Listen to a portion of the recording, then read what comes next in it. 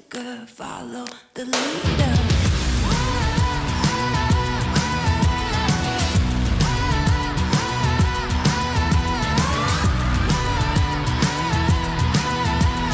Hook, line, sinker, follow the leader. Bring you right there to the edge, make you sweat like you can never take the heat, but it's never too hot for me. I walk the walk, talk the talk, you know I'll never stop, 'cause I'm an animal, I'll just laugh it off. I can see it in your eyes, I can feel you watching. Got your hooks, got you right where I know I want you. Play the switch, I'm a mystery, but you love it. Hook, line, sinker, follow the leader.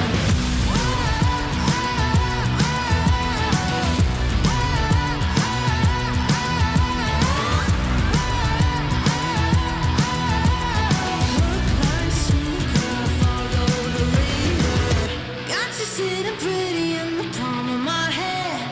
Got you busy, got you missing me, you can't stand it. Got you desperate, got you wondering where I'm at. If I'll call you again. Got you sitting pretty in the palm of my hand. Got you busy, got you missing me, you can't stand it. Got you chasing, got you wondering where I'm at. Hook, line, sinker, got that. I can see it in your eyes, I can feel you watching. Got your hooks, got you right where I know I want you.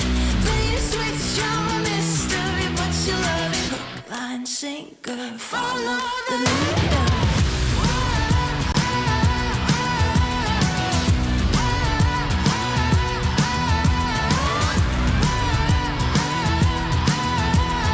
Hook, line, sinker, follow the leader.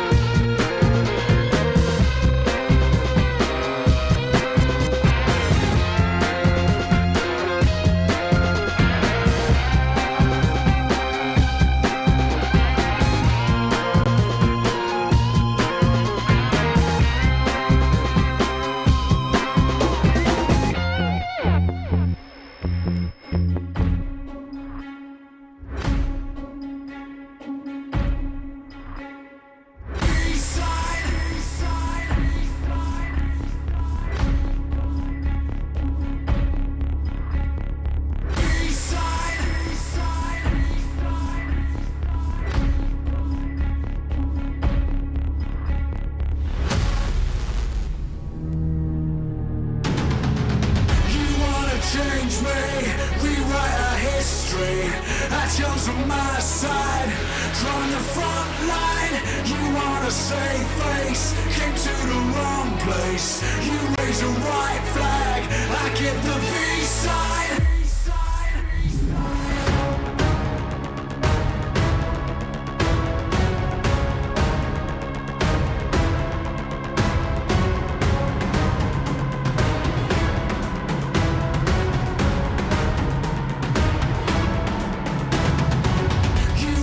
Change me, rewrite our history. I chose on my side, drawn the front line. You want a safe face, came to the wrong place. You raise a white flag, I get the V-side.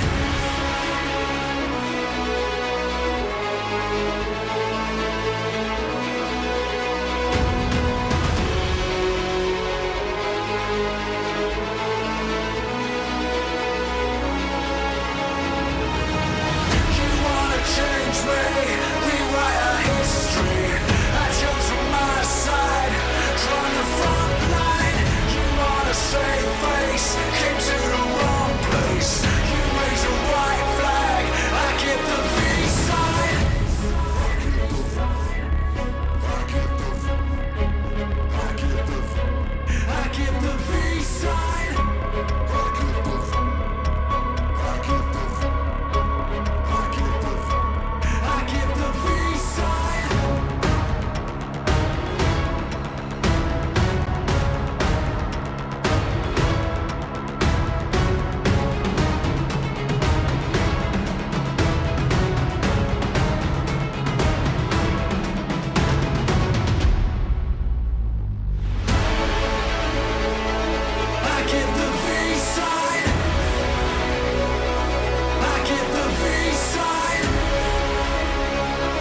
I give the V-side.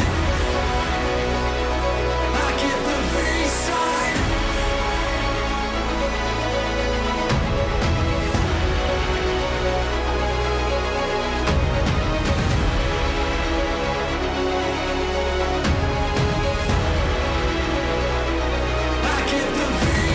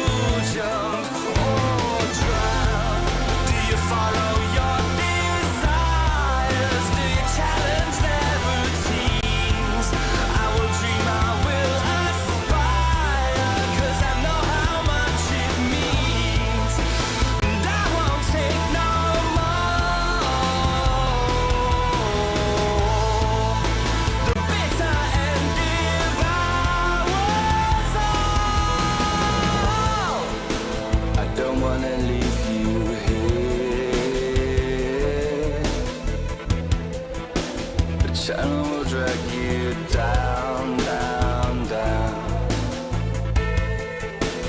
Living with vultures and maces, they're going to take your crown. I know where to go from here. I will not let you down, down, down. 'Cause I'm beginning to see you fall to pieces, being pulled to the hollow ground. Please stop, you'll drown. Do you follow your desires? Do you challenge their routines? I will dream, I will aspire, 'cause I know how much it means. And I won't take no more. The bitter end devours all.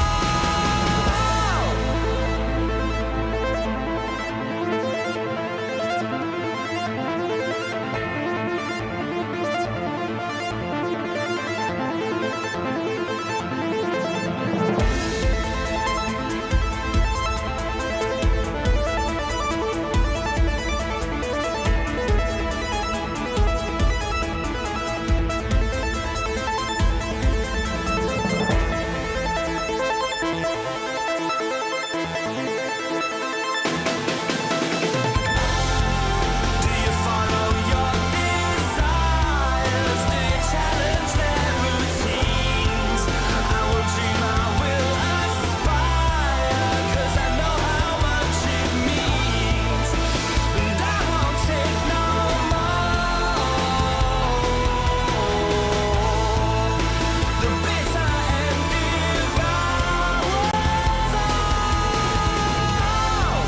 Do you follow your desires? Do you challenge their routines? I will dream, I will aspire, 'cause I know how much it means. And I won't take no more. The bitter end devours all.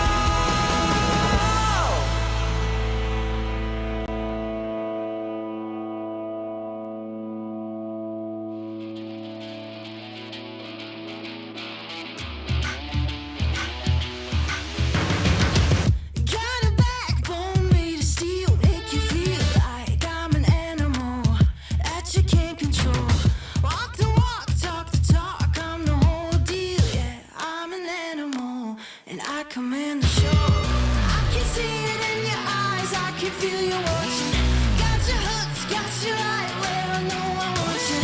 Play the switch, I'm a mystery, but you love it. Hook, line, sinker, follow the leader.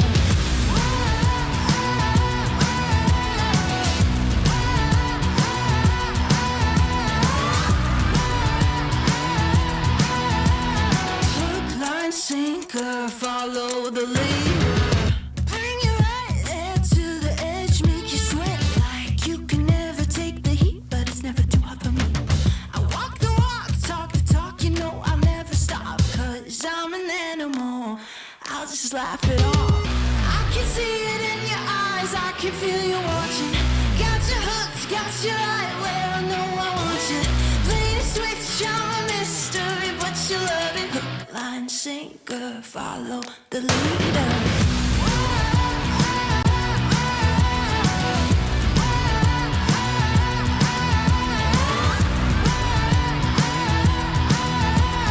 Hook, line, sinker, follow the leader.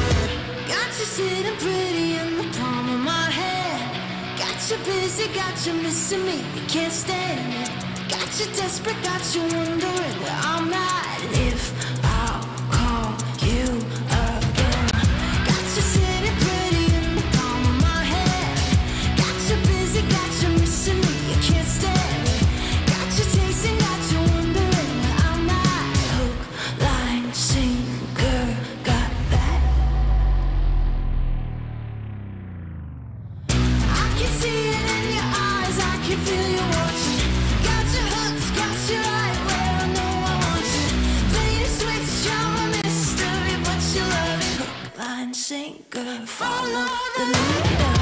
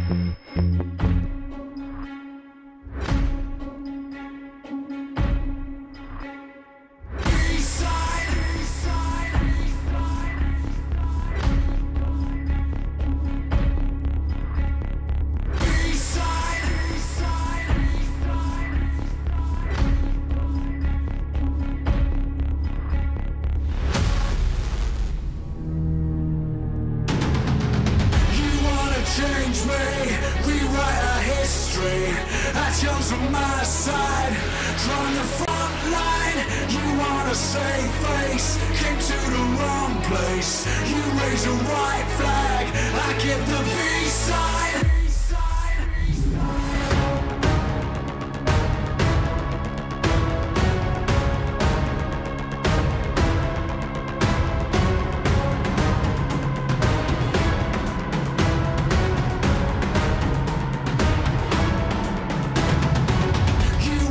Change me, rewrite our history. Angels on my side, drawn the front line. You want a safe face, came to the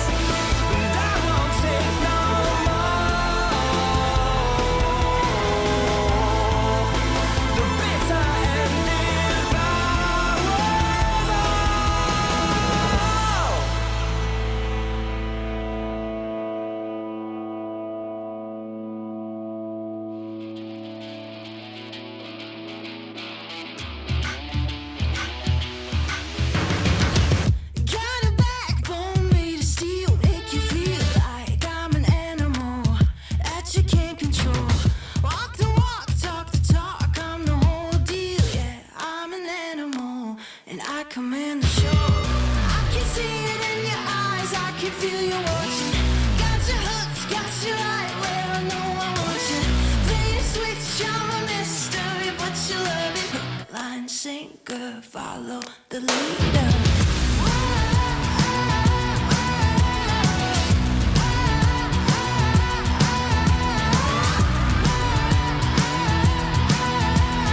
Hook, line, sinker, follow the leader. Bring you right there to the edge, make you sweat like you can never take the heat, but it's never too hot for me. I walk the walk, talk the talk, you know I'll never stop, 'cause I'm an animal, I'll just laugh it off. I can see it in your eyes, I can feel you watching. Got you hooked, got you right where I know I want you. Play the switch, I'm a mystery, but you love it. Hook, line, sinker, follow the leader.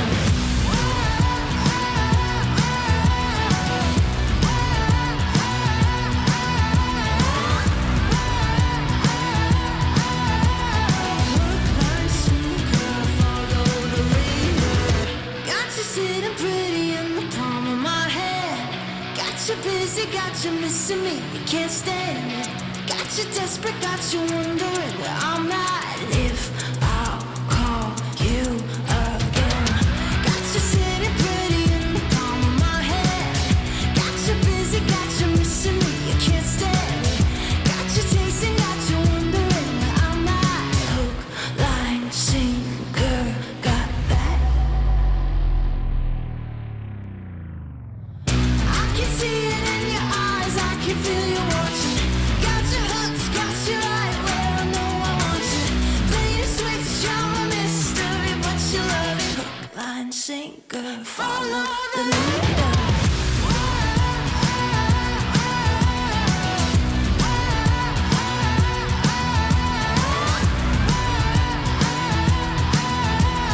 Hook, line, sinker, follow the leader.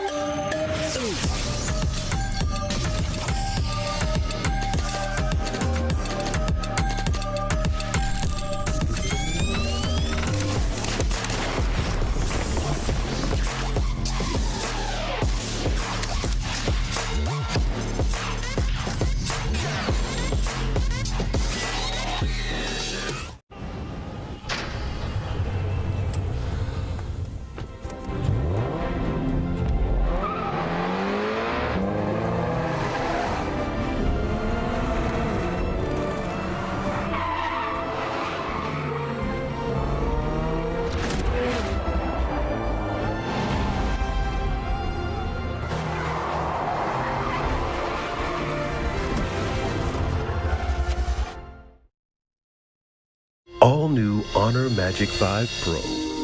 Freeze even fleeting emotions in just milliseconds. Take marvelous night shots with lightning-fast exposure. The display reveals more details in bright areas with an astonishingly long battery life that just keeps going. The latest flagship chipset brings you exceptional performance. Unleash the power of magic. Honor Magic 5 Pro.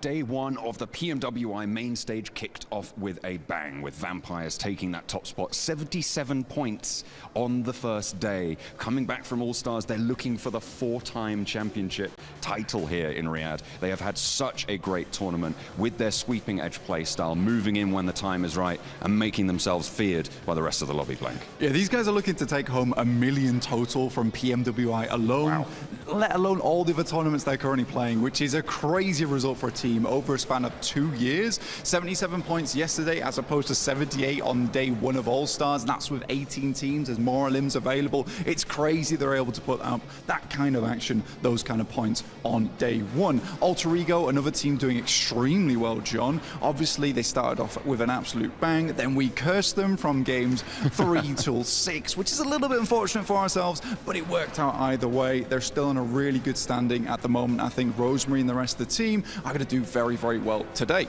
The rotation from Alter Ego looking tidy. A similar story from Box Gaming as well, as they had a great win on Erangel in the previous day's matches, moving through Fireflux, through the Gladiators, and sweeping around to try and clinch it out. And in fact, they did. Then Miramar to follow that up. Of course, again, only falling in the face of the vampires, but then again, Expected. it's kind of expected a little bit. Just a little bit there. Similarly, in that game, we did see Stalwart go off towards the western side on Miramar, and that's actually a great position. I think Stalwart has been making some good decisions over yesterday on day one of the main tournament. Unfortunately, not finding that similar kind of power we saw in game one, because they came out of the gate swinging. Everyone thinks that Stalwart's going to be a really big team to watch here, but currently 31 points. It is not a lot compared to that 77 from Vampires. No, the mark that they have set for themselves is a little bit higher than that, but they've still got 2 days to prove themselves. So make sure you stay watching, because we've got more for them to come.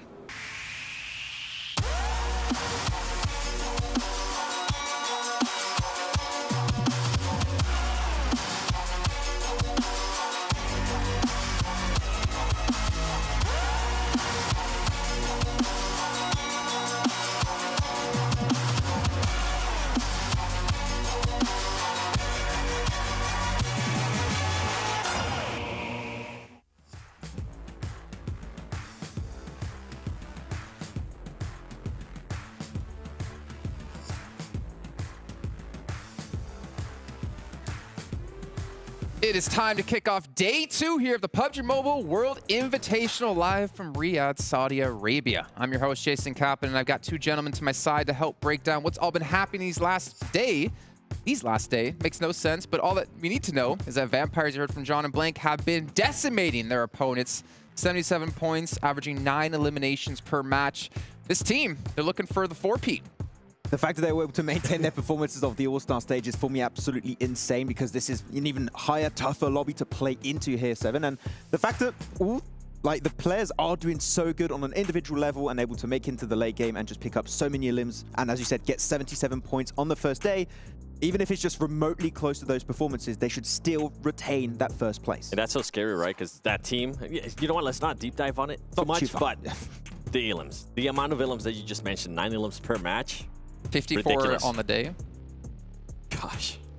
Ridiculous. We'll talk about it a little bit more later, but yeah, that's ridiculous Some teams considering didn't what even put happened up, with them. Some teams didn't even put up 54 points in the entirety of the All-Star stage, I feel like. But lot, that's how actually. insane. Yeah.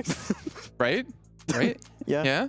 Yeah. Yeah. Well, I think maybe Vampire actually need to look at something a little bit important to them, because they're playing on the Honor Magic 5 Pro powered by Snapdragon 8 Gen 2 and Honor self-developed GPU Turbo X. There we go. You guys can't see it. White shot. Hold it. Come on. You're going to hold it. They're going to get to the white shot eventually. Anytime Because now. they are kicking some serious butt here. So big shout out to them here for sponsoring this event. And of course, this is our Savvy pre-show to start get you guys up to date and get you ready for our next 6 matches to come.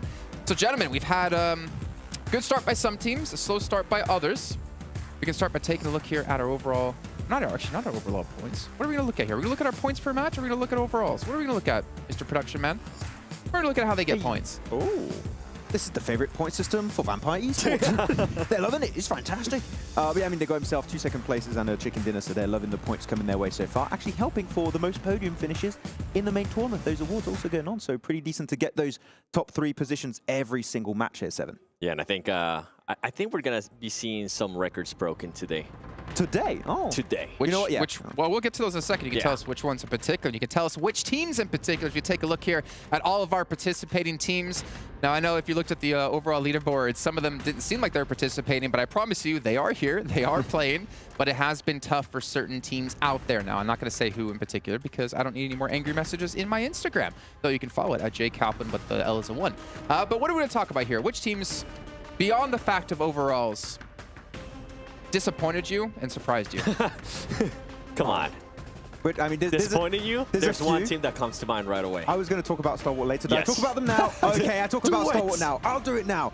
Yeah, Stalwart do it Esports live. very clearly their first win on Sanok clearly was, I would say, because of their drop on boot camp. The game Yep. finished right next door from where they initially dropped, so it was pretty easy transition. Really good at execution, holding on to that road trifecta compound. Good job on that.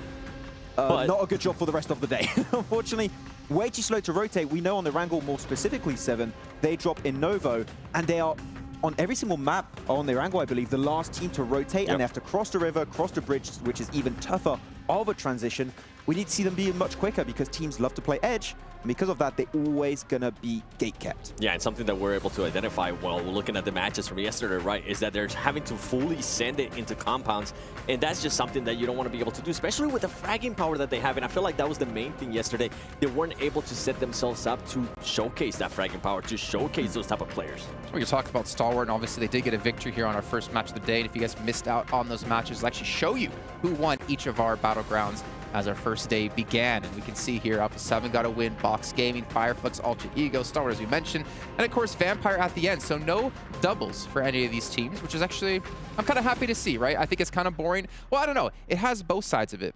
It's kind of exciting to see one team dominate a lobby the entire event, but also you want it to be close. You want it to be competitive.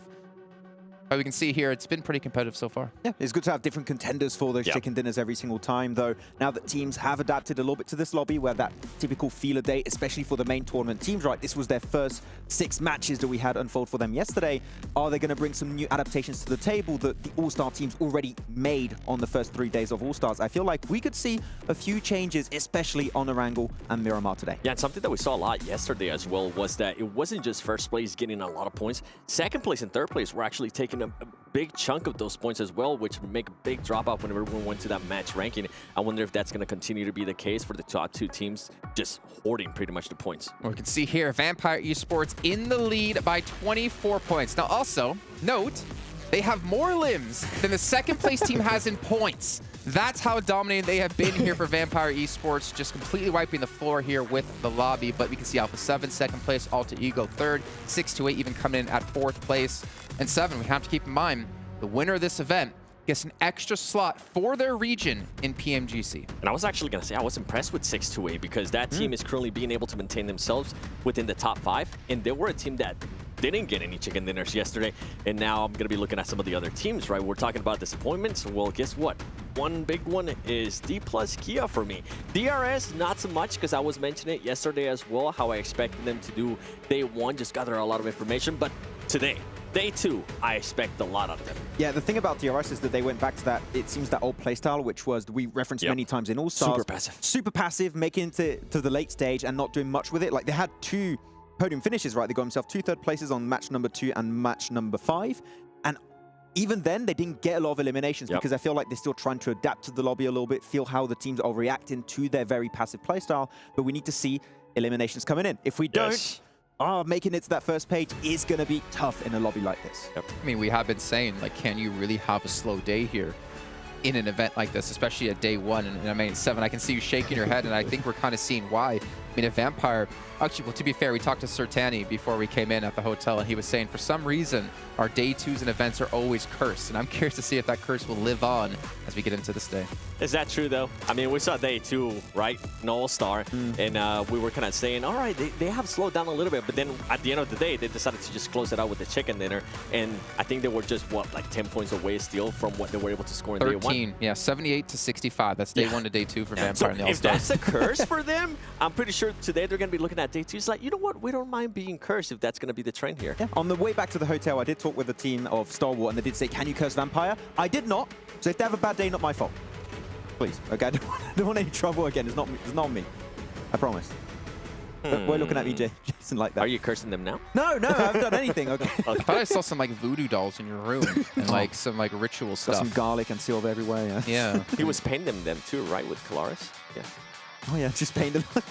Very accurate painting, yeah, with Colaris. Nice bronze. Well, obviously, we did have a lot of great moments yesterday as well. I think one of the matches that stood out to me was actually our, I think it was our first Miramar of the day, where Alpha 7 did take the victory because of the way they played things out, but also seeing 628 holding that compound the way they did was fantastic. And we finally got to see what PEL teams can bring to the table here. Yeah, I think we had one player in particular, Yang, that was very impressive, but the team as a whole, it was a position that was, we were expecting a chicken dinner, or at least a podium finish to come from that position, but the way they were able to keep away teams like Gladiators, DRS, Alter Ego back in the fields, I think was a really good execution of that spot. But the moment they started losing players, teams were able to just kind of funnel into that position. Then, as you said, Alpha 7 were able to secure the win, but I want to see the D plus Kia effect here, which is you do well on Miramar on the first day, and then it transitions over into Erangel. I think they're going to be able to transition that over because they saw what they were able to do yesterday. They saw how they were able to take those fights too against some of the most aggressive teams like Alpha 7. I think they'll be able to readjust and actually do that here today on day 2. Actually, talking about Alpha 7, I'm happy we saw them play more passive on that first first Miramar, where they were just like, okay, we're not going to go for the push onto the fight just yet. Just let it play out and get involved when we know we truly have the upper hand. Yeah, I have a lot to say on Alpha 7, but I'll wait a little bit. They're going to go hard, I'm imagining, like we did on NA yesterday.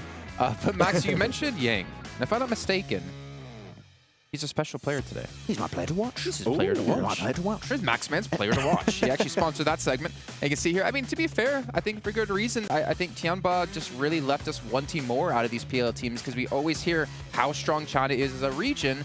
And yet sometimes when we see them play, if it's not Nova, they just kind of let us down. Yeah. But 628 definitely didn't. Tianba clearly had like a different play style to work into this one. But yeah, 628, once they started hitting the deck on those Miramar matches, they got the ball rolling pretty quickly. I hope they can transition into today too. But Yang's angle to try and shut down that transition from Alpha 7 was absolutely amazing. The shot through the doorway too. Yeah. So small. He knew he was going to run through it. It was amazing. Absolutely pixel perfect. But is it going to continue, right? Because the moment he fell down, I think he got a little bit overzealous, a little bit overconfident, even you could say. So just like, hold on to your horses, chill out, get the knocks, that's great, but try and use that opportunity you created for yourself to maybe get some utility, reposition, maybe a res too, and that might allow you to secure your win. Yeah, and I know that he did get a little bit overconfident, but I personally enjoy seeing that because remember what we saw from the other team from the PL, Tianba, at times they weren't sure what they wanted to do. They were like, okay, we're going to attack you, but you know what? We're actually going to pull back. And I'm referring to what happened between them. I think it was Alter Ego during Erangel. They just weren't able to make up their mind. So I am happy to see 628 being able to be aggressive, being able to be like, okay, you know what? We can take on this fight. And that's what I was kind of referring to. I'm hoping we end up seeing that here today. I'm hoping we end up seeing that aggressivity. Aggressivity, yeah, I love that. I mean, I think I never saw a team regret a push as much as that game in particular from Tianba. Hold up. Wait a second.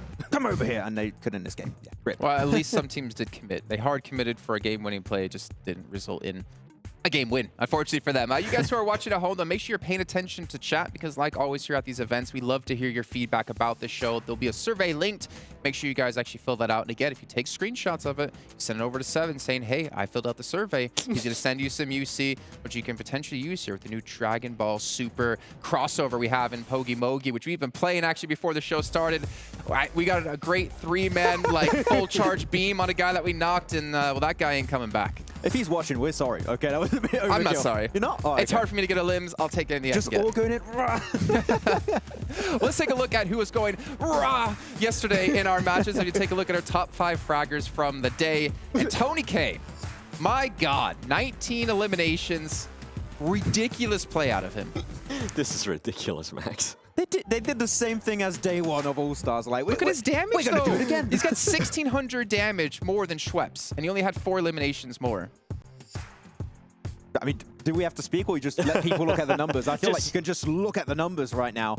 That's how impressive it is right on their side. Ravenclaw still, the stats, as we say, not really as present, but he's always setting up the team for success. But Schweppes, Stoned, Tony K are looking so good. And now I feel like they even have more utility in the late game, which opens up so many more opportunities for them in this lobby. In regards to Ravenclaw, I will like to see a little bit more damage out of him because he is holding that off angle, right? He is being the anchor player for them. I expect a little bit more damage because that means that he's going to be just pushing people back. He's going to be providing that support. And one player that we did end up seeing there that wasn't a Vampire player, it was Takedown from Geekay because that team yesterday, I mean, I think he ended up with more than 50% of Geekay's all ilms, which is just ridiculous. At one point, I mean, we just saw what Vampire Esports stats were like. I would like to see some of the other GK players going to step it up in regards to those ilms and being able to provide him with some help. I mean, hopefully if they do that, what I want to see from GK more specifically, as you say, if the players doing a little bit more, is being more controlling in the late game, going for like those really aggressive game-winning moments where I'm thinking of that one Miramar game, one Erangel game where they ended up securing 2nd place, then the Field versus Box Gaming, Box fighting Gladiators, and they don't do anything. Was that one golden opportunity to go for multiple angles. They just wait on the edge, get pushed by the blue zone, and Box with all their utility remaining start pushing it. I want to see them controlling in the late game. If they don't do it, they might get podium finishes, but not that win do we know can be so pivotal in an event like this. And with GK, I think there's still one more thing that we need to tell them. Please stop hot dropping. What's up with D plus Kia? I don't know why it's like a love-hate story. The first two matches yesterday, they were just like, you know what, let's just hot drop on each other. So, and I think on the third match, they still ended up running into each other somehow. So hopefully today, after the VOD review, they're going to be able to readjust. Well, you know what? Another team we have to mention, a team that's in our top 3 currently, Alter Ego, came in strong yesterday. I think they finished off strong as well. I just want to hear a quick few words about them before we dive into them a little bit deeper. Didn't see as much from Rosemary as I initially expected. Going into that one, I feel like in the beginning he did. In the beginning, I mean, it was Potato did really good, especially on that first Sanok, right? The fact that he got away with as much as he did, I thought was very impressive. True, but that first wrangle, that first then Sanok and only Sanok of yesterday with a second place and then a chicken dinner. I still want to see them try and be a little bit more cautious how they approach the late game because I feel like their strat is a lot similar to Tianba, just a little bit more successful. Full send it if you're not in a good spot and just hope for the best, which in that one game where they got the win on the first mirror wrangle, they just got that dip, which luckily enough wasn't naded by too many squads, but there's many ways that could have gone wrong, so I want to see just a little bit more of a steady approach to that late game. And even in Erangel, the way, not before the dip, remember when they were in heaven, they were able to just outlook on everybody and try to third party everything. I want to see what's going to happen with this team if they don't end up in that kind of position, right? If they do end up in a position where they have to fight their way in, like you were mentioning, not full sending it, be a little bit more strategic to get into the circle. Yeah, and we have obviously our takes on Alter Ego, but luckily for us, it's not just our takes that you need to listen to. We actually have Banks with the coach of Alter Ego, actually talk about yesterday and obviously what's to come up today. PUBG Mobile esports fans, welcome to the PMWI. I am backstage with the coach from Stalwart Esports, Senna. I just want to talk to you about, day one. You came into this competition looking like one of the favorites for sure. You're currently in 7th place. How do you feel like the performance was yesterday? The performance of yesterday was like not that much we think it, because the first chicken, it was like kind of simple because we have the zone, but the rest gameplay was not that simple because the zone is going very, very far and the airplane going far to our drop location. So we wasting time for looting, rotate, so it was not what we expected, but today we tried to, if the zone will be same, we tried to have a different tactic, and if the zone is near to us, different tactics. So I hope yesterday it was not that much good for us. I think you mentioned timing, you've mentioned rotations. What have you guys worked on from yesterday to today? Have you had those conversations with them? Yeah, already we have it, and it's depend of the every map, every zone, right? So we should thinking about the zone, like which side we go, which side the zone go in every map, every side, and we planning the rotation. So I hope today will be good. I mean, you've got 2 new additions to the team coming into this year. You've got Icy and you've got Nerzed. What are they bringing to the team in terms of the team's success this year? This year, the point system was changed, so I changed my 50% of the team. So in the first, it was very hard to adapt in the team synergy like that, and now we are good, but like they are first major tournament in this roster, so we're trying our best and we're trying to increase our spot of last year I mean, and trying our best. Well, you guys have been really impressive so far, and we can't wait to see what happens on day 2 and 3 of the competition, so best of luck today. Thank you so much. Yeah. Well, I think I just leaked something. That Senator is going to be going to Alter Ego to be their coach after this event. As you saw there, obviously that was with Stalwart Esports. And speaking of Stalwart Esports, there's always one person who's happy to talk about them. We'll take a look at their player stats here at the end of that first day and how things, unfortunately, did go downhill after that first match. Yeah, a little bit of an L for the last 5 matches coming their way, unfortunately. But yeah, still some decent stats coming into the first game. But as he did say, the circle did come their way. It was right northeast of boot camp, and after that, not much really went their way the rest of the day. A few eliminations here and there. Top 0 nothing. eliminations? You know what it is? The hair.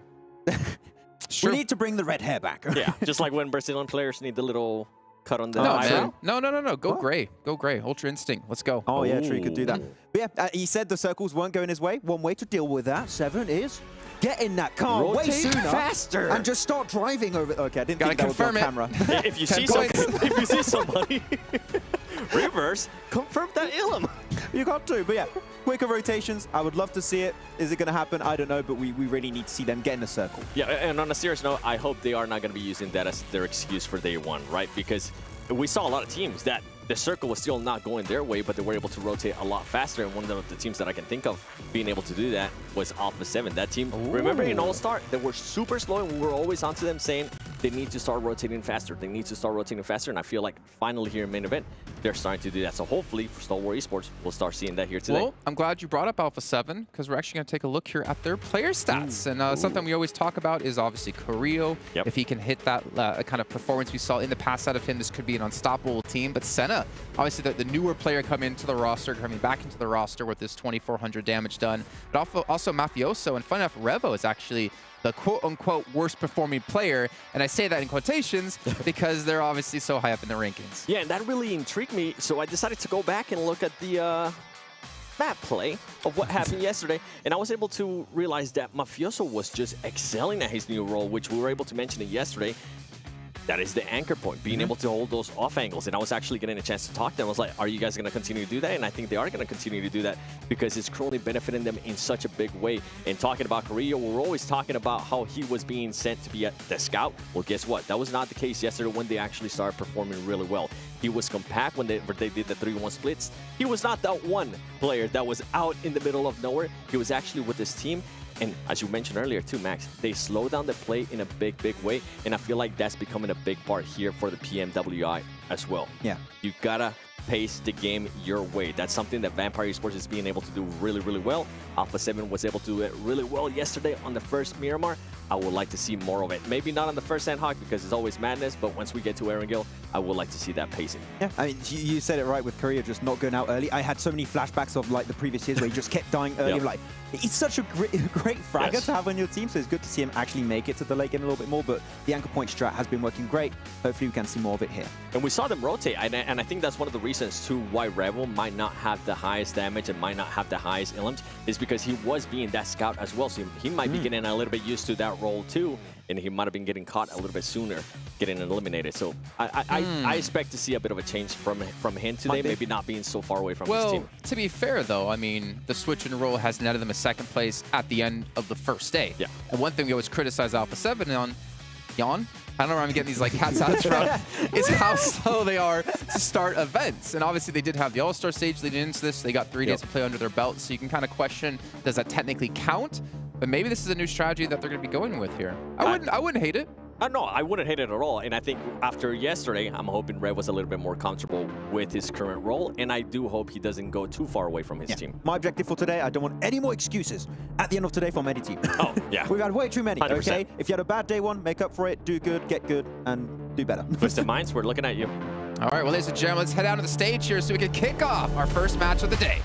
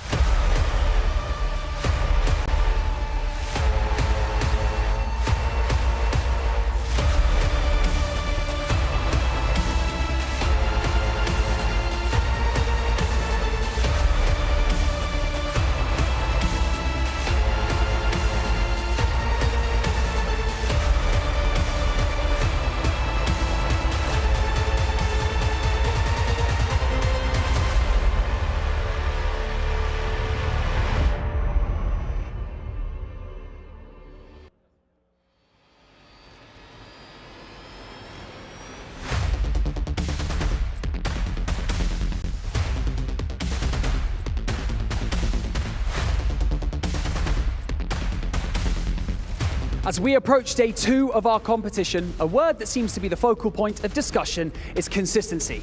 Being able to maintain a level of consistency across 3 days of competition is essential. اليوم الثاني في بطولات PUBG موبايل دائما يكون هو اليوم الأهم، هو يوم تعويض النقاط، هو يوم الحفاظ على الصدارة، هو يوم حتى برضو ثباتكم في المراكز الأولى. هذا اليوم هو يوم الأمل.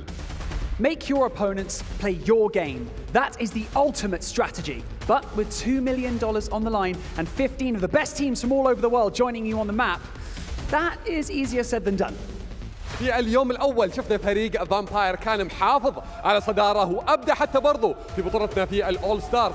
هل بيكمل معنا باقي المشوار؟ لأن في فرق الثانية مبدعة حتى برضو في المنافسة زي فريق الفا 7 وحتى برضو فريق جي كي وفرق الثانية المشاركة معنا اللي جالسة تلحق المراكز الأولى وممكن يتغير الترتيب كله. It is time to turn up the heat once again as time is against you. Welcome to day 2 of the PUBG Mobile World Invitational. My name is Banks and I'm your host, and joining me here on the main stage is my co-host, Atik.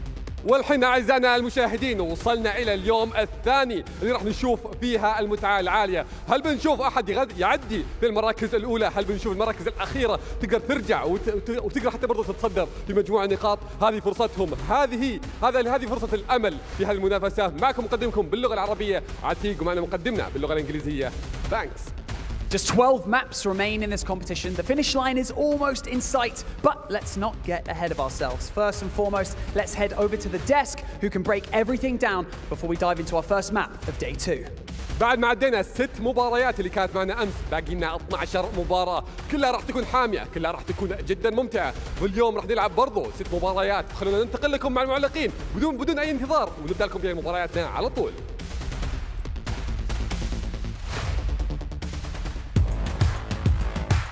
I could have sworn, Banks, we broke everything down, but he wants us to break even more down here on the show. Reverse so we'll do. Careful, if you step any farther back, you're going to fall off your box. You guys can't see this on air, but he's about to fall off his box. So maybe we should start talking about Alter Ego, since we did touch on it a little bit here. 3rd place so far. They've had a strong start. You've been hating on some people, Max. What? Have I? Yeah. Oh. Yeah. I want to see more from Rosemary. You've been hating on Rosemary. I don't think it's hate. You're jealous. In my... He hangs out with the coolest dudes, goes to the chillest restaurants, and wears the flyest clothes. And you're like, I wish I was Rosemary. I do. I wish I was Rosemary. I think he'd be more like Basil. What? Rosemary's an herb. Oh, okay, you're going that direction. Oh, okay. I was a little bit slow on that one. Okay, fair enough. But I think it's fair to say here the grand final. 3 times 4. No, not again. 16. But Octa stepped up. Yeah, Octa stepped up. It's good to see different players. I feel like the team was lacking fraggers in the PMGC Grand Finals of 2022, something that we mentioned a few times as their major storyline. But Octa stepped up, and Rosemary had some good moments too. But we want to see them, as we stated already a little bit earlier, right, just be more cautious of how they approach those late game pushes into those POIs to try and secure those wins, because sometimes it's a little bit all over the place and the indecision does seem present. Yeah, and same kind of feedback that I had with Ravenclaw, I'm going to have it there for Pantic. I think that was his name. I got to go back and see it. It was too low for my liking.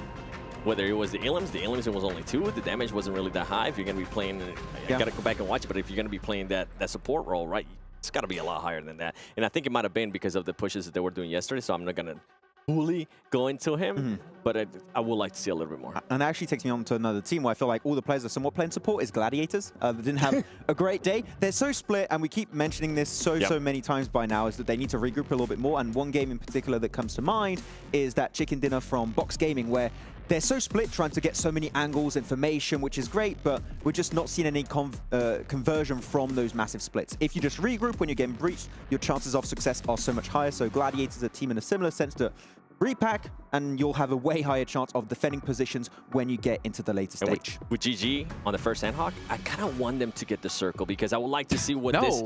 No, man. They've had 2 tries and they didn't get the win both times. But now we're seeing it's even harder team 7. I know, that's why, because I want to see what's going to happen with this harder teams. I want to see if they're actually going to be pushing on Vampire and if they're going to be able to crash on them whenever we have that 4-player split.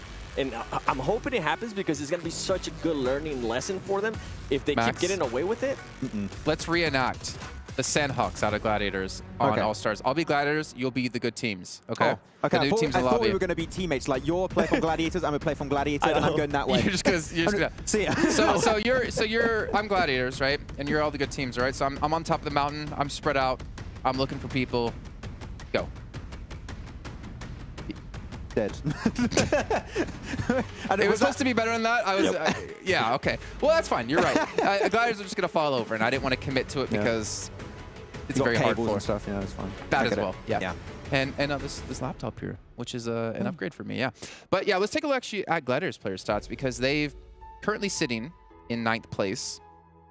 And Kitsune, this is what worries me. But at the same time, I kind of hate myself for saying it because I always want to see more of Kitsune. But to see him as the top player for the team so far, when Tixie typically fills that role, it's not bad at eliminations. But the fact is that they have 17 of their total 31 points for eliminations does worry me. Yeah, and one thing, this is what Kalaris has been mentioning a little bit, especially when he was covering the games yesterday, is that Matic's angles that he tries to get, which normally is the off-angle guy, you know, he's trying to do that. His conversion from those positions are just not as successful as we would like them to see. A lot of the shots, unfortunately, have been missing their mark pretty significantly. So if it's just not working, we need to see it change. But the thing is about Gladiators, and we've seen it so many times, Jason, in events like back in Europe, and now we also did this international event like PMWI, they're very stubborn.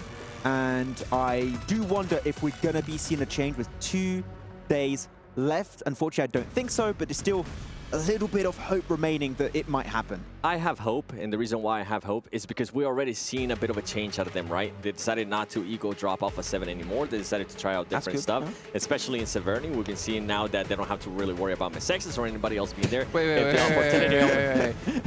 had to worry about them. Remember, they actually ended up losing a player to Misexes, which you're not wrong. Crazy. It's absolutely mad.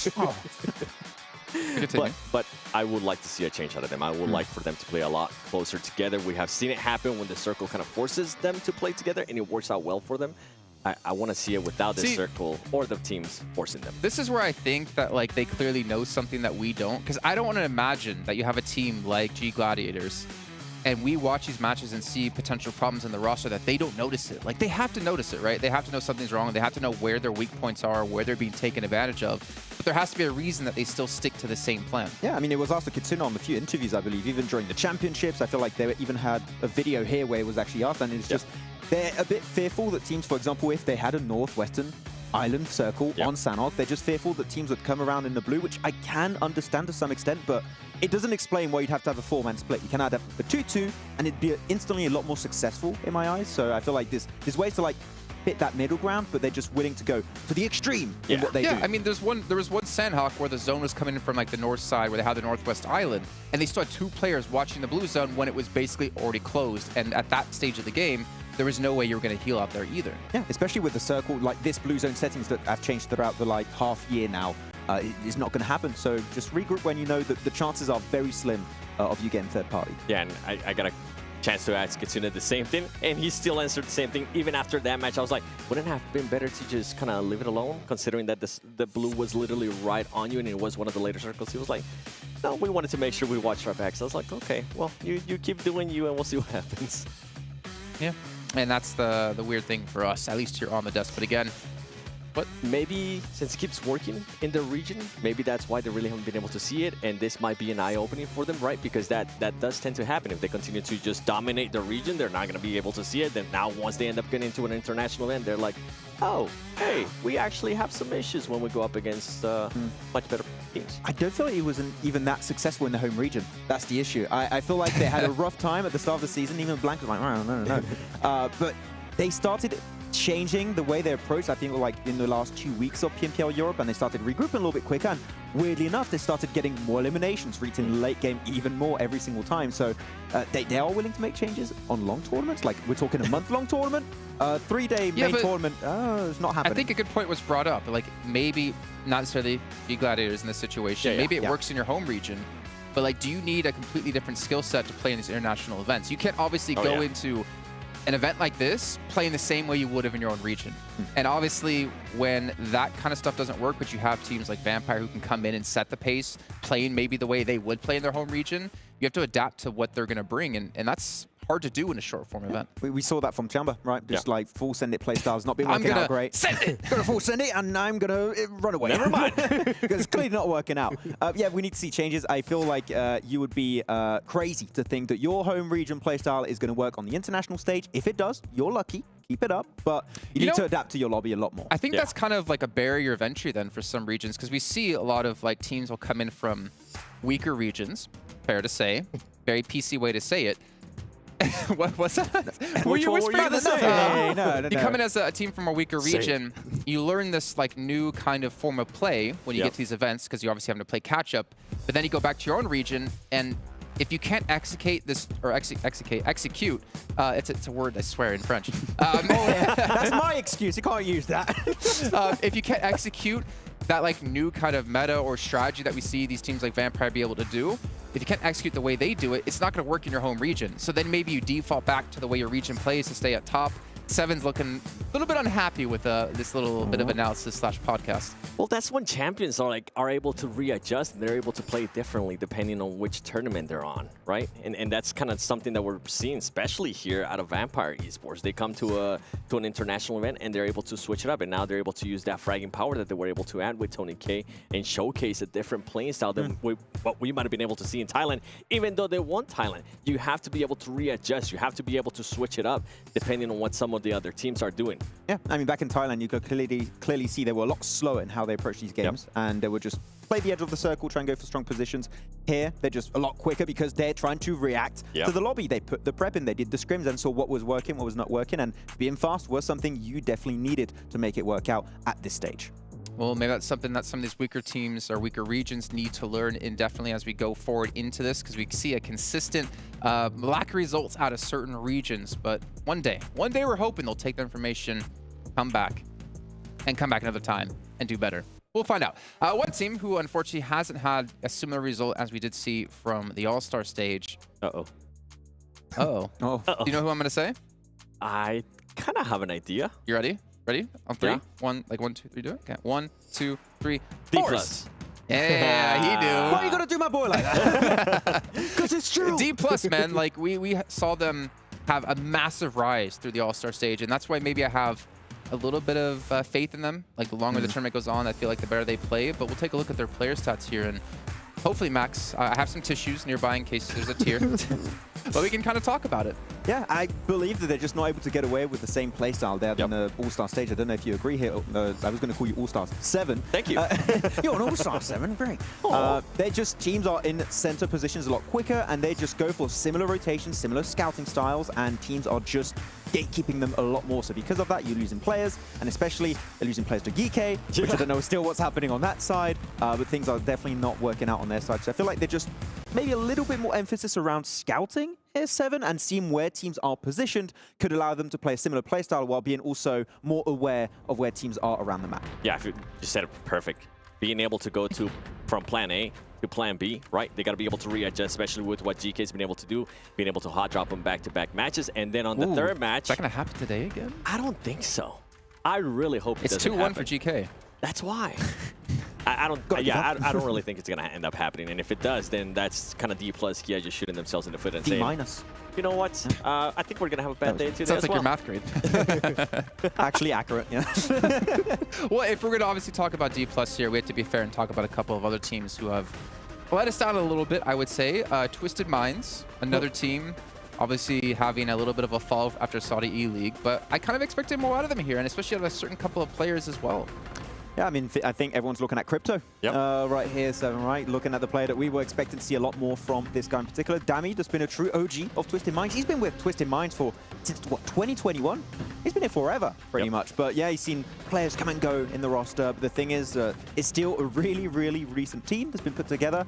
And building synergy for an event like this takes a long, long time. And unfortunately for them, this might be a little bit too soon for them to perform at this stage. But at that kind of point, right, we usually give teams an excuse like that, but if they were able to win the Saudi League, if they were able to showcase that they had what it takes. Saudi E-League, PMPL, you know, I feel like PMPL is a bit rougher event, and they did not do well in PMPL after, so it was a tough time, yeah. Fair, fair. I would like to see some performances out of, like you mentioned, Crypto, reigning MVP of 2022, I think it was Pakistan, Spring Split. We want to see those performances, and as I was mentioning yesterday, I feel like he's going to start feeling that pressure on his shoulders, which usually tends to happen with MVP players, right? If they are not performing well, I feel like they always feel a little bit more pressure than some of the other players that have not been MVP, because they are expected to be that fragging power. They are expected to be that star player out of their team. This is why I don't ever try to be an MVP. I don't like the pressure. Weak back, tall guy, I'll crumble. You did good on your Can't make game a diamond earlier. out of me, though. What do you think in your game earlier you were playing? I did win the game. I mean, Hey, How many- no how many pressure, eliminations? 8 eliminations, you know. 8? That's the last player alive. Almost was able to summon Shenron. Needed 2 more Dragon Balls. Unfortunate. Yeah, one of these days. Maybe in the rehearsals we'll actually get that done. But a couple other teams here we got to talk about, obviously. And I kind of feel bad bringing them up. Uh-oh. Every team you feel bad for bringing No, them actually, I up, don't it feel bad. feels. Okay. Tianba. Oh, Tianba? Yeah, because we have to touch on them. Like, again, they're coming from such a strong region. They have a sister team of 628, able to do pretty damn well. I'm not sure exactly why. I know we talked about it a little bit. They've been kind of just like sending it and hoping for the best. I think in some of those situations, they made the best move they possibly could. But it's not working out for them, and I'm curious why. Maybe we can take a look at their player stats so I get an idea of exactly why that is. Because when you come in from PEL, you have a stature on you, have a lot of pressure on you, and we're seeing, I mean, some decent damage across the board, but they're not able to, I think, convert it into too many eliminations. Yeah, I mean, we said it already, Jason, on this team, is that they just full send it into positions with limited information, and unfortunately, it seems like the gunplay is just not on par with some of the top teams. I don't know if you'd agree on that one, Seven, but it seems like that when they go for head-on-head clashes 4v4, a lot of the time they just don't come out on top. So maybe a more passive approach, similar to a DRS or like a change of pace from an Alpha 7, which is just playing edge of circle, being aware of strong positions and just moving away as a smart boy around them is the way to go. Yeah, what we're hinting at, right? Being able to put themselves in a position where we can actually see their skills of the players and not being able to just fully send it. I mean, if we look at the stats from yesterday, they ended up with 18 points. 14 out of those 18 points came from elimination. So we know that they can get those elims. They just need to get themselves to the actual, at least top 5 situation, because we've seen it over and over again. I mean, it happens during All-Star stage with DRS. They were able to do that. It happened with D+ Kia as well. Maybe it'll end up happening here on the day 2 of the main event. Yeah, actually, do have time to go on another team, Jason. I got one I really want to talk about. You have so much time, Max. Feel free. I'm loving this great long death segment. It gives me so much time. We're going to hit literally every team at this rate. Don't worry. We're going to go back to All-Star teams after, guys. It's going to be... We're going to start diving into like PMPL Europe and NA. 2021. Oh, gosh, no. We already did. No, I want to touch upon Falcon, actually. I feel like they're a team that has good ideas and approaches to the game. I feel it mainly, I think it was the first Miramar where they sent it to center compound that was, if they stayed there, a really strong spot. But I do believe they maybe get a bit too much in their own head and they see where teams are positioned thinking, oh, the circle, what if it goes there? Let's try and get into a better spot. I feel like just going for a more streamlined approach to these late game circles is what Falcons need, because the moment you start to think too much about it, sometimes you become your own worst enemy. I think I'm so glad you mentioned that, because it reminded me of something we were talking about with Falcons yesterday. It was that they didn't want to hold a strong position in one of those Miramars. They didn't want to be up on the mountains. They decided to just fully back up, and we're like, why? And you they go to 6-8 and die. Yeah. I don't know. It might be a confidence issue at this point. Yeah, especially with the current team. I mean, look at Teak. TQ. Yeah. There was the damage. Where's the limbs, my man? Yeah. I mean, to be honest, they have done a lot better than I initially expected, because coming from Africa, which is a region typically that tends to suffer a little bit more of that transition into international play. Max is going hard on Africa now. I mean, come on, they're still a fairly new region when it comes to PUBG Mobile Esports as a whole, right? We'll convert them. We'll get into talk bad about a region eventually. Say it, Max. Say how you really feel. I don't like NA. Oh, this is a tough region. It's not doing great. There you go. Now look at the camera. Switch to camera, Addy. No, don't. No solo. Focusing on Max. No. I don't. We're going to get an article written up again, like Maxman says, NA's the worst region. I've had 2 now, okay? Maxman confirms Indian team going to PMGC. I didn't even say that. Confirm. Well, you're talking about Team Falcons, and guess what, Max? I don't. Yeah, what? Guess what, Max? I don't know what. We have an interview actually with Team Falcons. We'll take a look here, and hopefully when we come back, we'll be a couple minutes closer to starting the first match.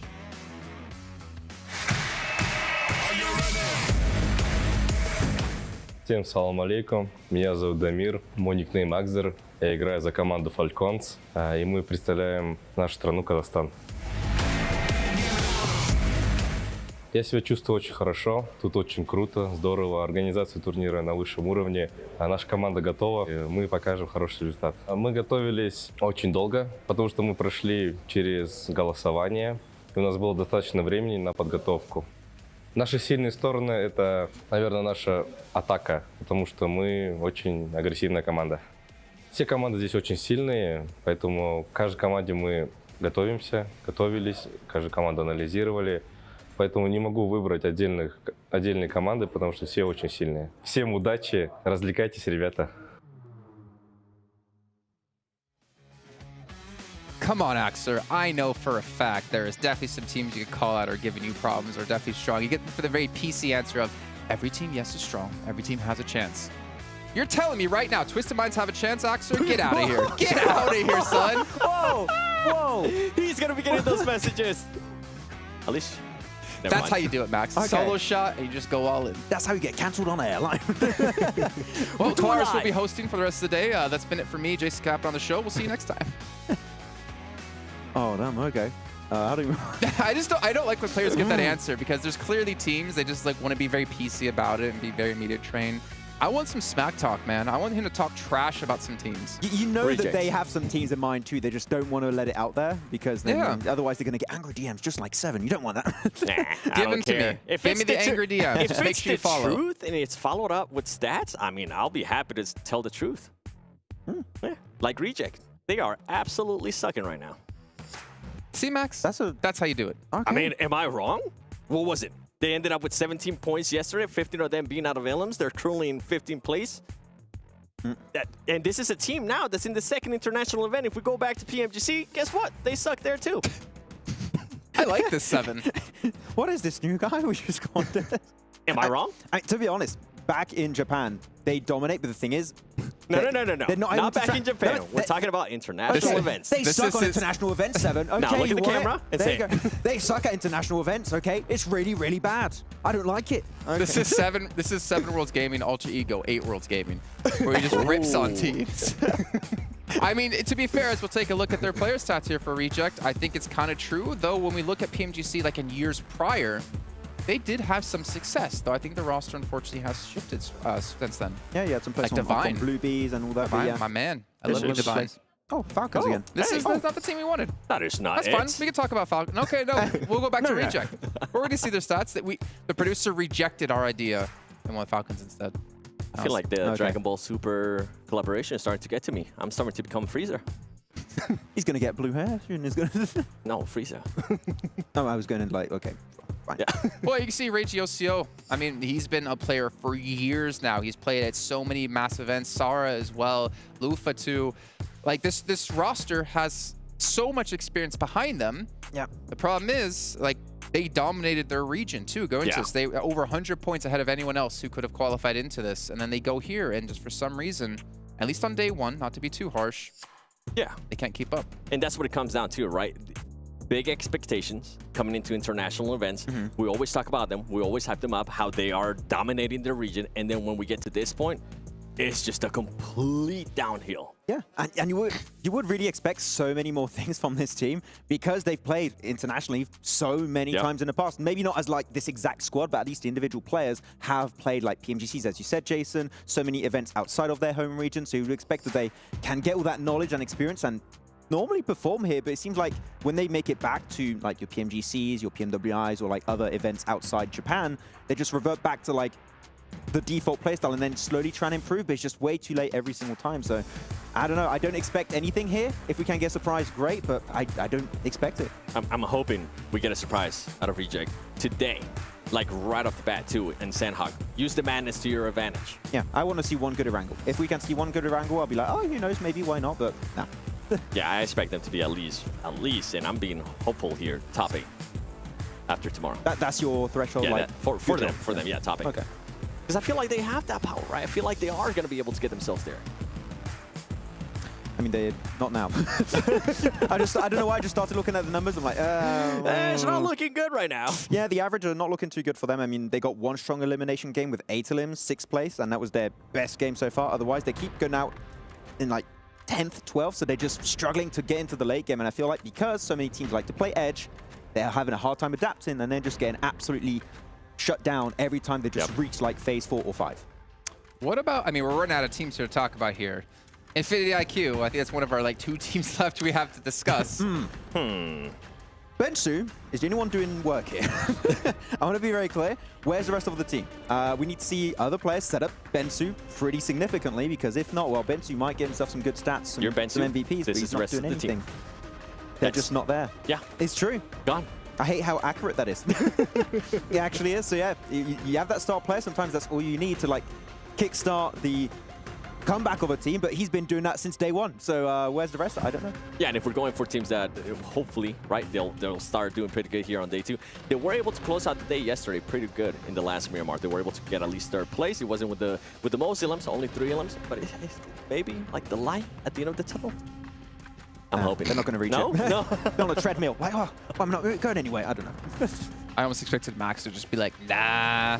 I mean, let's be honest. I bar a couple of teams, I feel like other teams do have a chance to make a big bounce back here on the day. But if we go into the first 2 games and we don't see them do that, I almost want to call it for them to not have that chance. And this is super important. Like the fact that you get $400,000 for first place.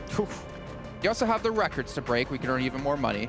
And then more importantly, you go back to your own region as a hero because you get an extra slot for PMGC, which is huge. I would like to actually see those records because I want to see, as I was mentioning earlier, there might be some records broken today. I want to see how far away some of the players might be.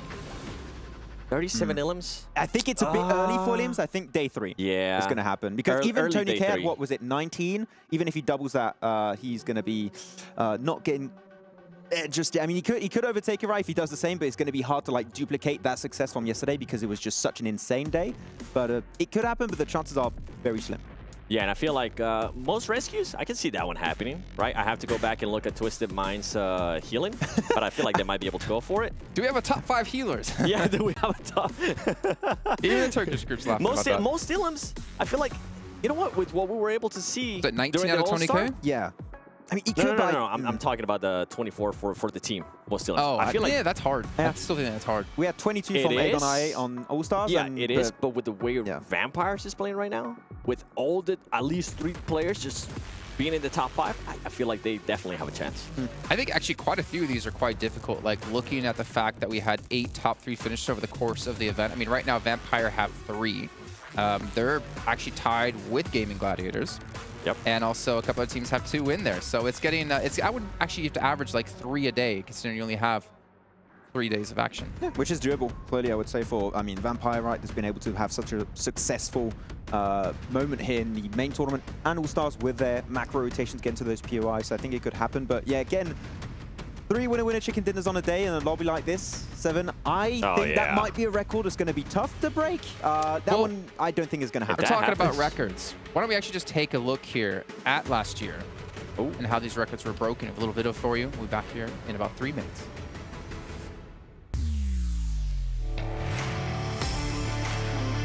In the 2022 PMWI, VPE and Falcons achieved 3 chicken dinners in the main tournament. We hope to see more formidable competitors this year to break the record. STE seems to have a good chance of breaking records, as completed 7 chicken dinners during the PMPL SA Championship. As for you, who do you think can break this record with a prize of $25,000? Stay tuned in the 2023 PMWI. In the 2022 PMWI, RSG and VPE achieved 2 chicken dinners in a day, and VPE is still the holder of this record in global tournaments. They achieved 3 chicken dinners in a day during PMGC 2022. A7 completed 3 chicken dinners in just 1 day during the 2023 PMPL Brazil Spring Final, indicating their potential to break the record. As for you, who do you think can break this record with a prize of $25,000?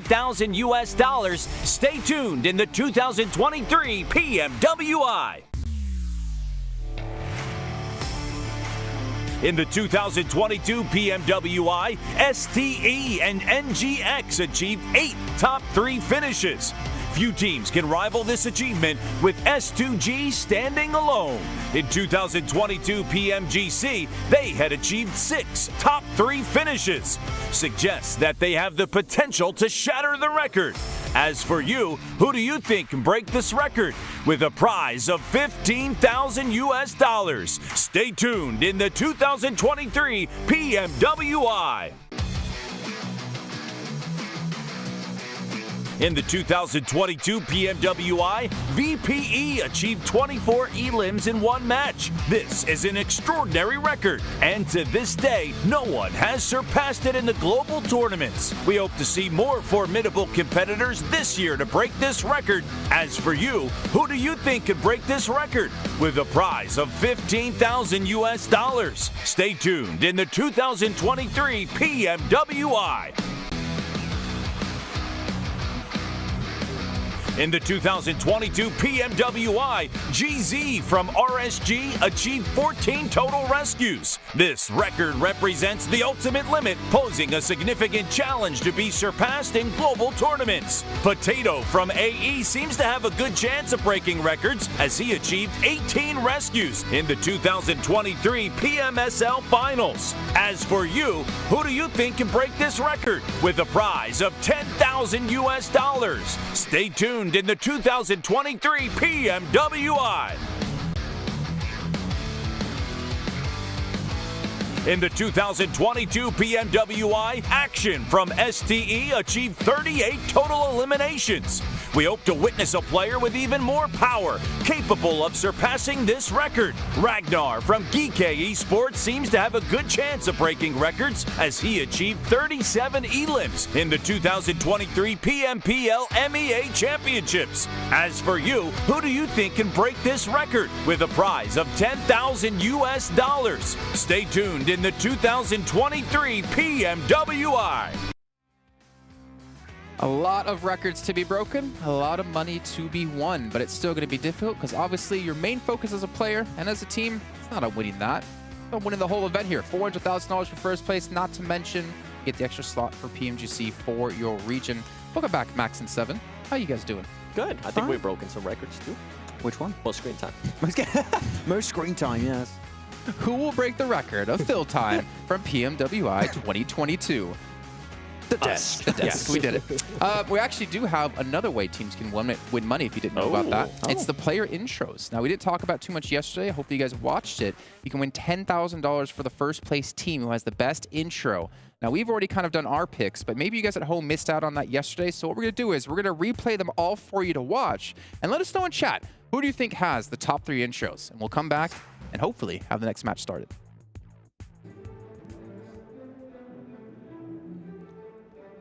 Kicking things off, the winners of the Middle East and Africa Championship, Geekay Esports.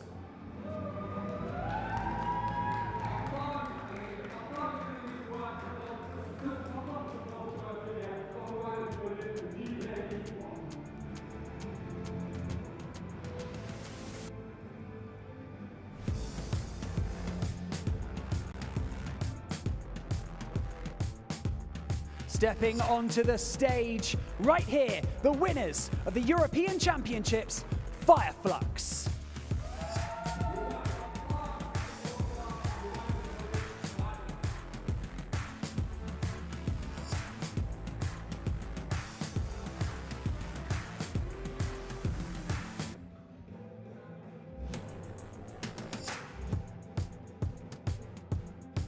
Next up, placing second in the 2022 PUBG Mobile Global Championship and qualifying via the All-Star stage, DRS Gaming.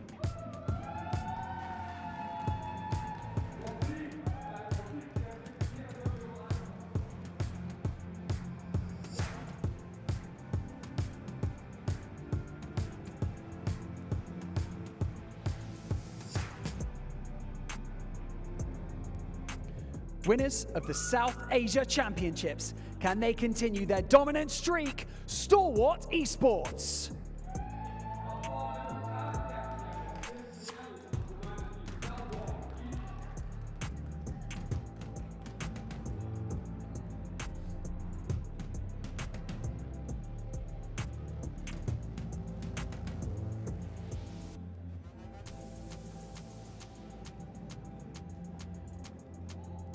winners of the Southeast Asia Super League, Alter Ego Airs.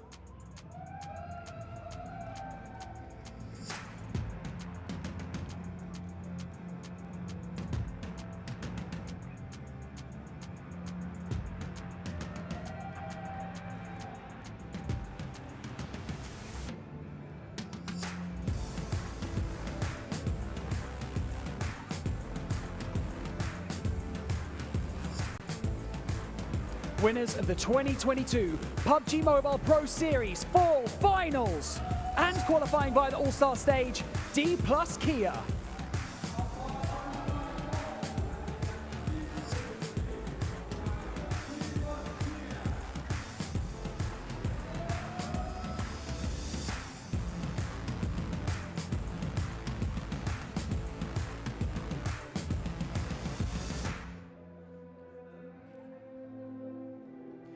And now, entering the stage after placing second in the Southeast Asia Super League, Box Gaming.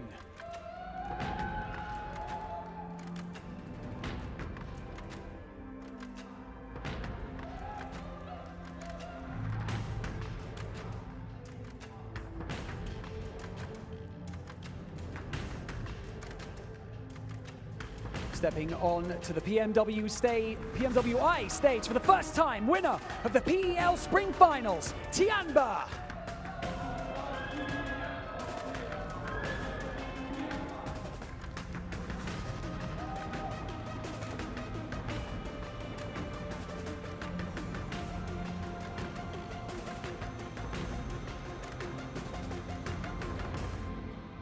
Stepping onto the stage, placing second in the PEL Spring Finals, 6-8.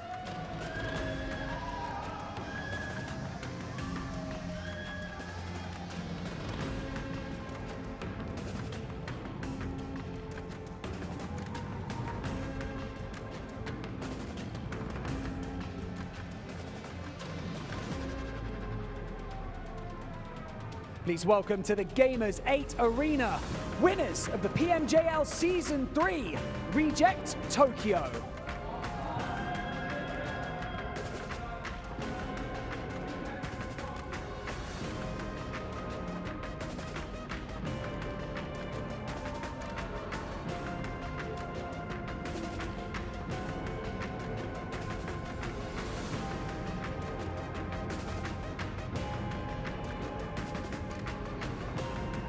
And now, on home turf, representing Saudi Arabia and winners of the Saudi E-League, Twisted Minds.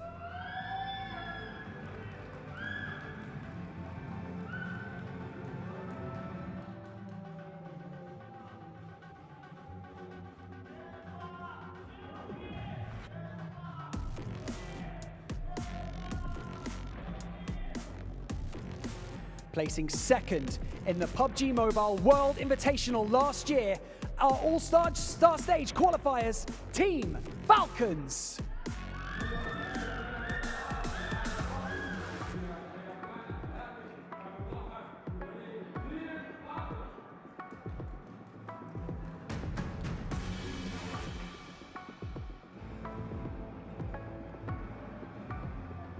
And now, stepping onto the stage, qualifying for our main tournament via the All-Star stage, welcome, G Gladiators.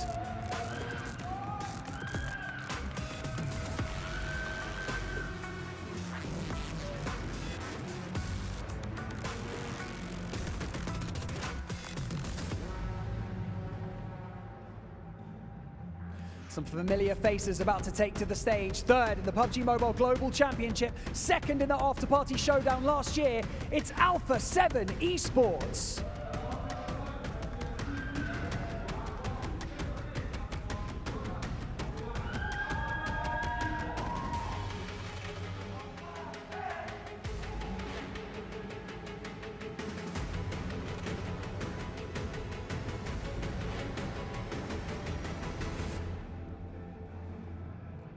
An impressive performance throughout the All-Star stage means that they are here to do the same. Make some noise for Infinity IQ.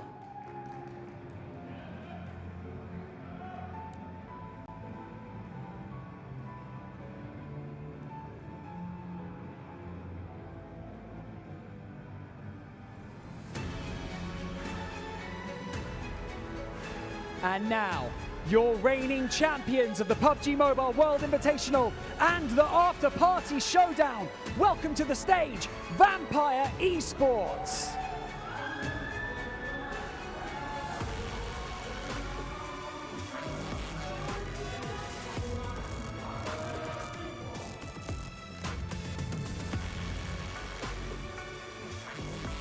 First match just about to get underway now. Hopefully all of the issues fixed.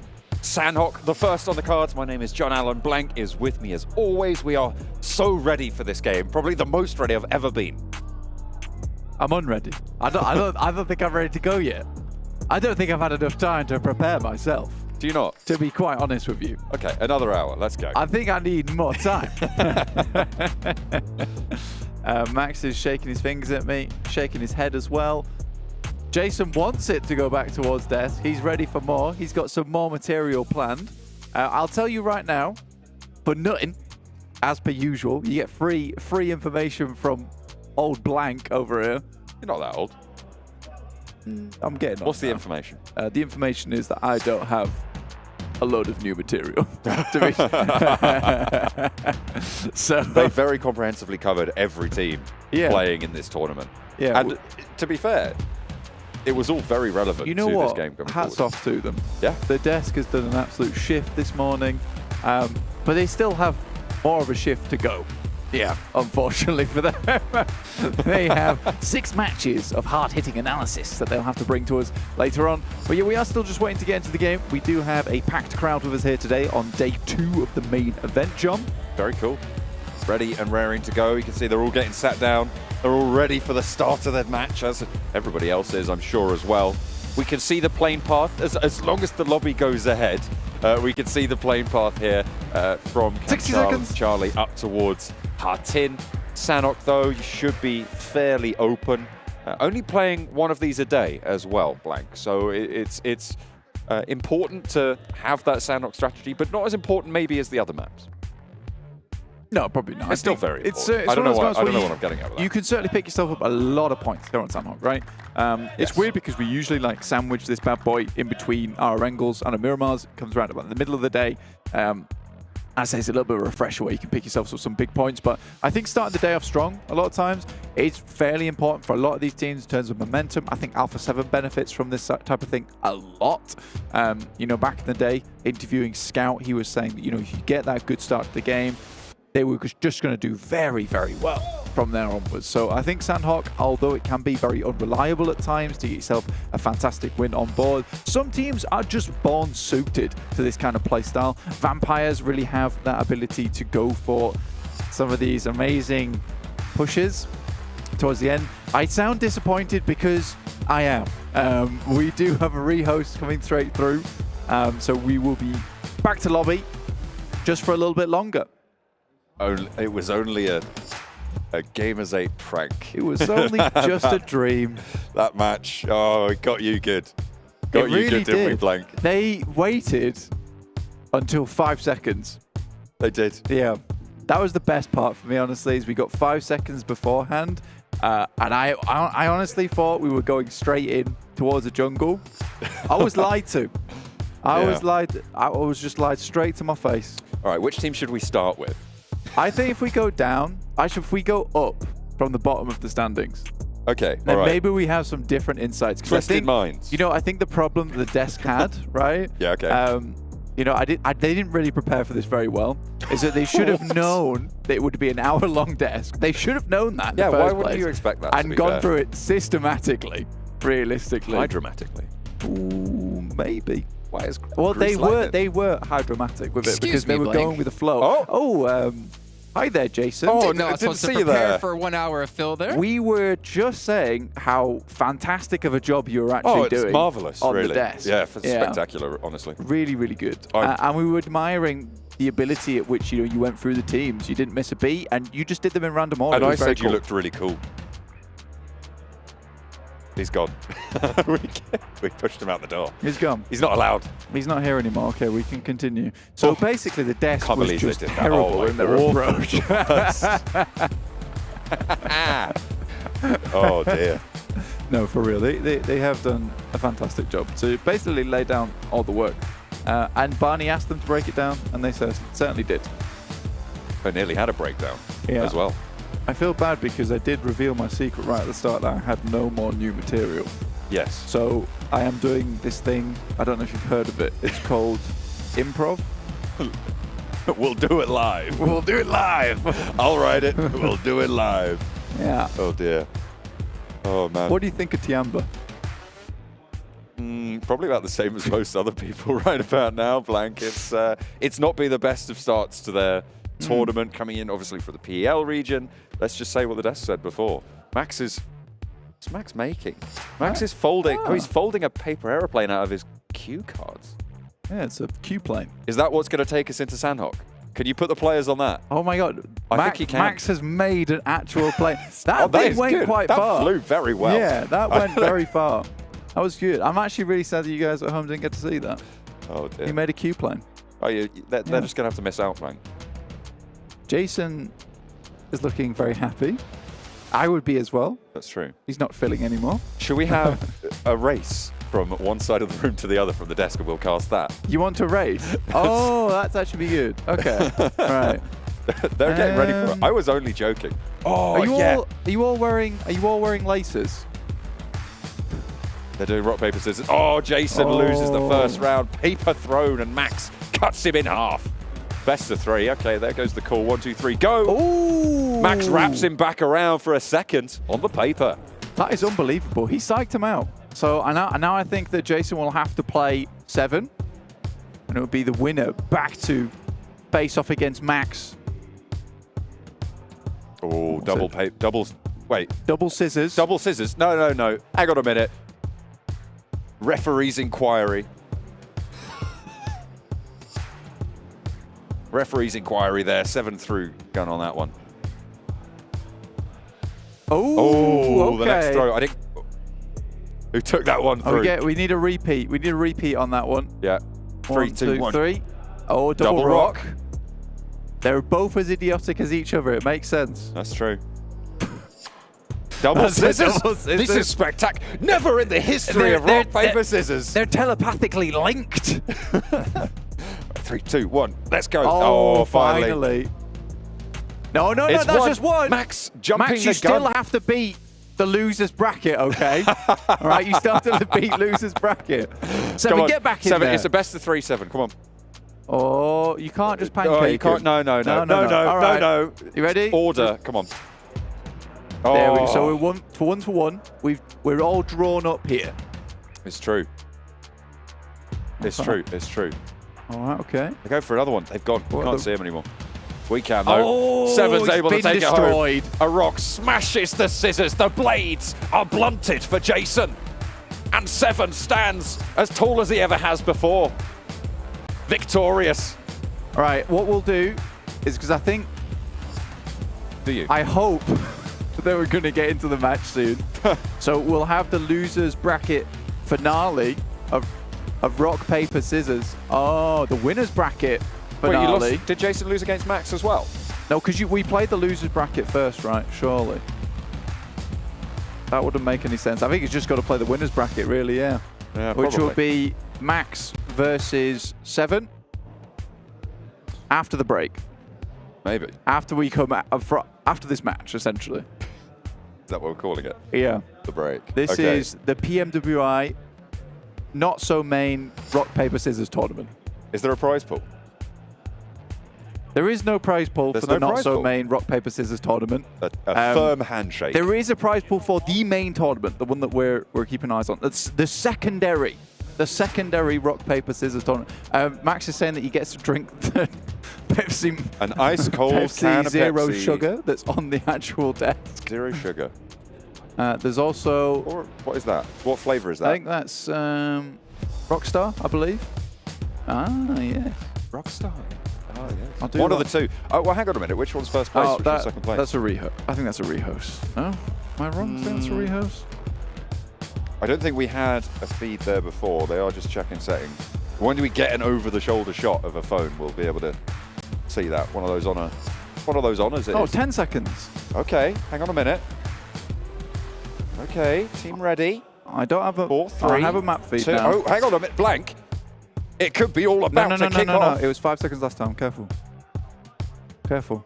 The backdrop's there on the screen. I'm ready. There's a plane path on my map feed. I can see it. I'm being told, blank. It might be. It could be match number 1 of today's games. We are going into it.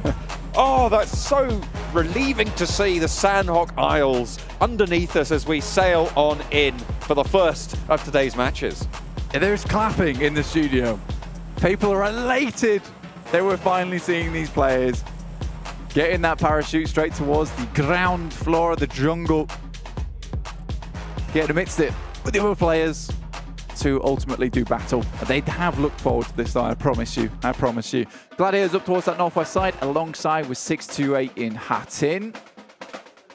Reject Tokyo actually dropping Reiji Osio again down towards Trifecta compound. This happened yesterday. One of the players from Gladiators was able to spot him out, take him down earlier on. I think that was, in fact, Tixie. So definitely a possibility for that to happen again. Ravenclaw out close to Sarah as well from Reject Tokyo. I think that is a bug. It's a bug we'll have to live with, which is the big arrow through the map. That's okay, though. Yes. Well, we'll know where the plane path was. Forever. Yeah. It would say. Do not rehost this on our account, please. We are going into this one. I don't mind. Totally okay with this. This is actually, I like it. Yeah, this is absolutely fine. It's going to give some great insight towards the rest of the game. Cao Dailan right now versus Tianba. Now, what do you think of Tianba? Well, I think they're pretty good to start off with. I think that's gone pretty well for them. Infinity IQ, though, as we said before, not in the best of forms. Unless you're Bensu, it hasn't been the greatest of showings from them. It hasn't been the greatest of showings of D+ Kia compared to their previous performances either, but over in Paradise Resort, they are once more embroiled into the thick of it straight away. But no one going down just yet, no one taking damage either. Ragnar, the Geekay, getting himself tucked back in towards the Sun Lounges. Bensu and the boys, pretty much. The Bensu Brigade. The Bensu Brigade. Bensu and the extras. We could be here all day, really. There is the 2023 PMWI crate, though. That is not here all day. It is here. For a little bit longer. Well, it is here for a bit longer. It is actually here all day. That's true. It is here all day. But it is only here all month. It's available from July 15th through till August 15th. Pick yourself up some PUBG Mobile swag to commemorate the PMWI main tournament, not the secondary rock, paper, scissors tournament, of course. That will only live on in our hearts. Exactly. Exactly, John. Stalwart up on high currently, over towards boot camp. They do have Icy scouting down towards Reject at the moment. Now, Stalwart got a great game yesterday. They did. On Sandhawk. They didn't move, though, right? I think that's the main thing to look at. Whether they had absolutely nowhere to go. And even then, Flux did give them a nice run for their money towards the end, as did Alter Ego. With Octa, Box were able to put up some decent performances yesterday, John. Currently set in 5th place, 41 points. Not bad at all. Yeah, pretty solid overall performance, but you do need to be pumping those numbers a little high if you want to step up to the Vampires, because seemingly they are untouchable. Certainly in day ones, right, of these tournaments. It's the same story as we saw back in the All-Stars stage. They're day 2, though, and we spoke to Sertania about this. They're worried about continuing that power into day 2. It wasn't the best of showings, but with the circle sitting as it is here on Sandhawk, it's probably quite good news for them. They don't have to make that hard break out to the east as fast as they maybe would given any other circles. It hasn't quite decided whether or not it's going to that southwest island fully or going over to the mainland on Sandhawk, but it's going to give them more time to play around. On the flip side, though, that coastal, that side of the river, that eastern bank of that river, is going to be a lot more packed with players. So that crossing could be way, way harder. D+ Kia getting back to this engagement with Geekay. Now, Max said he really did not want to see this happening again. They had a whole 2 hours to reconsider this. They haven't. They still want to go for this over in Paradise Resort. Very stubborn. Only one more Sandhawk. They still want to make this happen here. There are several locations around the map. You know, Kampong, Docks, Lakawi. Fairly open around Alpha 7, though Alpha 7 do like their space, their area. Not like too many teams getting through there. 628 looking over towards Gladiator as they sail on past. Sune, rest of the squad inside the vehicle. 33Z won't be able to hit those shots. They will move straight through over towards that trifecta compound. Have to be a little bit careful here considering they know that there's some players over towards trifecta at the start from Reject. Luckily, they've moved further down towards that south side. On the edge of the bridge now, just hovering.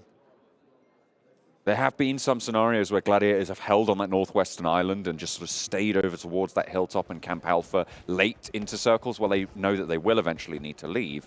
This time is not one of them. Even Matic has regrouped with them, which is good news for what we wanted to see from this roster. Ooh, a little knock over towards Stalwart from Reject Tokyo. That is not ideal, but that does look, yeah, that looks resable for Icy.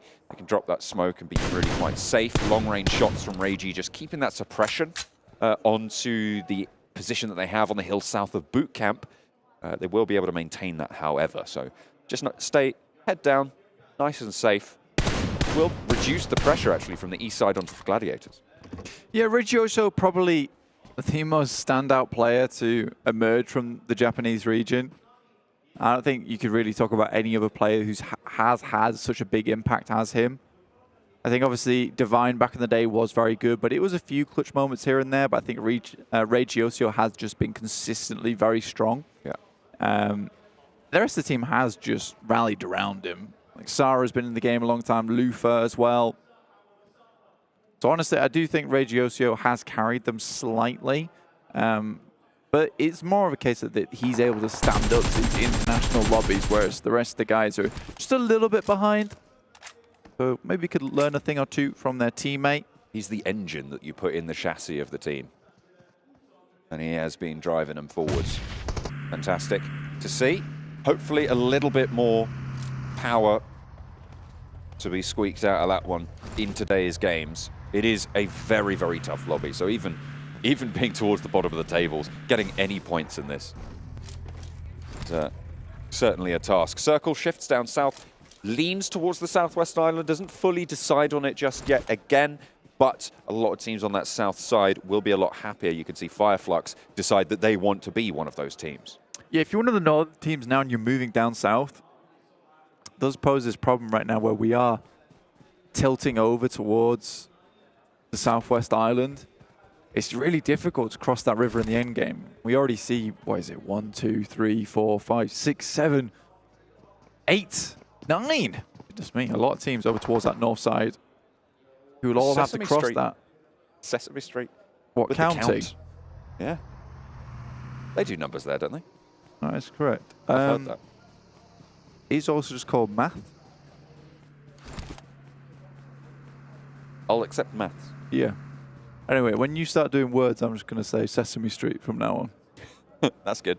Is that okay? Yeah, that's fine. Right, so the bridge, though, as I was saying, there's 9 teams, because we can count to 9. Obviously, I've improved. It's really difficult to cross that river, come to the late game, especially at its most thick points. There are some bridges, some very shallow regions that you can cross over quite easily, but a lot of teams will be pushed out of that position early on, which is why you are seeing quite a few teams pushing up towards Painan and on the edge there. You don't really want to give up too much space down towards the southwest side, towards Sami. You want to ensure yourself in a position where you basically have free shots towards these teams on the north side. In the meantime, Fabian takes a tumble. Forest equally going low, and Rosemary taking down Mafioso from Alter Ego. This fight has been going on for a long, long time. A standoff in Paradise Resort finally bubbling over and ending up with Geekay on the better end of the deal. Forest has other things to say about him. He doesn't have any meds. He's on the outside. He's doing damage, but will fall down. And with him, D plus Kia are eliminated. Both of these teams, they stuck around for too long. Nobody wanted to leave. And because of that, Tianba are just going to move straight on past and pick up some points, I'd imagine. Yeah, this could be a really easy squad wipe for Tianba at the end of the day. Just hovered around this area. And for D plus Gear, this is just not in their wheelhouse, right? I think they're a great central team. They play very good. They take excellent angles, have some amazing sight lines, and some players with unreal aim on their side. So the fact that they're just holding out Paris Resort, a Southwest Island finish, doesn't make too much sense to me. Now, Tianba's coming through, drops some Molotovs down. Ren quite close to the rest of the guys. Really nice Molotov, in fact, just spreads on the floor. I think there was 2 tossed in there. Now Satan left remaining. Big hit. We'll find at least one. For a second as well, nearly gets it, but doesn't have any meds. The blue zone is there. The nade through the window, and Tianba pick up the points. That's what we said we wanted to see. 3 eliminations found. They can get the res onto the teammate there, so should be able to pick that up. They will have had the meds that they haven't had to bleed out and not been able to loot from being stuck in that standoff in Paradise Resort.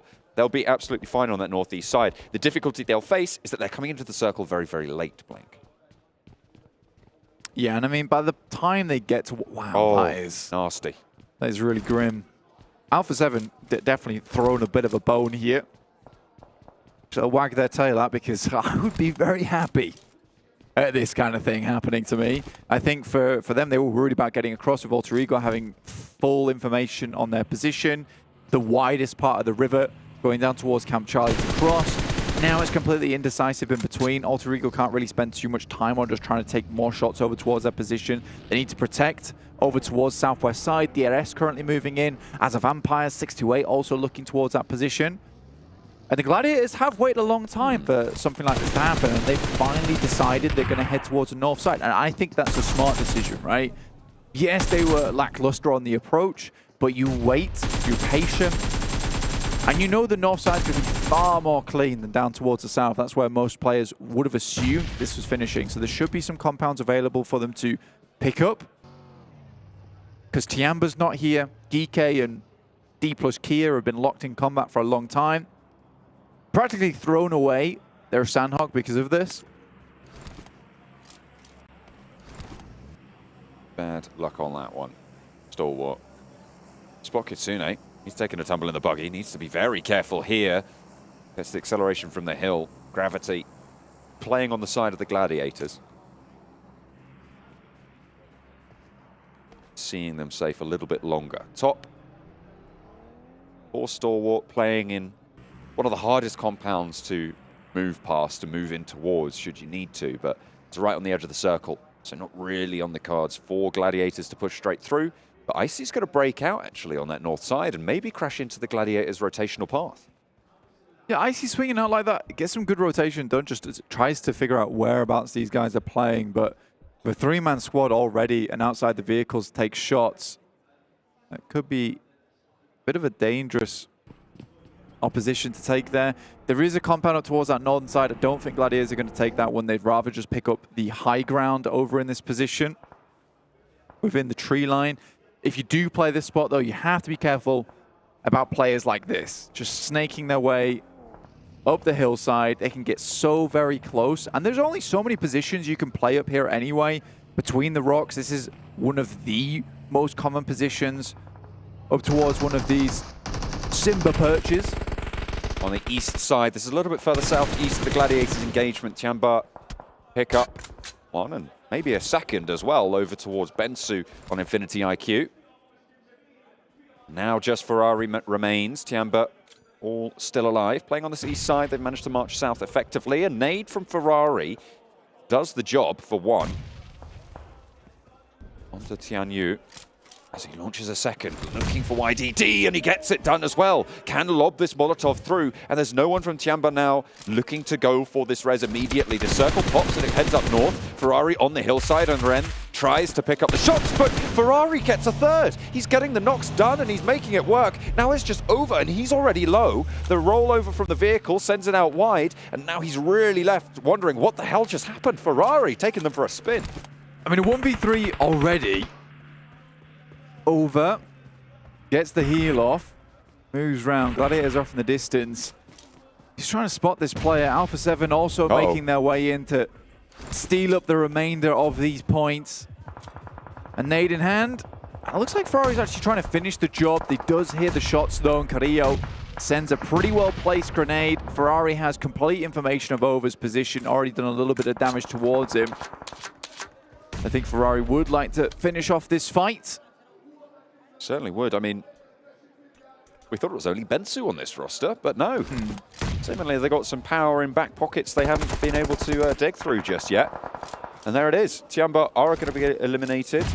It's a 1v4. IQ. It was a 1v4 with the assist from Alpha 7. I'll give him the caveat on the end. No assist. No assist. He actually took down Ferrari all on his lonesome before he got taken out by Alpha 7. So it's just a classic 1v4. Oh.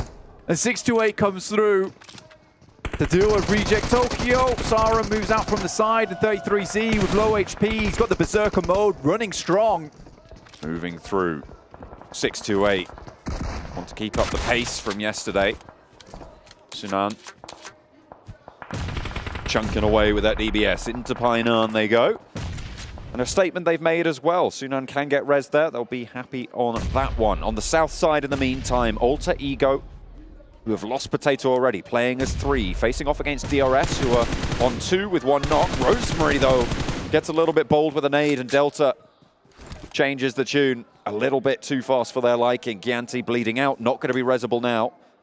Delta and Killer, kind of the 2 players you want from DRS to go ahead into the game. Fnatic and Octa for Alter Ego on the south side, just trying to get out of dodge. It's a good step up from Rosemary, but an even better one coming through from Delta.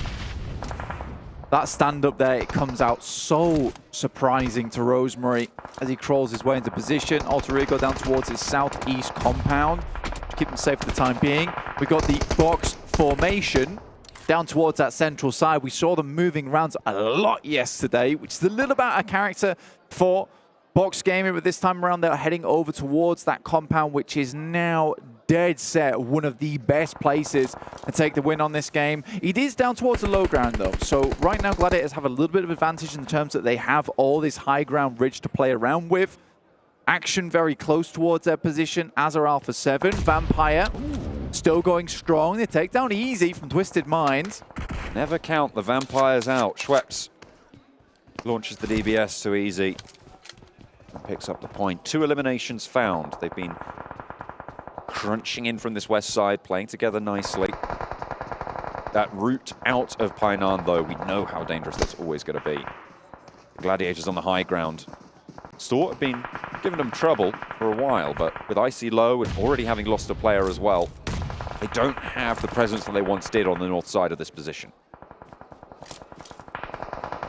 They have shifted over. Now, I was talking to Kale earlier today about Gladiators, and I think he brought up a really good point, which is saying that honestly, some of the rotations that Matic takes, some of the off angles he does, just isn't really worth it anymore because he's not finding those shots anyway. He'd be better off with the team, with the ability to go for a refrag. And it does feel like their splits are far closer together already here on Sandhawk, just moving through. A lot of times when they're leapfrogging locations, it is in very quick succession.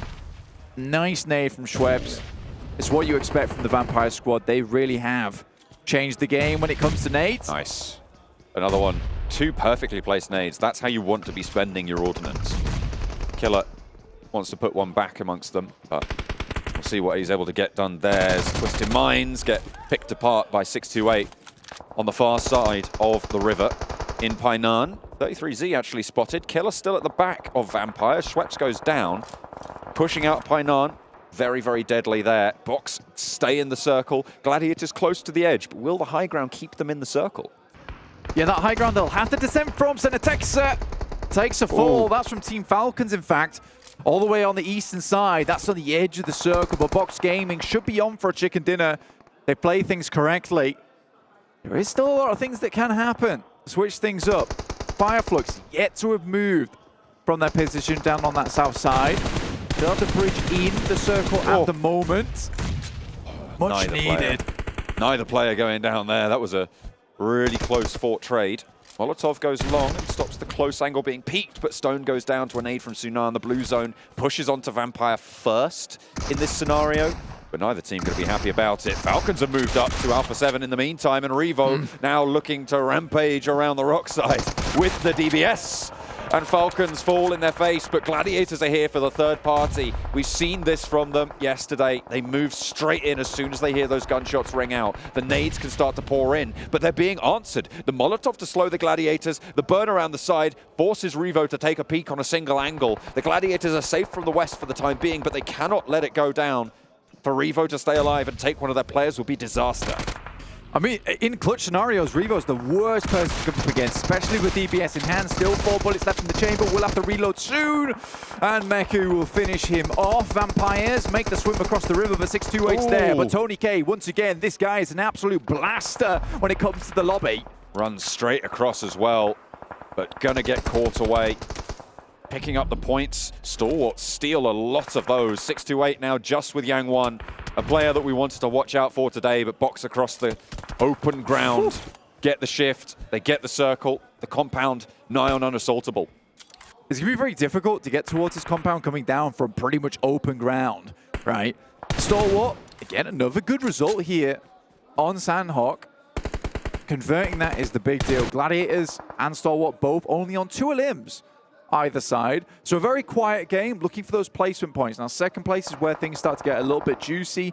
Third place still isn't a huge amount of placement points in the third. Max Mann's player to watch from yesterday opens up with a fantastic knockout over towards the Gladiators, but Box Gaming look out that way too. Stalwart actually left really, really hard up against the blue zone here. Action probably not, yeah, can't get this res. Probably could just sit behind the rock here, try and heal out, try and stay alive for as long as possible. Cannot get this healing done. Box are moving out. Yeah, Box know they have to move out from this building. It gets a little easy with that high ground to just spot these players moving from this building. You wonder how long they've been here. They don't have the smokes and they're blown to pieces. A nade sent back towards Matic gives a little bit of retribution, but it's 3 versus 2 now for Box on the inside. Gladiators have the run of the outside, and the uphill ramp means that the roof gets in the way of Peaks. You get a little bit of respite from that for Gladiators. They'll need to break out wide. Matic rezzed. Gladiators a 4v2, looking to open up the day with a good start. Talking to Kitsune this morning, saying these guys, they start to get fast towards the end of tournaments. Day 1, it doesn't matter, lad. You guys start to pop off towards the end. But I mean, Gladiators stepping up right at the start of day 2. That bodes very, very well. Slowly making their way down. Duck from Box, who had a really big impact yesterday, looks to hold off this off angle. Tixie out in the open. Great sightlines to Duck's position, but he nearly gets naded out. Has to reposition fully, cannot afford to fall in this spot. All 4 players active for Gladiators is huge, though. Truong on the inside gets the heal off, but the blue zone will push them first, and Gladiators are waiting. They've established their line of fire. They just need to win the trades blank. 8 eliminations for Box from their seemingly indomitable compound, but now they're going to have to leave it. The safety of the walls no longer there for them. The smokes have bloomed and Gladiators are playing on the outside. Kitsune breaks down. Truong looks for the trade and Meku not going to go down just yet, but takes a lot of damage. Falls to the floor again. Duck drawn low as well. Meku breaks up and wide, allowed to push forwards. Duck is low, but not out of it just yet. Finally he falls as the trade comes through for Tixie, and Kitsune finishes the deal. Gladiators pick it up from the top of the hill, pick up the points they need, and a great start for their resurgence in day 2. Goodness me, Kitsune comes through with the box cutters in the backside. Slashes that cardboard box in half, takes it out to the tip, frees up some mind space, taking Sandhawk right at the start of the day here. This is going to be really good. Just for their mental in general, honestly. It is really important that they got this win at the start of the day. And you know, Kale, he was completely right. They played much more together, and it's worked out for them. It's what they very much needed from yesterday's sport. Me and you commented on yesterday. You know, Matic, some of these crazy rotates he was making just not working out. They had the refrag potential, and it's worked well, and everyone smiles in happiness. Tixie was the one breaking out wide in those final moments for that off angle as well. That's the guy you want. He is the guy you want, right? This guy has been such a powerhouse over time for this roster, and we're seeing that just there in that game. Didn't necessarily stand out in terms of the overall frags, but provided such safety for the rest of the team to maneuver play. Yeah, the fact that he was just out of nade range is probably the most important thing. I think he knows it fairly intimately.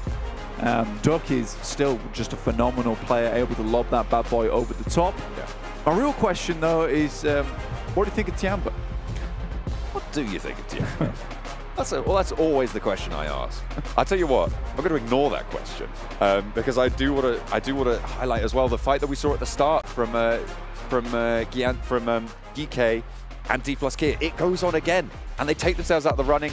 Gladiators move into the vacuum at the north side, and they take a chicken dinner. We're going to head over to the desk to break down the game. And finally, like they said on the desk here, on the caster desk, Gladiators able to step up here in day 2, and they started the day off in 9th place. We'll see where it actually shoots them up on the leaderboards in a little bit of time. But you can see it looked happy for them. It also looked like another day at the job.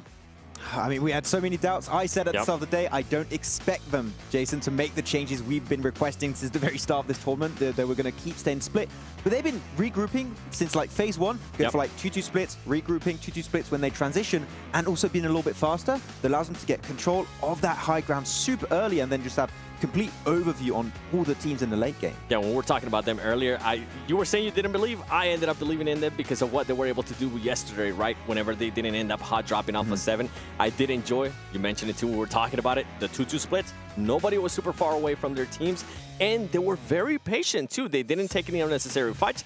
They didn't try to third-party any fights, like for example, Falcons or Alpha 7. I felt like they were very, very patient in that, and it ended up working out for them because Box Gaming had no idea they were there. It feels like they put Matic on a leash this game. Like, no, you stay in like a 50-meter radius of our team, otherwise you're getting in trouble. But hopefully that can transfer in the next battlegrounds. Let's take a look at our match rankings to get an idea of how many points they scored compared to everyone else. As you see, it's going to be 16.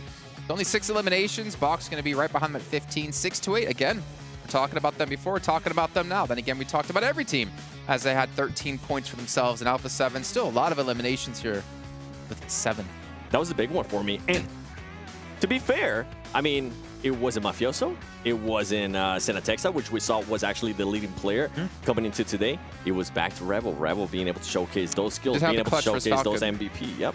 Yeah, and actually third party from Gladiators right after. Yeah, so timing once again really good. Falcons took way too long to try to take on Alpha 7. And I felt like it was because at one point Alpha 7 was able to knock one of their players, so it made Falcon think about it. And then by the time they decided to push on, I think Rebel was ready, the team was ready, and Alpha 7 was able to come out on top on that one. Back to the point that we made about Falcons on the pre-show, right? That doubt sometimes, a little bit of in their own head kind of situation where they're like, oh, we lost a player, do we fully commit or do we just wait? And unfortunately, waiting when the blue zone is right behind you, sometimes not the best call, so they just kind of cause their own demise. And Alpha 7, as you said, Revo with the DBS, able to pick up a few extra elims. Well, there were a pair of teams that we've been...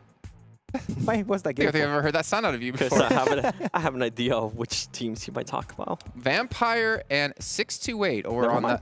No, not those teams. Actually, it was, of course, D+ and GK going head-to-head again for the longest time. GK up now 3-1. Do we want to talk about this? It's a 3-1, but it's a 3-1 that I didn't want to see. Is it even a 3-1? Because Geekay died right after to the hands of Tianba. I mean, it's a 3-1 if I mean, yeah, okay, in that sense, but like, they don't D+. really win anything on top of that. They won the battle, but not the war. Okay? Exactly. I mean, Tianba, a team that we've been critical about so many times throughout yesterday, even they came into Paradise Resort like, what the hell is happening here? We're just going to clean up the place and get extra eliminations. But you got so many extra locations you can go. I don't want to see it happen, but are they going to stop? Claris was very adamant about a split drop, actually just like north of that as well. So actually it was west of it, so you can actually pick up decent loot and then play the game from there. We've seen what GK can do if they get into later stages of the game. We haven't seen it with D+, unfortunately, unless it was the All-Star stage in particular. The reason why I'm smiling over here is because I feel like even if GK or D+ Kia decided to do that, they would somehow find their way to Paradise Resort and just have a Mexican standoff. They'll be like, okay, are we going to leave? No, even though GK could have backed off a long time before even Forrest went and got an angle on them. They decided not to, and they decided to continue on that fight. And even with Tianba, yeah, good job. You were able to third-party that fight. You were able to get those elims in on GK, but I was not happy with how late they were rotating. They were rotating super late, and it ended up hurting them whenever they actually tried to push to the circle. They got destroyed. Yeah, I want to refer actually to the point you said that Claris made, right? There was the split drop. You can go onto the western side of Paradise Resort. Is you got multiple compounds, they're a little bit split. You can just drop there, split up, regroup right after, and I think it's even a better position than Paradise Resort for the simple reason you avoid all that horrible terrain south and west of Paradise Resort, so it's a little bit of an easier transition. You can get to that hilltop that's next to bootcamp northeast of it.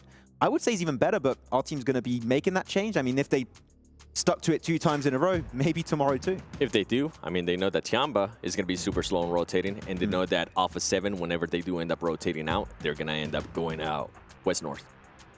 West-north, also known as northwest. Let's also go bring it back to G Gladiators here really quickly. West and north, yeah. Yeah, get an idea of actually how their stats broke down here between the team, because Kitsune was their biggest damage dealer yesterday, and he's going to be it yet again. That's actually really low damage considering they got 6 eliminations. Hold up a second. I don't believe this. Wait, I definitely doesn't don't seem believe right this. either. this isn't right. Because they got 6 eliminations, not 1. So we'll ignore all that. So we'll guess whoever had the most damage. But the fact is, like you said, they leashed in Matic, and it worked out well. Even Kitsune was the one actually to flank right behind Fox. Yeah, and get to that high ground position too a little bit early, allowed them, as we said, to have a little bit of oversight on some of the squads. And I think they saw like Stalwart at some point. They got one of the players, some of the players of Tianba, Alpha 7 too. Really good opportunity to go for the third party when Alpha 7 were fighting Falcons. So moving a little bit faster and regrouping allows you to pull the trigger on those plays just a little bit quicker. You can get more eliminations. Well, wait. Oh, hold up a second. What's up? It's Sandhawk, so they're kind of forced to play a little bit tighter, right? I'm a little bit scared that when we go to Erangel and they have a little bit more freedom, Magic's going to be like, all right, guys, peace. See you whenever you guys end up getting eliminated, and then I'll try to come back in time, but it's not going to happen. I said I had no hope going into this, that they were going to be changing their playstyle. This one gives me a little bit of hope. As you said, so there's are they going to chance. be... You're telling me there's a chance. Are they going to bring that to Erangel? Are they going to bring that to Miramar? If they do, we can start seeing eliminations that we needed to see from them in day 1. They were just very placement focused. So I feel like this is the start maybe of the change we needed. But as you said, other maps, we need to see it there too. Yep. There's a lot of things we could actually talk about. I know Hot Jukes, we talk about Claris's opinion about Falcons not getting aggressive enough and pushing quick enough, but we're going to hold on to that here really quick as we do see the overall rankings. So Gladiators have moved up 3 placings into 6 as they started off the day at 9th. Box Game you can see in 4th place, but there's still that gap here over towards the top of the table. It has gone down a bit, but not much. 22 points at the moment for Vampire ahead of 628. Yeah, this team can still very easily make it up there. Geekay, I'm actually... A lot of those points. How many of those are actually from D plus Kia? I do like half possibly. It's actually an insane ratio. What do you think about it? But yeah, they could breach up if they just make their life a little bit easier here, 7. But the second page, still a lot of teams that can initiate that comeback. There's still a lot of time remaining. Going into next year, girl, Stalwart Esports, where you at? You guys kind of got lucky still there in that last match. Circle was fed, didn't really have to fight anybody. Not that many elims. I want to see more out of them, Max. Stop reminding me. I'm sorry. Stop it. Oh, okay, we're gonna game. I was actually just looking at, I was just staring at Max, hoping he had something to say about that. But you know who I do know who has something to say about this? It's our commentators, John Allen and Blink. That's right. It's me, John Allen, and with me, Blank. Hello. What do you think about Tianba? So Plane Path actually is heading down from the northern side to Primorsk. Currently, we actually had a really good game to start off the day, John. We did. Sandhawk, Box Gaming taking a really, really strong position towards that side of the map. Unfortunately, I do think that Gladiators really did identify exactly what they needed to do there, which was starting to toss some really big grenades over in that location. They were dealing with Stalwart, and I think Box Gaming made the right move, which is we need to move out early, but some great foresight coming out from the team of Gladiators to know that that would come through, toss the nades over, get a double knock, which is hugely fortuitous, to be honest. I think one knock would have been absolutely great, but 2 knocks just really hits the nail on the head there for them. That's pretty much the chicken dinner found. It was a matter of time before it came through. So I imagine they were very happy with that game. Obviously didn't get a huge amount of elims. They just went through very, very slowly. What do Gladiators think of Tianba? That's the big question. Tianba are currently in Severny with Gladiators. Now, Gladiators have really struggled throughout the All-Stars and main tournament dealing with hot drops. Even versus Mazexis over in All-Stars. In Severny. Who were the 16th place team, end of the day. So I think for Gladiators, they've had practice versus some teams like this. You'd hope. Looks like they've got some decent weaponry on board. Hopefully they've got the armor to back it up. If you're a Gladiators fan, hopefully Tianba do. you're a PEL follower, watcher, enjoyer. A little bit of damage sent over to actually quite a lot of the players on Gladiator, and not really too much to speak of sent back the other way, which is really not ideal, because at this early stage it's unlikely that you have too many meds on board. Meku, the Western outpost, looking to try and control these crosses, but he hasn't managed to stop Over or Tianyu for the time being. Double barrel in the hand Kitsune, though. That bark is loud and the bite even worse in these early stages. Level 1 armor doesn't really protect you from too much. Only 2 shells in the back pocket, though. And only 25 rounds in the M16. Thinking about what they want to take here. And they do need to take this pretty swiftly, because they want to get looted. They want to move into this later game.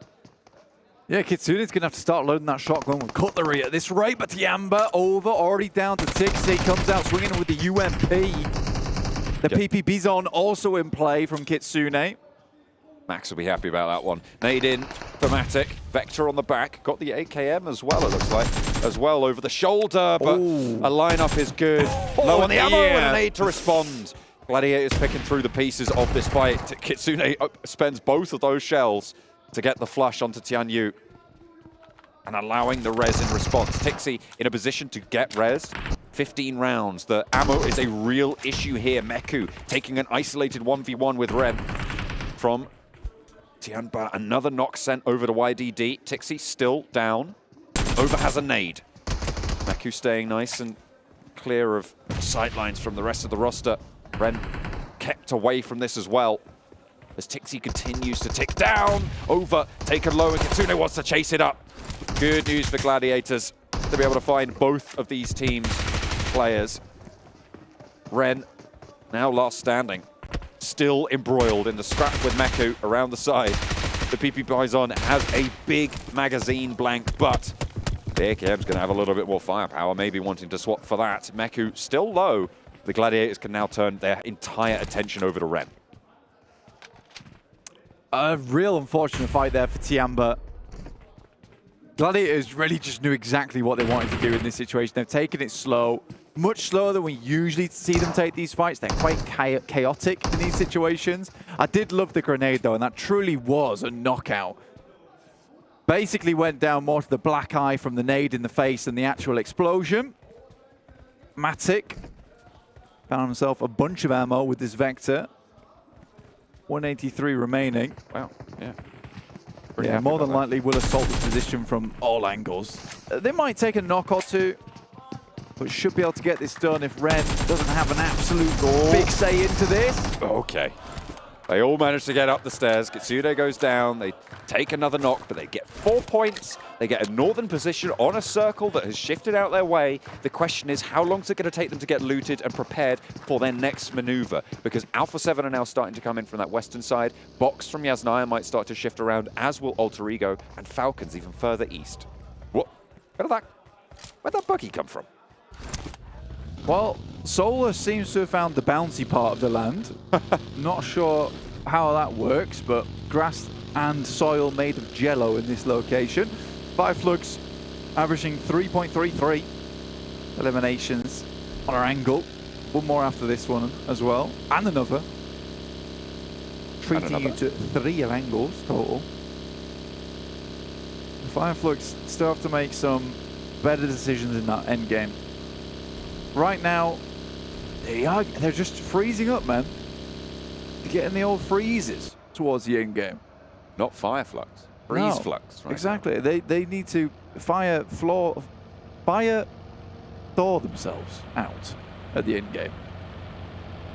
Because they are not fire flawed.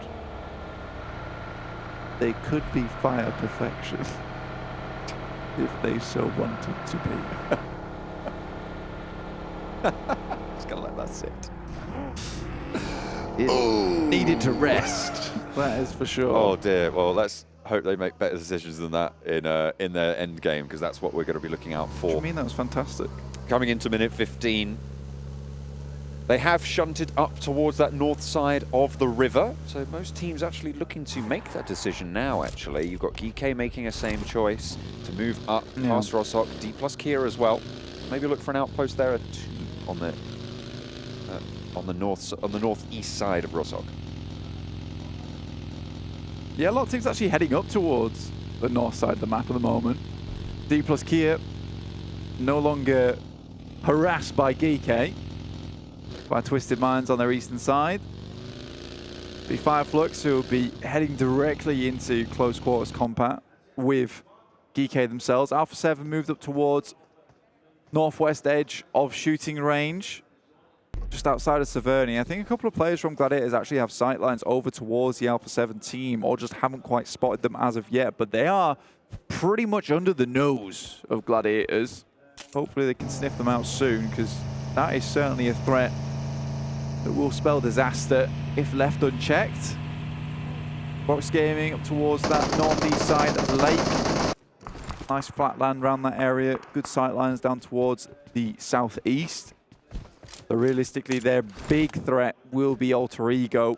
They pass through Yasnaya. Quite split at the moment, though, I'd say. Tato scouting south. Very, very split, as you say, from the rest of the roster. Going through the Yasnaya fields. I mean, maybe they're looking to check out fuel station. That is crazy.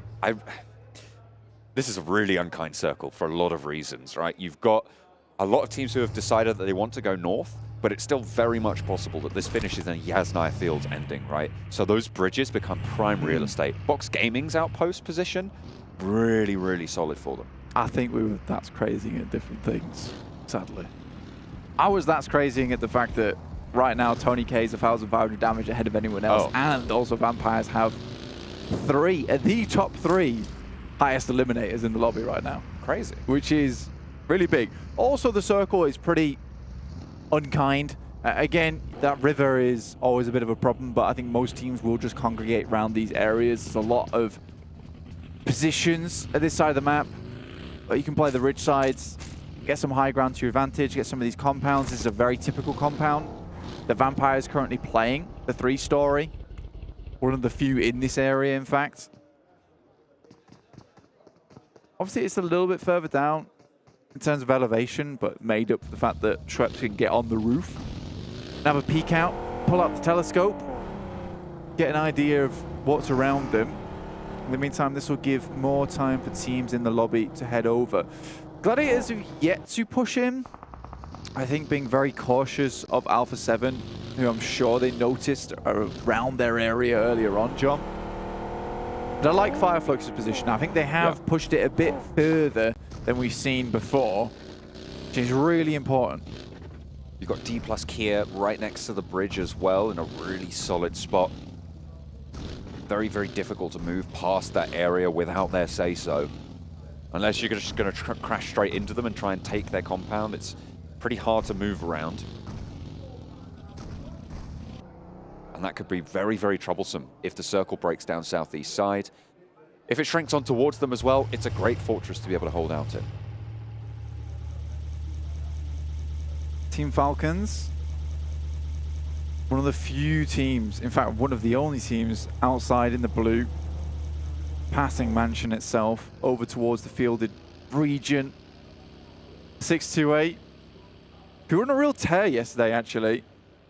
And some really good work. Max highlighted Yang 1 as his player to watch today. Hasn't done too much so far, but they certainly were a team that started blasting out towards the end of the day.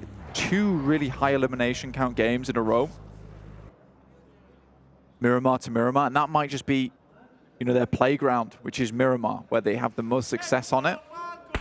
But we'll see as we head further into the match. Gladiators doing, oh, Matic. They've got overconfident after their last game.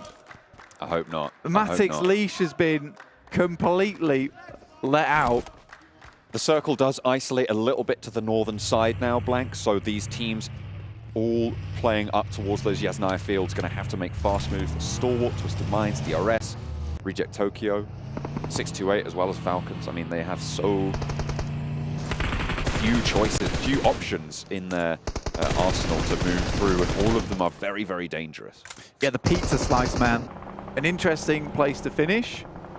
I think if you're Fireflux right now, though, you do have a big responsibility for the western side. A lot of other teams are relying on Fireflux to actually take down the teams who are floating through that bridge. But yeah, you're right. There's really not a lot of opportunities to get through. This is one of those weird circles where there's Rozhok Bridge, there's Yaz West Bridge, and there's also the offshoot just underneath Stalwart. But these are all very, very close quarter situations. Okay. D plus Kia got down towards the south side of Fireflux. They regroup. Now Seyden will have to face off against Easy, not able to do it. The crash starting well for Twisted Minds here. They managed to get a knock on the opener. Satan falls next as well. Only Rolkis falls in response. And now it's just Fabian and Osal to try and keep themselves in this one. But Twisted Minds have other ideas. Rolkis down and flushed. Dami also knocked, but with Fabian out of it, the heal needs to come through for Forest. Has that first aid, not really too many stims to worry about. Fireflux are chiming in as a third party. Vampire have rolled up close as well. Not right into the fray. The Forest descends from the top. The attic was his respite, but no longer will it be. Twisted Minds with a blinder of a push onto D plus Kia's compound. Yeah, Fabian there tried to help the rest of his team, and in the end, not able to do it with Forest. And trying to blow the dust off the books, but eventually those books were placed back in the attic to rot away. And we'll see D plus Kia again in the next game, but not here. And for the Korean team, this is a sad start to their tournament indeed. The main tournament here at PMWI. Vampire, under all that chaos though, we're able to get far in towards the circle. In comes the Infinity action. Takes down Bensu. The big damage dealer. Ferrari though, definitely stepped up on that last game. Immediately sitting for the res on Stalwart north side. Important to stay as 4 when you're pushing towards the Gladiators position. Nerzed rolling forwards in the UAS, but Top has gotten taken down as well. That is really bad news. The backstop for the roster to bring up the rear of their rotational path. Icy and Action both needing to force those heals, and Top really flagging now. The zone closing, heading towards the point where you cannot get these reses. And with Nerzed falling as well, Gladiators might have just isolated the entirety of this north side. Yeah, Nerzed goes down. An unfortunate start for Stalwart as they get caught up in the action on that side. Gladiator split was pretty crazy. Maybe they sent Matic up towards Stalwart side to ensure there wasn't a really wide ramp, and I can kind of agree with that one. And I think it's one of the situations where you see Matic go wide and you think, oh my god, he's never coming back. He's never coming home. But in this instance, does return. And they did see that there was no one wrapping hard around Stalwart, so can continue to play this northern side. Seems to be working out for them. Geekay though, finding 628 Sunan. The M249, heavy weapon. In comes Delta from DRS though, getting a little bit of scouting done, and Killer to move in. Maybe they want to try and third party here. Gladiators still aware that there's 2 players out in the zone. To get a replay of Action taking down Bensu and immediately stopping for the res onto Icy there. You might have to do the same now, but unfortunately with the blue zone as it is, it's just not going to be possible. The Gladiators, they want to finish the job. They want to get that final elimination, but Action doing his best to deny that opportunity. Moving over the hillside, Matic and Tixie all trying to just be a hasty position where they can spot Action, but he's out of the blue zone and safe for the time being, but for how much longer? Gladiators. They're looking to push further down. Alpha 7 have found themselves a pretty neat little spot. First time in a while we do see Fireflux towards these later circles, towards the center as well. I mean, we kept praising them for how well they have controlled late game circles, but they have huddled far too much as of recent. And on our map as well, you can just see that they are practically on top of each other currently. Alter Ego is making their wrap over the lakeside. They passed box game, they were able to make it through, and they were on a really difficult rotate from underneath Yasnaya. The fact that they've made it, it's pretty decent. DRS, once again, they make a good rotate, but it's this push into the circle itself, which feels a bit difficult. Action gets taken down from Stalwart. A great shot from Rosemary to finish things off. And Sarah actually opens up towards DRS. And this is what I'm talking about. They just cannot find their way into the circle. Even versus a team like Reject Tokyo, just not as free as it was over in All-Stars. They put themselves on the starter block for a good sprint, but They missed the starting pistol, and they just don't have that power to push forwards. They're left a little bit behind. Falcons get overwhelmed a little bit there by Box. Ooh, Zara is into the fray, but Killer, retribution on the bumper as he sails straight on through. Picks up the frag as well. Now just Lufa from Reject Tokyo.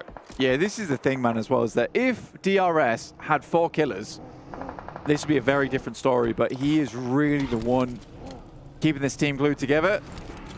628 with the 3-man buff so far that they performed marvelously well with yesterday. Maybe this is it. Maybe they have to take a little bit of damage before they can be pumping out some of their own. Nade goes over towards DRS at the moment. Yang 1 also out the side, and 33Z should be placing this nade just right. Spray from 33Z. Not quite landing just yet. A Western hard shift on this circle means Box have more ground to cover, but they've spotted Rosemary and taken knock over towards Alter Ego on their north flank. They can start to move along this coast should they want to, or just send straight into this engagement with Alter Ego. They're trying to change their minds on that. Yeah, it's a difficult run now for a lot of these teams as we head over towards very flat ground. It's one of the more interesting finishes over towards this side because of the amount of trees that are involved. I think games are quite interesting. Tixi, though, able to take down Lufa and get the res. Really important for them. A lot of times their games go downhill as soon as they take that first initial knock. They get instantly flushed a few times. Even Kitsune finding 33Z as well on that northern side. And Tixi's bagged them a spot. Nothing amazing. It's not a full apartment. It's a shack, but it'll be better than nothing. And not too many teams are going to look for that full north wrap. I mean, Alter Ego, probably the only team that could do it. Alpha 7, not going to leave their position for it. And Box have been kind of boxed in their position, forced to go for a full fight, probably with Fireflux playing as 3. So potential relative safety for Gladiators on that northwest side as DRS are finally dispatched on the west. Octa from Alter Ego. Slipped down the rankings so far, down to 51 points. I think they'd like to change that, considering they had a great start yesterday. And Rosemary opens things up with a nice bouncer of the 1G. But Gosu, goodness. Oh. Some great shots as he scans the open ground. Third party from Fireflux as they spot Kwangji to take it down. Duck and Gosu now riding in the buggy with full broadside onto a lot of players here. This is a mad dash for Box to try and get out of dodge. Trong wants to get in a vehicle soon, I'd imagine, try and back up his teammate. How has his team managed to move forwards and not get shot out there? That was an impressive dash. Maybe a little bit harder the second time around. Alter Ego move in parallel. Falcons a little bit behind and have been beaten to the punch there. Alter Ego being taken apart here just a little bit. A lot of damage pouring out their way, but they have got to the shack and they have got to that cover. Yeah, Alter Ego certainly suffering some scrapes here and there. Pull out the old band-aids, get those covered up. Doctor gets back inside, get back up to pretty happy health pools. Fireflux really have not got involved too much on any of these engagements that we complain about all the time, because we are complainers here on the casting desk. Oh, yeah. I would like to see them take some more shots here, because right now, his injuries taking damage, not dealing much of anything. Tixi also takes a shot of his own. Ooh. That's from Alpha 7, who have found some really good shots over that way, even picking up Meku. Senatexa will finish Tixi in the process. Fireflux have now started to hit some shots of their own over towards Team Falcons. And to keep them at bay as much as possible. Next circle to shift. Alter Ego with 2 players on the floor, Fnatic and Potato, trying to keep them in the game. Twisted Minds are eliminated in the meantime. Rosemary close to Fnatic, but Trong is there as well. Only 14, so no DBS in the back pocket. Alpha 7, they move out of their safety over this hillside. Should be able to clean up this third party relatively easily. Duck spotted as Senatexa unleashes the entire mag their way. Doesn't get the knock for it, though. A nade over the top to the position, looking for a final blow to be dealt. Duck does get knocked. I think that's coming through from Vampire, who are playing from the southwestern side. They're still alive, by the way. We haven't really talked about them much, Blank, but tournament toppers, Vampire, just keep going. Yeah, they've been hitting some real brutal shots this game. Side swipes, been cutting teams in half. Flux still has their vendetta, though, versus Team Falcon. Seems to be the only team they're currently focusing on. And Alpha 7 takes down Box Gaming. And it's a sad and sorry state for Box to find themselves in, because 1 minute they're looking at an injured, very much injured Alter Ego. And from the smoke, does not emerge Alter Ego. It's Alpha 7 at full HP. Kitsune tries to take some shots, but Alpha 7 are just moving in. A nade's dropped on the side here, but it looks like they're going to head over towards Matic's position. He's doing a good amount of damage in the process. Mafioso very low.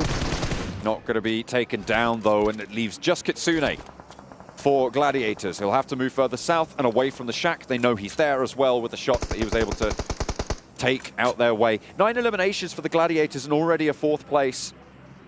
So a very good result. It started off very hectic for them as well, so they were delayed in their leave from Severny. Alpha 7 were able to move past them, in fact, earlier in the game and take that position that maybe could have been Gladiators. I mean, Alpha 7 play a very similar play style to Gladiators, right? They're both sweeping teams. I think at the moment, if you just look at Alpha 7, though, the confidence is through the roof for these guys. And they just have these players with the mechanical skill to back it up. And Gladiators are making the right decisions a lot of times, but I just could not see Gladiators taking that same push over towards Box Gaming, leaving Revo behind there as well for this off angle. I mean, it's great information gathering they're pushing through, and great manipulation of the lobby, which is the main thing. But Vampires, you see them in a circle like this, you see the split come through like this. You think it can only end with a Vampire taking more names off their list. Kitsune giving up the ghost on this one. I think they'll take the 4th place with 9 eliminations off the back of a chicken dinner as well.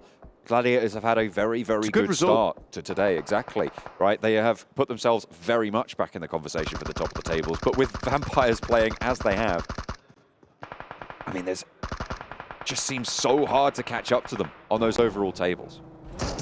Yeah, the Vampires are just crushingly difficult to play against a lot of times.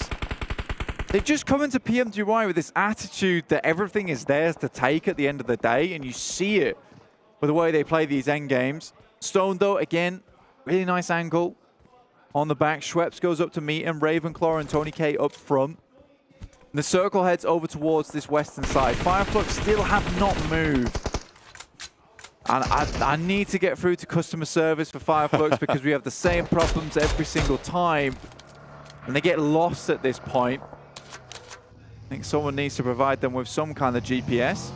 I mean, they are in 3rd place with 5 eliminations, though. So this game, not a bust for them. As much as the mistakes that they seem to make. But they were here very early. This is the thing. Yeah. This is, as you've highlighted rightly so many times. They won't be punished for it this game, but that doesn't mean it wasn't. It was the right play necessarily. Yeah, because they were just sat inside this building for a long, long while. And this is the first time we've seen the circle go away from them. What do we immediately see? Fireflux's health bars start to dwindle and diminish. Now, this is a fight I do want to see, though, is Vampires versus Alpha 7. This is going to be one hell of an engagement. Oh, it's 4v4. And that's them down. Revo picks them apart. That was disgusting. Can't be doing that. It's a one-man army. Not live on broadcast. Unacceptable behavior. But Fireflux smashed apart to pieces. And now Alpha 7 have 9 points on eliminations. Vampire with 7. This is warfare between 2 titanic teams. Yeah, it's such a cool finish as well because both these teams, yeah, macro-wise, they're very good. The strategy is there. But we both know that these are mechanically skilled players. And putting them head-to-head in this kind of terrain, where it's just whoever can make the best play, whoever has the best gun skill, just takes it. And we'll get the chicken dinner. I mean, this will really say something. And for either side, knowing that Alpha 7 is only a little bit behind Vampires at the moment, they can beat Alpha 7. You know, now they have even more confidence. They feel like the kings of the lobby. If Alpha 7 can beat Vampires, then they suddenly feel like, you know, there's a chance now. to dethrone Vampires from their current position. I really do feel like this is 1 in 1,000 games you get to see this type of thing. Circle doesn't really favor anyone as well. It's Yeah. not like it's just given it. There is a lot to prepare here. Quite a few smokes left. Alpha 7 Vampire looking to make their move as well. You can see that train starting to extend from Ravenclaw's position, allowing them to move forwards a little bit. Mafioso has that little ridge that you can see Stoned is having the vision blocked by. And it is these inches now being taken by Alpha 7 first that could give them the advantage in this fight with Vampire. Yeah, that tree is real important. Mafioso takes a big hit. And that might give time for Ravenclaw to stand up and actually get the long lob on the grenade over towards the tree. More than likely where Revo is headed towards. They want Revo up close and personal. They know that you put a shotgun in this guy's hands and he becomes one with a shotgun. Let's put it that way. It's an extension of his own body. I think Alpha 7 have marshaled this terrain better over the last 30 seconds. With Mafioso breaking out as wide as he has, they now have their strong, solid position in this circle. I like the spot better than I like Vampires. I think they were close enough to the type of terrain that allowed you to move up with relative cover, but wow, Tony K! What a shot, that's so important, that's the off angle. Really incredible play, and he's actually going to move around in the buggy, reposition instantaneously. That is so mega. He moves to the other side, understanding the off angle's gone. Now him and the rest of the team can focus on the main squad. It's the great Stormzy once said, way too big for your boots there, Mafioso. Gets sat back, humbled on the off angle. And what an opener to find for Tony K on Vampire. They started the game for Alpha 7 13 points behind. It's not going to change too much on that differential here, but an aid over the top and Revo's next to fall. Ravenclaw wins his trade with Carrillo, and the Vampire squads bite back from the marshalling of the terrain. Humiliation! The last to go down, 11 eliminations, and that was a masterclass of open terrain warfare. Alpha 7 move through, they establish their lines, they get their positions, but at the end of the day, Blank, you called it. Gun skill, Tony K lands that shot, and they move perfectly. What an incredible addition to this team Tony K's been so far. They already have some standout players, but Tony K, it's not often that you see an addition come through and instantly prove his worth time and time again.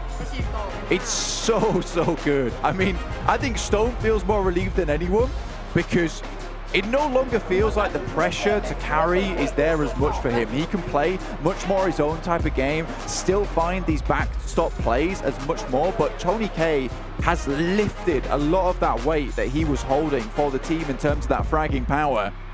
But yeah, they deserve this. I mean, they're on for an absolute blinder here in the main tournament PMWI, and it's just smiles all around. They're so confident. And why not? Putting on a show like that, great stuff. You love those open endings. I mean, you were salivating at it just at the start of it already, Blank, and we were not disappointed. That was one hell of a finish. Vampire, top of the tables, top of that game. One more on the cards, another chicken dinner for Vampire.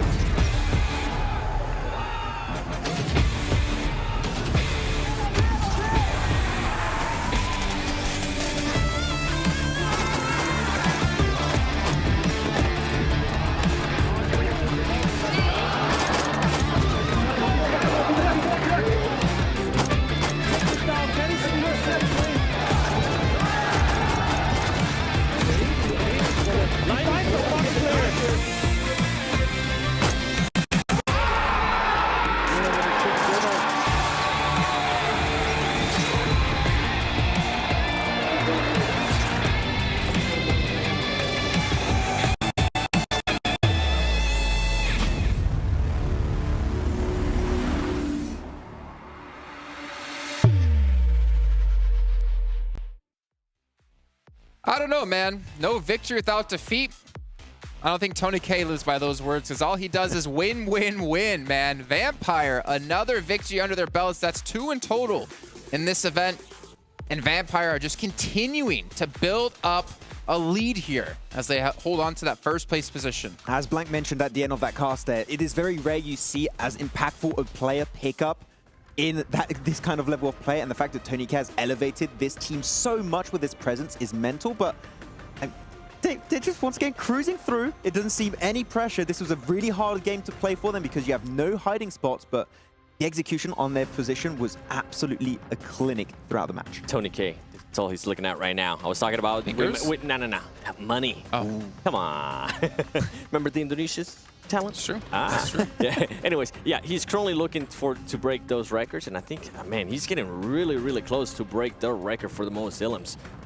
Even though we have a whole day left and still, like, what, 3 matches? I was doubting at the start of the day. I'm starting to doubt way less. There's a very big chance that with results like this, every single match, he could reach it today, which I did not think was feasible by any stretch of the imagination. If I could go back in time to when you said Tony Clay, I would smack you in the face now. How dare you mess up this man's name, this legend. We doubted him. Remember? Well, I mean, you doubted him, right? You know what? Let's back it up a little bit. We didn't doubt him. We were just wondering what was going on through his mind when he was the support role. And he was like, you know what? I kind of don't want to be a support role. I want to be a fragging role. And it worked out. He's clearly not a support. I'm not going to question. Definitely not. I'm not going to question his decisions. And he actually might pick up one of these sweet devices he's using. The Honor Magic 5 Pro powered by Snapdragon 8 Gen 2 and Honor self-developed GPU Turbo X. Because, I don't know, get this man that phone because he is playing so damn well with it. All of Vampire have been. And you guys can obviously pick one up for yourselves as well. But no. You're not allowed to touch it, Seven. Please. Stay away. I want to be like Tony K. Ooh. Ah! I don't think it's going to make you you as good as Tony K. Unfortunately, you're just washed. Max, actually. Well, you know what? We got contests happening as well here at the PMWI event. PUBG Mobile and PDP are launching a very exciting esports outfit design content with our PUBG Mobile Esport Pro teams. I would love to see that. Get me a Vampire Esports jersey in game. I would wear the hell out of that. But also, we have some design awards. We plan to run a PDP co-creation project during future global events such as PMWI and PMGC with the Creator Awards to evaluate your gaming experience. And also, one more to go here. Don't miss out on all the fun and visit the official PUBG Mobile website for more information about what the Wonder Journey is. But wait, there's more. I would like a Tony K shirt in the game. Okay, you've completely given up on Alpha 7. You just I have not. I'm Tony just K fanboy. Alpha who? Yeah. Alpha what? Not yet. I mean, I'm definitely Tony fanboy. K or Alpha 7? Paraboy who? Whoa! Oh, I knew that would get you guys. I mean, Tony K was voted by the players as the most handsome player. Wait. True. Oh, he was. Yeah. That PMWI was. All right. Well, we got about 3 minutes till we hop into our next match, supposedly. So let's actually take a look at the match rankings to get an idea of how many points they got for themselves. 21. 11 eliminations. To be fair, though, I think that the downside of this is that Vampire just kind of overshadowing the performance out of Alpha 7 that they've had in this match and today.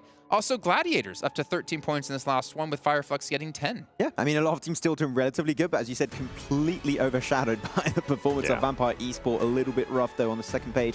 Still not seeing D+ Kia initiate that resurgence, which I'm starting to think is it a little bit too late, because that transition from the All-Star stage to the main tournament 7 has been rough, and they just don't make it even to the late game. It's really weird. They lose players super early, and even when they do make it late, there's like 2 players alive sometimes, and they're just not able to use all that utility they tend to stack on. Yeah, and I mean, we saw the play arrive from Crypto, from Twisted Minds. He was able to take on those players from D+ Kia, and he destroyed them, which was good to see. I was talking about he might be feeling some pressure on his shoulders. Maybe this is the kickstart they want. I doubt it, but hopefully. I mean, let's be honest. Do you think any team in the second page right now can catch up to Vampire with the way Vampire playing? I don't think almost any team could catch up to them, but let's actually take a look here at the stats from this last match and see how much damage Tony K was able to do. But also, it's not just about Tony K, though he is performing so well. We want to see how the rest of his team is doing, because it's always a team effort here at PUBG Mobile. It's not solos. I agree. True. Look at the stats. I kind of want to actually see Ravensclaw's damage because he was able to hold such an off angle. I want to see if he was just chilling there for a very long time. See, Max, this is kind of what I was hinting at right here. And I'm glad, by the way, Tony K, great performance. But I want to see a little bit more out of Ravenclaw. Oh my gosh, 7-1-1-2.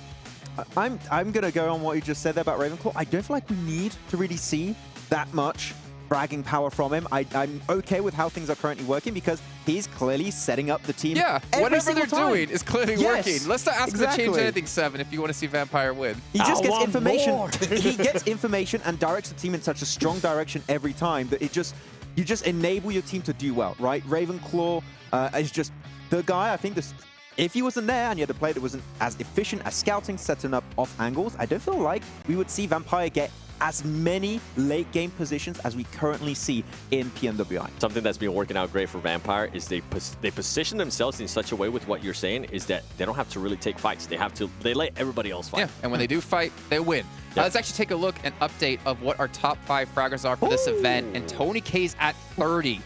The record set last year was 37 by action. Tony K could break this record today and win himself $10,000 extra. If there's any doubters in the chat, no more. Max, you were a doubter. I Max, was. Are you not a doubter? I'm not a doubter anymore. Yes. Now I want it to happen today. Yes. I would love to see that because that's just not breaking the record. You're just annihilating the record at that point. 50? Well, keep in mind, right? He doesn't want to set the record too high because that means next year he has to break it again. 38 stops fragging. Exactly, right? Let's actually maybe check with the overalls if we can really quickly, too, to get an idea of where, what's importantly, Vampire are. I mean, obviously, Alpha 7 was in second place. They're still keeping up with them in points. But I think Vampire's starting to build up a lead here against some of these teams. Well, Alpha 7 actually ended up getting passed by 6 to 8 after the previous match. Yeah, so I think Alpha 7 is going to be able to now regain, again, the second place. I honestly don't see anybody being able to catch Vampire Esports, even though I would really want Alpha 7 to be able to catch them, right? Because I do that region a lot. The way Vampire Esports is playing right now is ridiculous. I'm not a massive fan of like tournaments where you already know which team might just run away with it all. There's still a chance it's not going to happen. Do we expect them to fall off 7? No. I mean, the thing is that they keep doing the same thing in regards to, I was trying to get to it earlier, they position themselves in such a great spot that they pretty much wait for all the other teams to fight it out. And then at that point, they're like, okay, I think it's time we want to involve ourselves. The pacing, once again, it comes down to the pacing of the game. And now going over to Alpha 7, I do have to give them props because they were able to implement something really well yesterday. And that was the 3-1 splits, being able to have Mafioso there as the anchor. They've been able to do that again here today. And it's not Miramar. It's good that we're getting a chance to see this here in Erangel with Mafioso being able to be the anchor. I think at one point, right, Max, you saw them trying to make a push onto a team? Yeah, and actually they sent Revo onto the side. I thought like they were just going to leave Revo to die out in the blue and just try and secure information and an off angle thanks to him and then just try and play it out as a 3-man team. But it worked so well, they were able to actually get Revo back with a whole squad and then spread out, get multiple angles in the fields. But then the moment Mafioso was picked away, which it's kind of unlucky because he just got instantly headshot. I think it was a mini 14 by one of the players of Vampire. It was an instant knock. But if Mafioso doesn't get knocked and they hold on to that off angle that was really, really well set up by the entirety of Alpha 7, I think they win that game. Vampire, I felt like they were baiting Mafioso for the longest time with the two players. With the two players, and then Tony K was just like, hey, I'm here. Also, by the way, another record that could be broken potentially today, actually it would be 2 technically that would be broken today, is that Vampire technically have the most total chicken dinners won in PMWI. They have their own record, which was at 3. They're at 2 now. If they can win 2 out of the remaining 4 matches, they would have broken that, won an extra $25,000, and also broken the record for most chicken dinners in a day at 2. You know, who am I? Sertani. Oh, yeah. Yeah, what was this talk from him about? Yeah, just day 2 events we seem to be cursed. What? I said cap. I say cap right now. At the beginning of the day when I heard that, yeah, that's a lie, sir. If this is a curse, I mean, all the teams are just having, I don't know what's going on. Maybe on other events when the prize pool's not like $2 million, they're like, oh, you know what, maybe we're cursing those, but when it's $2 million, still a small tournament. Sertani is like, Rolexes, yes. Still a small tournament. I mean, I gotta imagine like what's gonna be a big tournament for them eventually. Like if you think about like, oh, if they go back to Thailand, it's just like $100,000 tournament. I can't buy a Rolex with that. It didn't. Okay. What's up? I know we're kind of joking at that, but that is kind of what happened to the team last year when they ended up going to PMGC. I felt like they got a little bit carried away with what happened last year at PMWI with all that money that they won. I'm hoping that now they have that experience, right? Now that they know that... Don't let it get to their heads. Yeah, don't let it get to your heads. Tony K doesn't have that. Oh, this is definitely going to be his first experience. That's for sure. I mean, they definitely, had that confidence issue last year, but I feel like they learned from that mistake of last year. Chances are they will, with this level of play, make it in PMGC again. I think we're all kind of expecting that. So I feel the finals, maybe Vampire Esports could do PMWI and maybe PMGC champions. I mean, that's a really big shot, but I mean, from this level of play, it could be happening. I want to see it. That'd honestly be insane, but of course that is still months away. They need to focus on closing out this tournament and maintaining this pace to not only break records, but to break their bank, because they're going to be sending a lot of money that way at this rate. But gentlemen, we are going to be heading into our third match of the day. It will be our second air angle of the day as well, so we're expecting maybe some slight adaptations out of these teams. We've already seen Alpha 7 do it, as you mentioned before, leaving Mafioso back a little bit to kind of be the anchor. We've seen Gladiators do it by kind of going for those 2-2 spreads, then regrouping. But we need to see more out of teams like your DRS, your Stalwarts. I mean, honestly, we could go on for quite a while here about that, but we're not seeing adaptations that we want to see necessarily. DRS is just struggling here, Max. But you know what? It is time to head into our game here, so let's throw it back over to our desk, our caster desk, with John Allen, the caster, and Blink, the Joker. Why so serious, Jason? Why am I so serious at the end of the day? But also, if I did get $1 million, I would burn all of it. Would you? No, I would spend all of it very quickly. Do you think? Yeah, what would be the first thing you'd buy? The first thing I'd buy? I'll tell you what I'd buy. Sertani to coach a PUBG Mobile team, because he would get me another $1 million the next year and the year after and the year after that. Okay. Did you want to know what I wanted to buy? Or you just Not really. I kind of asked you the question so that I could answer the question. That sounds like you. What do you think of Tianba? I think that they're doing the best. I think you should stop ragging on them. That's fair. What do you think of Tony K, though? I think he's doing the best. 100%. The guy's out of this world right now. Just looking at his stats, though, alone, it is unbelievable. I mean, 22 knocks. His grenade limbs are lacking slightly. You know, he's one behind first. That's not okay. Yeah, that needs to change. That needs Straight to away. step up there. I mean, the damage numbers, I don't think the desk talked about it too much, but the damage numbers alone 6K. were insane. Like almost double second place. Yeah, he's ridiculously good. A pickup for the ages on Vampire. And to be honest with you, I think a lot of times when you see this kind of thing come through, you get a pickup like this and they instantly get transferred to another team a lot of times. But I think that if I was Tony K, I'm here with Vampires. Genuinely, it is such a good squad to be on right now for him. The support from the other players in the team is really good. And like I said before, it's like a weight's been lifted for Stone, because before he was really playing like the main fragger role for the team. And I think he has been playing way, way better as a backstop for them. Ravenclaw still on the off angle, playing as a scout, really, really good. And Schweppes, again, just another support player for the team. I say just, I really don't mean just at the end of the day. And now Tony K can really be that initiator for the squad, the guy you put on the off angle when it's most important, and he really needs to hit those shots.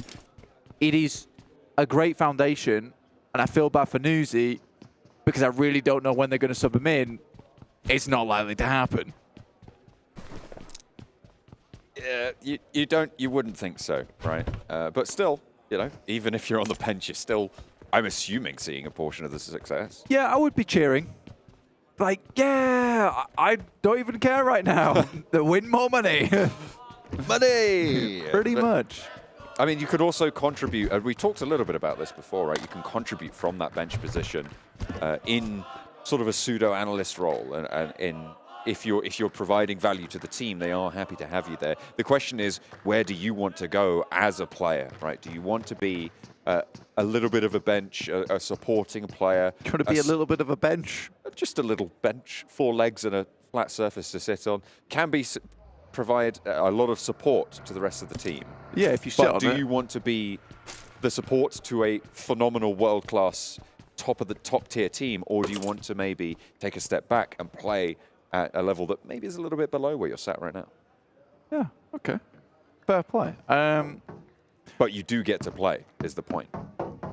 Yeah, I think right now I'd take the money. Yeah, I think I would stick with Vampire Esports because he is seeing play here and there. And I think there is a lot of times where one of your players is a little bit ill. Maybe they're not feeling their best on the day. It's good for Vampire, for sure. Yeah, because Vampires can just slot in Newsy. He's still a really good player. And we saw him play too. And he actually subbed in, did fairly well. That was decent. So I think for Vampires, having a wealth of extra players to pick from who are also really good at the game is really useful. Because a lot of times when you get stuck in that situation, your four-man squad, someone's not feeling their greatest, you just have to continue playing with them. And it's not always going to look good. But what is always going to look good, especially on you guys at home, is the 2023 PMWI Special Crate. Pick that up from July 15th through to August 15th in-game. Go ahead and grab some now. Do it. I'm watching. Yeah, you. Come on. Go and get it. Right now. We'll wait. Yeah, I see you. I know that you're still thinking about it. Why haven't you got it yet? Come on. What are you doing? Turn off the stream for a second. Oh my god. We're on stage 1. We're all waiting for you. Pick up that crate. And then come back over. And we'll all have a merry time. I guarantee you, something good's going to be in there. In the meantime, though, Circle heads over towards that western side. Favors Vampire Esports. Why wouldn't it, at the end of the day? Alpha 7 also did make a move down towards the top side of Everest. Gladiators certainly have brought up their stats overall. 3.75 eliminations is great. They also didn't have to drop alongside with Tianba. Opted not to pick up that similar start that they had in Erangel, which was pretty horrific as Gladiators were able to take them down pretty niftily. And I think Gladiators were happy for that. Having that extra 4 eliminations in the bag at the start of the game allowed them to get a really good amount of points. They're now in 5th with 60 points, just behind Box Gaming in 4th. So a really good jump up. We're kind of playing 2 tournaments right now. We're playing Vampire and then the race for 2nd place. And actually, the 2nd place position is really interesting. It's very closely fought here between 4 teams, 5 if you want to go a little bit further down, and maybe you throw Fireflux in there. But I feel like Alter Ego is probably a much more likely candidate for a 2nd spot than Fireflux, given current performances. Yeah, I mean, 100%. This is probably what you could be aiming for, is to try and beat out Alpha 7. And I think Alpha 7 is deservedly right now in 2nd place. Yeah. They have been playing a strong game. But honestly, to catch up with the counts of Thailand, it's going to be quite difficult, to be honest. And I think that with this particular circle, it's lilting towards Vampires, which feels scary. Basically means they win it, right? Basically, yeah. Are they in the circle? Okay, they win. Are they outside of the circle? Yeah, probably still win. They have that factor. I'm in the circle, therefore, most likely, I will be taking home all the money of this tournament factor. I'm here, therefore I win. Yeah. Although, to be fair, they vote that this is their 2nd chicken dinner this season. We're speaking of them as if they are indomitable completely. Yeah. But they have been beaten before. We've seen it, actually, quite a few times. Yeah, in PMGC, before they decided, actually, guys, we're good. We're actually good at this game. Before they decided, actually, guys, we'll pick up Tony K. Yeah. Well, the last day of PMGC, it was an absolute slobber knocker. Picked up a load of chicken dinners on that day, able to get up to a pretty reasonable result. I think it was 6th or 8th place. I'm pretty sure it was 6th, though. And again, Vampires, although they were beaten, certainly felt like a switch was turned on at that point, and they have just gone on to do extremely well this year. And with 6th in PMGC. Yeah, 6th. And some really good results. But we are harping on about Vampires so much because they are so good. You know what really interests me, though? Is our PEL resident, 628, 66 points. Really well done here in 3rd place. Feels like a team that's got under the radar a little bit today, but they're certainly still putting up points. especially benefiting from the amount of eliminations they were able to pick up yesterday. Yang Won, a standout player on the roster for 628. He was so...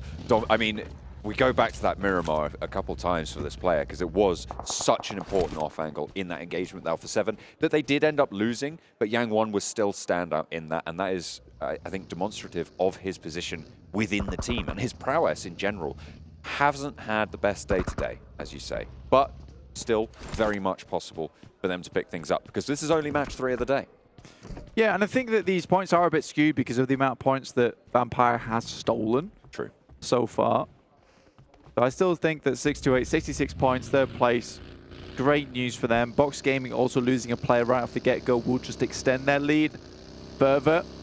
Also allows Gladiators to potentially ladder up a little bit here. Alter Ego, although have dropped down, have not dropped off as of yet. They're still putting up points here and there to hold on.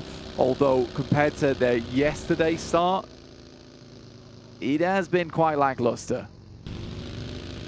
Stalwart, on the other hand, what are they doing? It's not ideal. It's not, and I'll put it that way. I think we can comment on this the way we currently are. Yeah. Which is with a little bit of fun and poking, because this is not Stalwart at all. It's either the competitiveness of this lobby is so incredibly high, or Stalwart has really had a bad tournament so far. There is only two answers. I think little column A, little column B. Little column B. I mean, it's a little bit of both for me. Obviously, we've talked a lot over the course of the last year and a half or so about how much these teams are starting to step up in terms of their rotational awareness, in terms of their positional control, in terms of their gun skill as well. I mean, it's incredible to see that development come through. And of course, that's going to be shown here at the highest level of competition, at the PMWI, where these teams are the best in the world right now. Yeah. But then you look at what Stalwart have been able to do in the past from these players specifically, their trajectory as well, where they have also seen that improvement, but it just isn't on display here.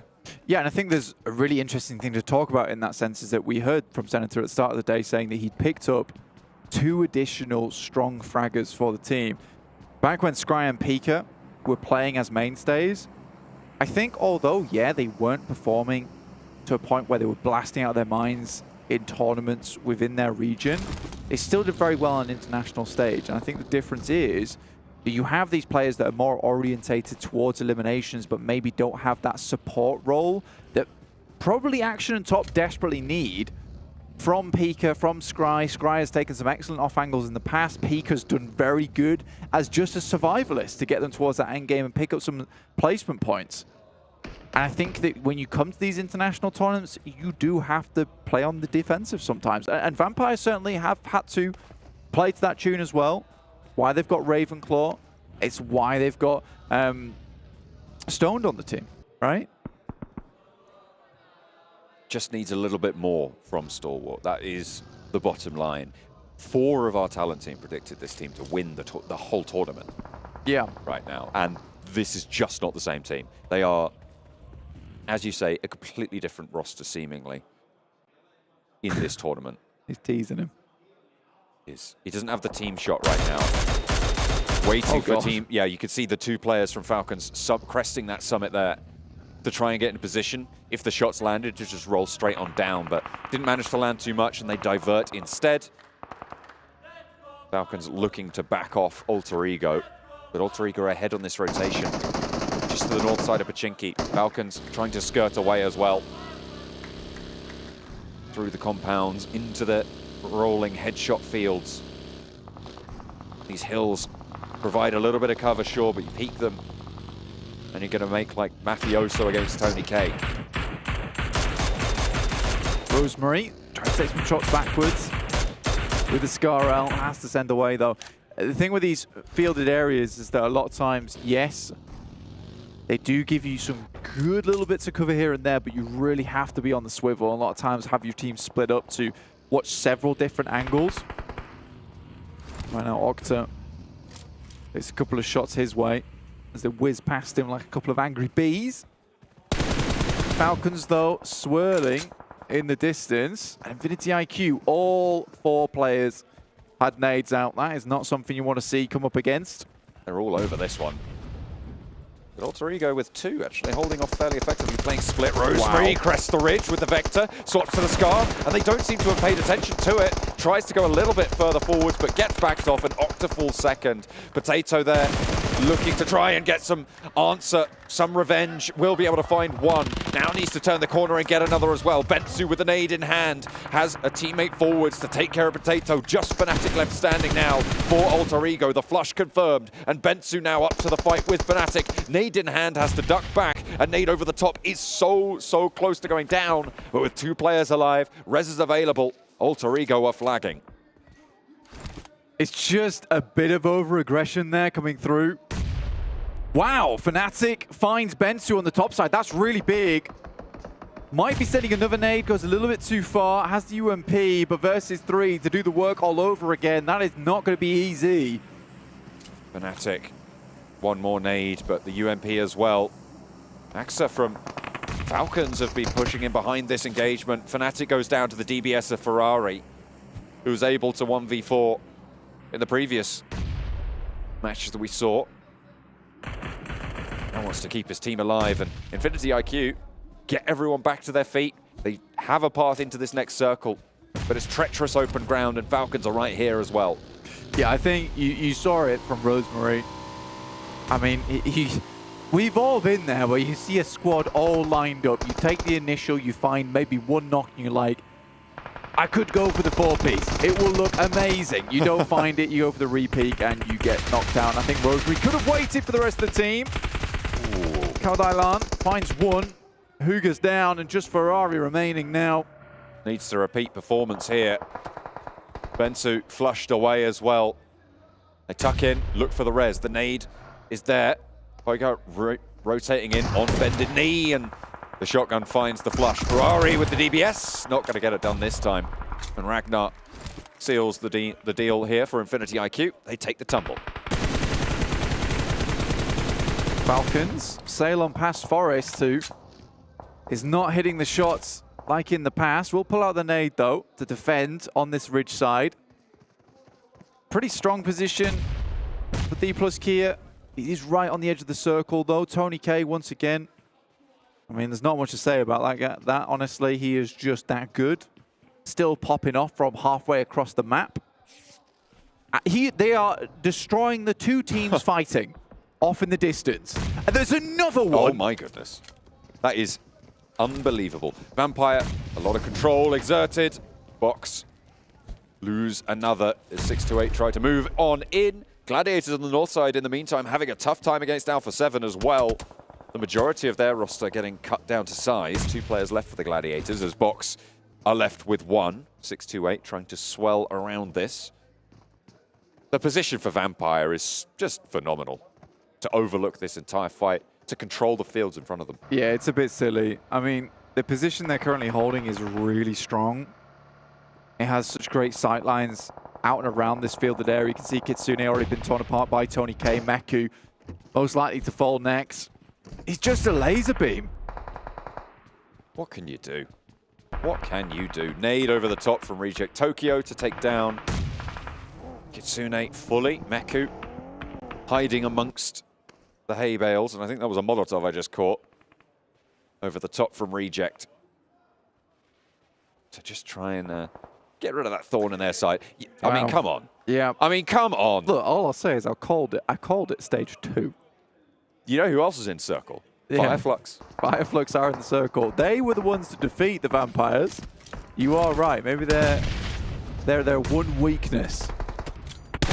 Fire. Does it take down Vampires? Is that a big thing? Not entirely sure. Nades. Doing a lot of work in this engagement here. DRS with the sight lines up the top rope. Rules. Might want to reposition, though, because Giante's left alone right now, because Killer is down. Top. Last in action for Stalwart. Wants to try and keep him in this, but the DBS is intimidating. Barking him back up the stairs. And looking for this res as well. Almost looking to confirm that commit. Molotov there will stop any thought of going down and getting this engagement. The only way you go down is hopping out these windows, Blank, getting over the balcony. And top taken low once more. And the re-knock comes through. What more have you got? A nade out. And was it cooked right? Not entirely sure. Should go down the stairs and maybe prove to be troublesome, but no. They all stay out of the way.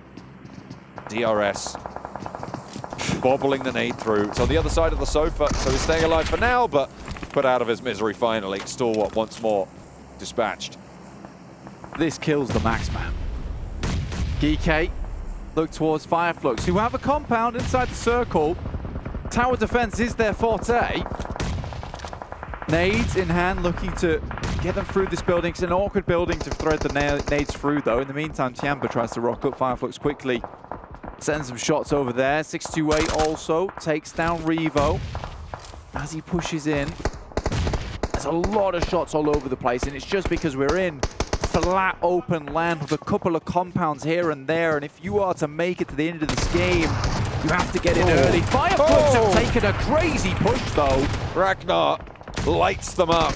Ketch now moving in for a 1 versus 2. Goes down, goes low, and Fireflux, they had the compound, they had the position, but the brunt was too much to bear for them. 3 teams move in, and Fireflux the first to fall.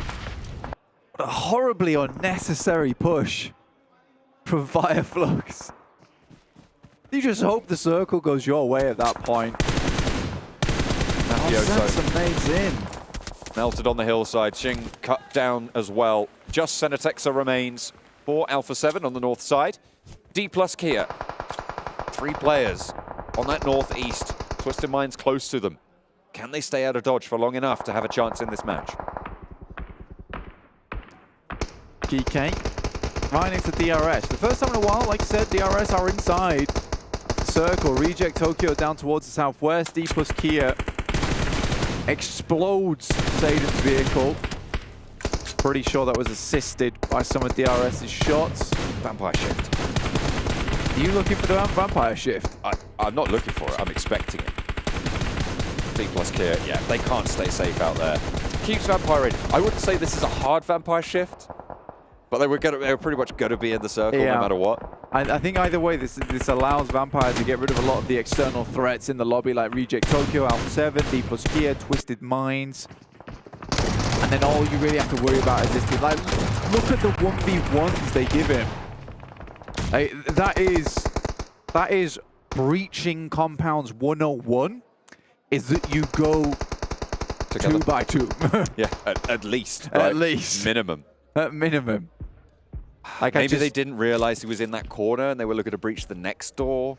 Either way, it was sloppy. I can understand why you try and want to delay a little bit so you don't both get insta-popped by the initial shotgun blast, but if you assume that in the first place, go for a stun grenade. Let's not get hung up on that for too long. Though. 7 eliminations, adding to the massive tally that Vampire currently have accrued, and they start to sweep across. They're moving out right now. Reject Tokyo out in the sticks. It's 2 in a day, right? The record for chicken dinners that needs to be broken, worth 25 grand. They are looking to do that here and now. Yeah, it is, in fact, 2 chicken dinners in 1 day. So they would need 3 today. In the first 3 matches, to get 2 of them would be a very, very good start for that. They would draw even with that mark. We'll see if they're able to close it out here, because, of course, they do still need to convert. Yeah, record breakers, name takers. I'll see what the Vampires can do. I think he's got a Lynx. I think he does have the Lynx, actually. He's managed to pull that one out. Which is a real nasty weapon. The claws from that bad boy is going to be slicing through you. Meow. No. What do you mean? Although my cat certainly does give me something to think about. With his claws? You do. He's got a very big cat. Yeah, it doesn't make me think in a philosophical way. You know, it's not. He's not the next Aristotle. I wasn't expecting your cat to be Aristotle. He's got big claws, that's all. Oh, big claws, very sharp. Yeah, very sharp. Rip, rip. Vampires still on this western side, though. Reject have done a pretty good job to get far into this game, obviously taking advantage of the chopsticks itself. And Senatech's are still going as well. And I think for Alpha 7, maintaining this second place spot, I think when you get down to this position where you're like, it's going to be very difficult for me to get through this game, I'm just going to have to go for a survival play. Yeah. You know, already in towards that top 6, the top 4 finish would be beautiful. And he's completely out the way. It's more likely that Geekay, Tianba, as well as DRS are going to explode in action, as opposed to Senatech getting involved in any of this. The next minute or two will be decided in 10 seconds time, because Blank, the circle shift here is probably the most important for this final phase. Does it go towards the setup with Tianba, with Geekay, with DRS, or does it go towards Vampire? There's your answer. Over to those east compounds. Vampire are going to have to move. Yeah, so now we need to look at this sweep come through from Vampire. And it gets a little harder the further they get down this way. Obviously, first they have to face against Tianba, then Geekay, and then DRS. But I think as soon as you take down Geekay, you're kind of fine. Here's the thing, though. Do they need to go for the sweep? Can they not just break out, clear Senatech and play on the open field and allow these teams to fight off against one another? I mean, if they want to be aggressive, get as many elimination points as possible, yeah, go for the sweep. They don't really need points. They don't really need points at this point in time. You're 100% correct. They could quite easily head north side, and it's something they're more than likely a little bit more comfortable with, which is just playing out in open area, taking refrags, instantly popping heads as they appear in the windows. And with them being directly on the edge of the circle as well, could work out very nicely. Geekay, though, do take down Ravenclaw. Nasty little spray through the smoke. Might be pretty important to get Ravenclaw back up, but no other team has 4 players alive either. Reiji does go down. That will allow a little bit of maneuverability to go for the res. I thought he'd gone down already, but no. Ravenclaw was actually flushed away in the meantime. And Schwepp's taken low. However, playing on with 3, 11 eliminations for Vampire. 12, sorry, eliminations for Vampire. What was I thinking? I mean, you know, Tony K, the fact that he's able to spot Senatech out in the field like that, he's even thinking about that in this situation. He's got some very good game awareness, this lad. Mechanically wise, Tony K might be one of the best players we have seen since Ryzen, when he was good. Oh dear. Well, Vampire, with Tony K, the powerhouse that he is, trying to move through with the rest of the roster. Playing as 3, though. They have been taken down a little bit lower without Ravenclaw. Shift away from this compound. The circle goes a little bit further out. We'll cut DRS out of the fold here a little bit, Blank. So can Vampire control this open ground around them? Or are they going to have to just sweep through like you were talking about earlier? Exactly. Now, Vampires do get the chicken dinner, as you were saying earlier, John. If they can grab that, they're a little bit closer to getting the highest total chicken dinners at the end of this tournament. True. To which would break that record. But if someone can get more chicken dinners by them at the end of this tournament, they'll break that record on top of them. So they still have a while. Get 2 teams at a total of 3 chicken dinners in one day. It will be still that final day to close it out. Vampire break out into the fields. This is what you said they would do. And you know what? I agree. This is probably the better play for them, just in terms of what the players like to go for. They can control now. They can create that firing line. Just give Tony K a shooting gallery. He'll do the rest. And this is what he's got. Oh, look at this. What do you do? What do you do? They've won. They've won already. We should stop talking. Is this just Tony K's day out at the range? They're just... He's bringing his nephews to the range. Oh, this is amazing. Look, to see it, Rules moves up, though, through the window.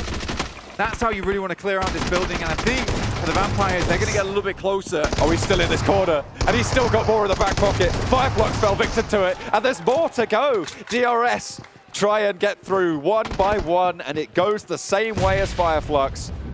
Badly. Honestly, Ragnar's probably wondering why this is still working at this point in time. Tony K. Oh, tries to get Tianba out of this building. Giante on the outside, nade blows up just inside the window. Very unlikely that he'd be getting rules up at this point in time. As soon as he gets that red off, he'll die. And that is a gorgeous Molotov. I love that. Burns them out the lobby. Geometry for days. He knew the spread was going to be good. They move through. Geekay trying to move through to Tianyu. The Molotov is there. He's burning, but he's still shooting. He's shooting time after time, and Geekay fall. Vampire with 14 eliminations. They're looking for number 15, but it will be denied them, but not the chicken dinner. This is a team to fear. Nobody standing in their way. They move across like a hot knife through butter. Fields or hills, it does not matter. The buildings fall. And it is Vampire to cinch the lobby shut. It's no big deal. I mean, turn the lights out at this point in time because a shadow has descended upon this main tournament. And it's going to be a difficult one to get rid of because these guys are out for blood at the moment. And it really was just Tony's day at the shooting gallery. Nosferatu, Dracula, Tony K, the most dangerous vampires in the world. You don't know about Tony K? Well, you do now. Absolutely. Plenty of victims falling to the cannons that Vampire have brought out today. Who said there was a day 2 curse for this team? They have absolutely broken the back of that. Bane could never. What a ridiculous tournament this has been so far. Vampires on for 4 for 4 at this point in time. If you didn't know, you know now. They won last year's PMWI. They won the first tournament at PMWI last year. They won the second tournament at PMWI last year. If you weren't tuning in for All-Stars, they won All-Stars this year. And at this point in time, it's looking very likely that they'll win the main tournament too. And at the start of this game, we were saying, maybe we shouldn't say that too early. I don't think it's too early anymore. I don't think so In either. the meantime, we'll head to a break.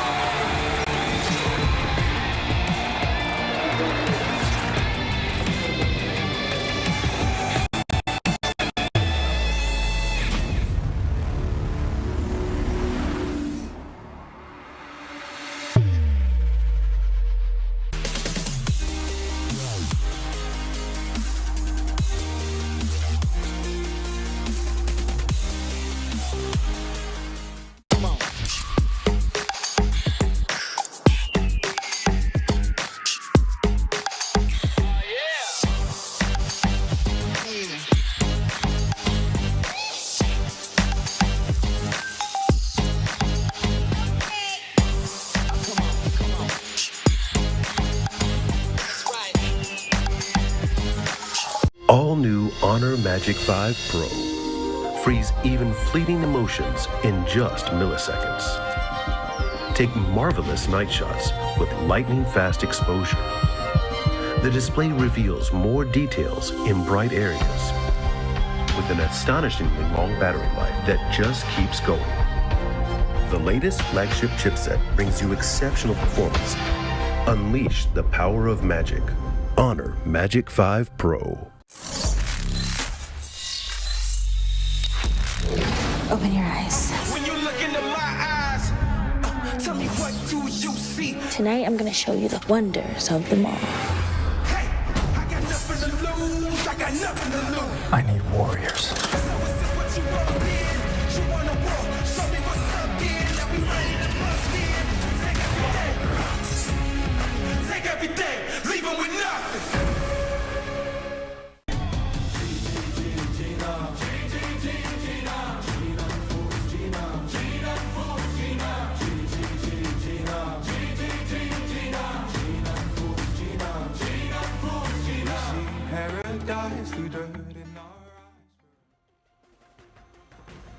I can see it now.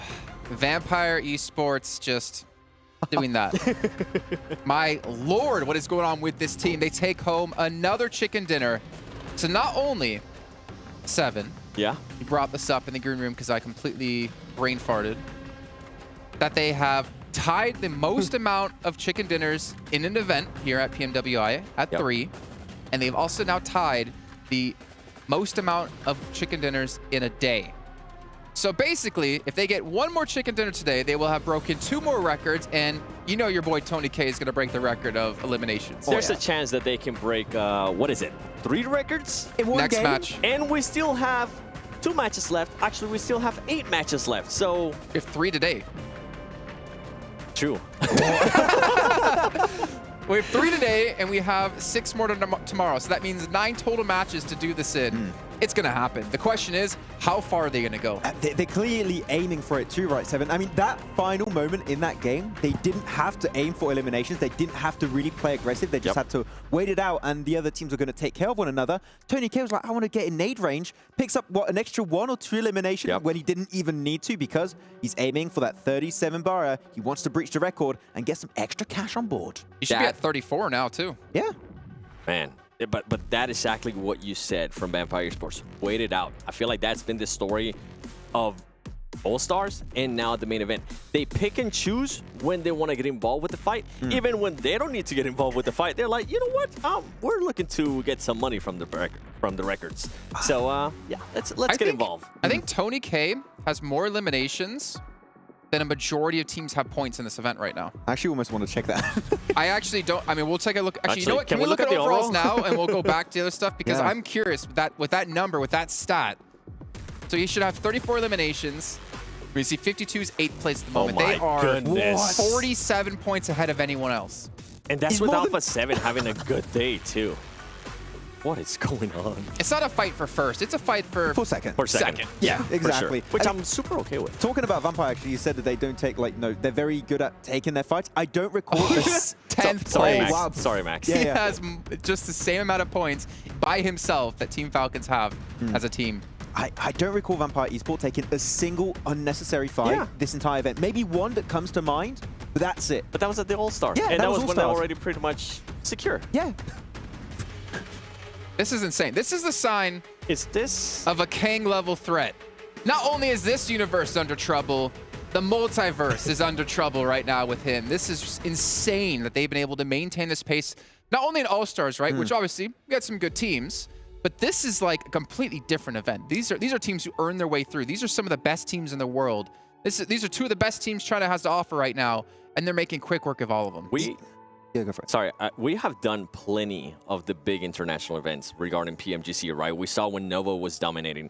And I personally feel like Vampire Esports, the way they're playing right now, this is the most dominating performance we have ever seen out of a team. And Tony K, this is the best performance we have ever seen out of a single player. Yeah, I feel like this is the best performance of a team we have ever seen in PUBG Mobile Esports history. That is how dominant of a performance we've... I truly believe so. I feel like it's even better than when Nova won 2 PMGCs back-to-back. I feel like that is how strong their performance has been this event, because no one has been even remotely close to their performance. And sure, they might have fumbled a little bit in the PMGC Grand Finals last year, but I don't think that's going to happen. I feel if they make it, they could win it all. Let's keep talking over them, though, as we actually do see their total player stats from this event as well. Just giving an idea of how well they've all been playing, Tony K in particular. But again, I don't want to discount anyone on the team. I know we talk about Ravenclaw a little bit, but the fact is Tony K could not perform like this without the help of his teammates, without how their teammates are playing, without how the in-game leading is being made.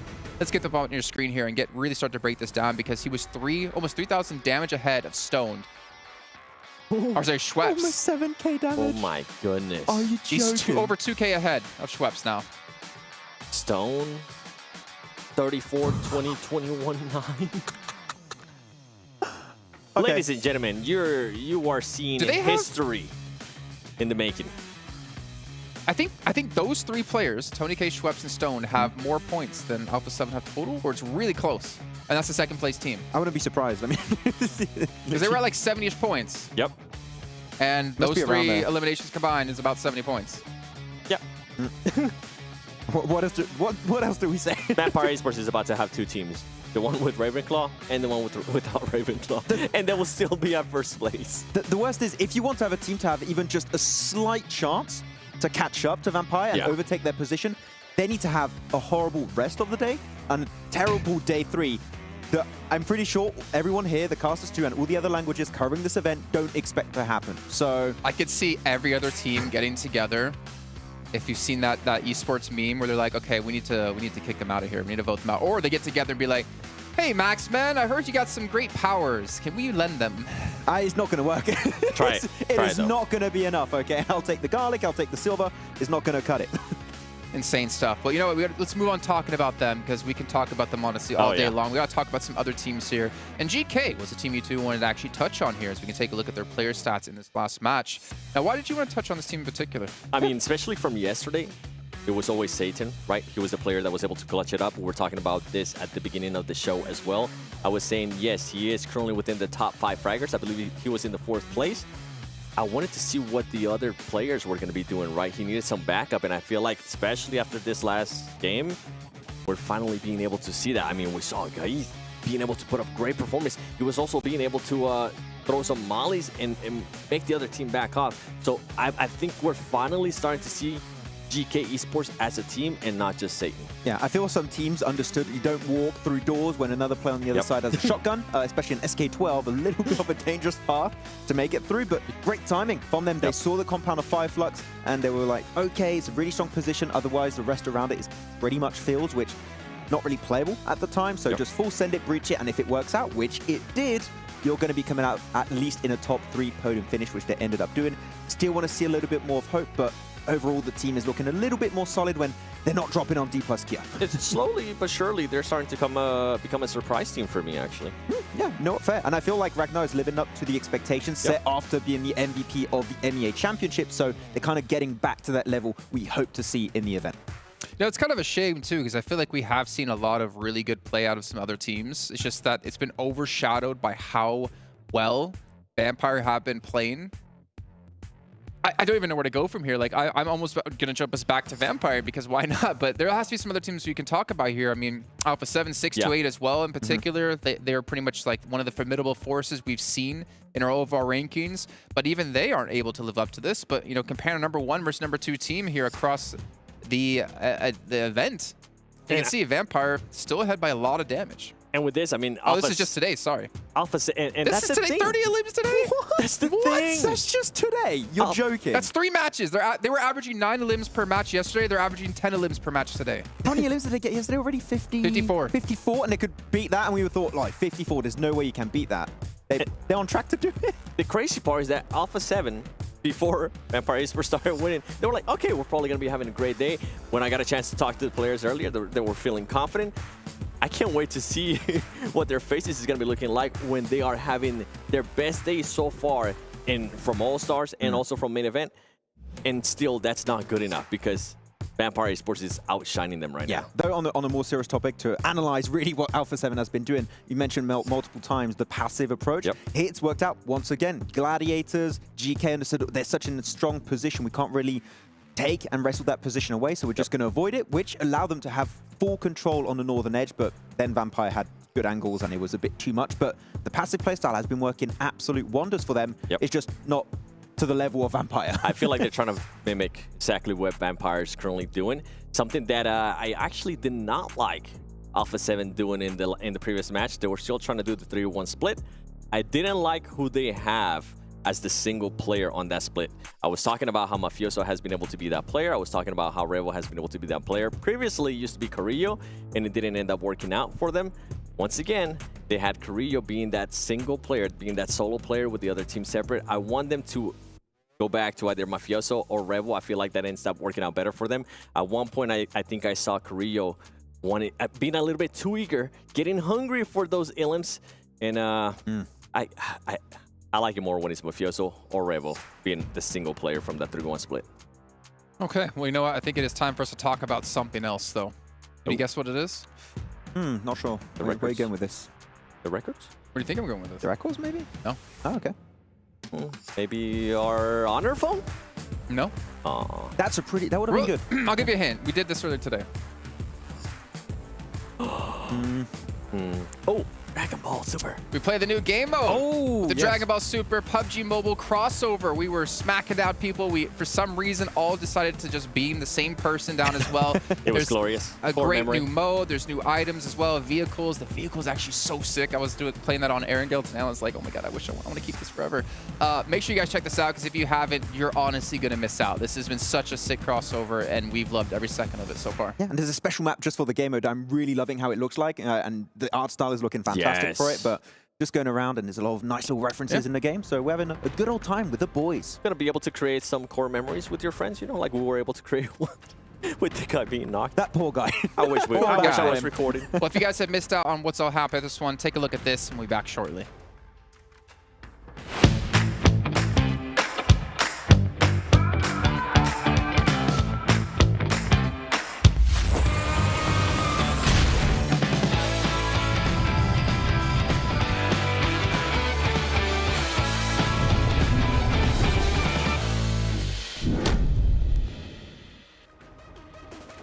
I don't know, seeing Shenron there just makes you think of a great meme that was posted by, was it PMPL Updates over on Instagram, talking about you get one wish, and the wish is getting one of these teams into the main event, and he's like running away like, no, I can't do that, bye. It was like Aegon IA, S2G, no, BTR. BTR. I saw the meme. Shenron not powerful enough. What would your dream be?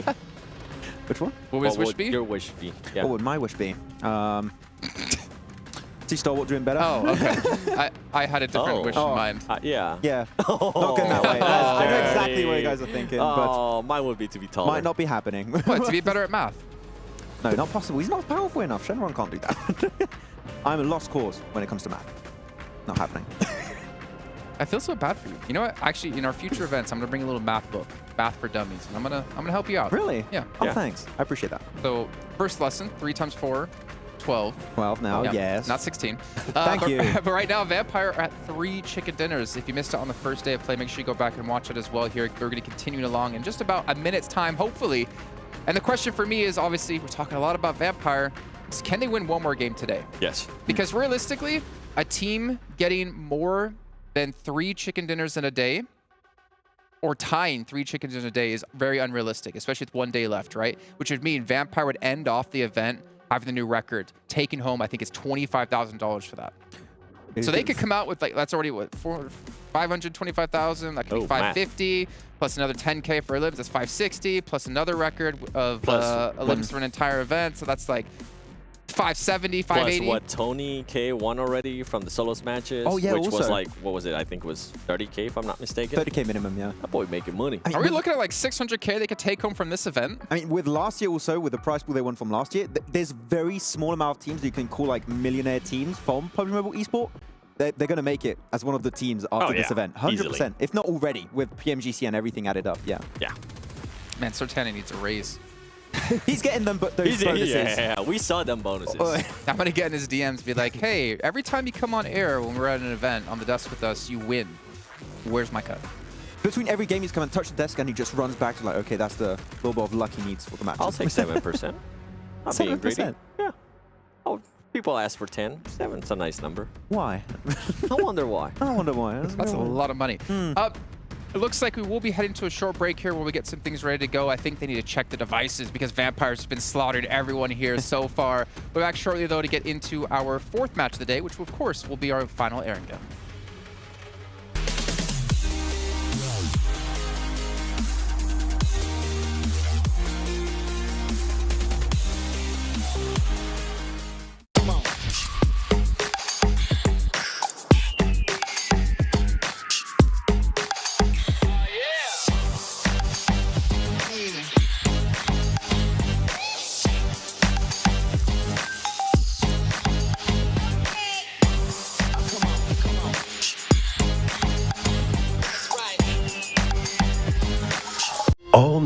Honor Magic 5 Pro. Freeze even fleeting emotions in just milliseconds. Take marvelous night shots with lightning-fast exposure. The display reveals more details in bright areas with an astonishingly long battery life that just keeps going. The latest flagship chipset brings you exceptional performance. Unleash the power of magic. Honor Magic 5 Pro. Open your eyes. When you look into my eyes, tell me what do you see? Tonight, I'm gonna show you the wonders of them all. Hey, I got nothing to lose. I got nothing to lose. I need warriors.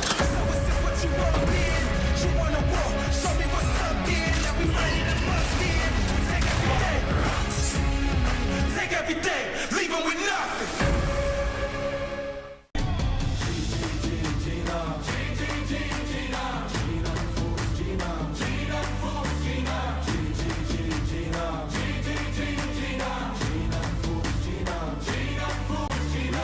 Paradise through dirt and I get the V-side.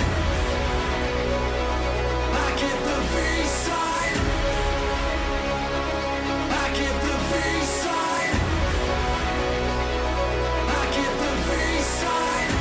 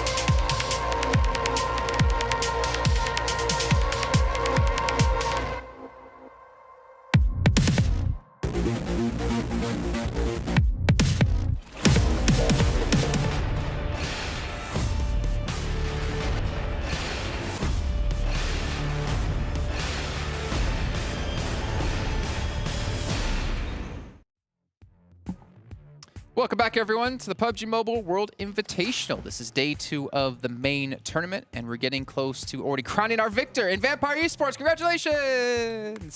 They are dominating. Everywhere. They are dominating everyone right now in the lobby. If you missed out on our 10-minute entirely Vampire Esports sponsored post-match for match 3, because that's all we were really talking about, and let's be honest, that's all we really can talk about here. But we have to talk about some other things, because then it's just gonna be the Vampire Esports show.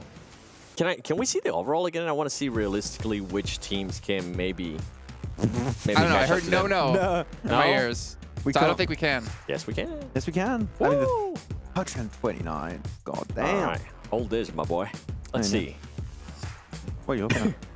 I'm trying to see which one can actually Alpha 7, but I mean, they're having their best day and it's still not good enough. Keep in mind, right, there's still a lot of money to be won. Not like the whole tournament's over, not even close. First gets $400,000, second gets $200,000, third gets $125,000, fourth gets $100,000.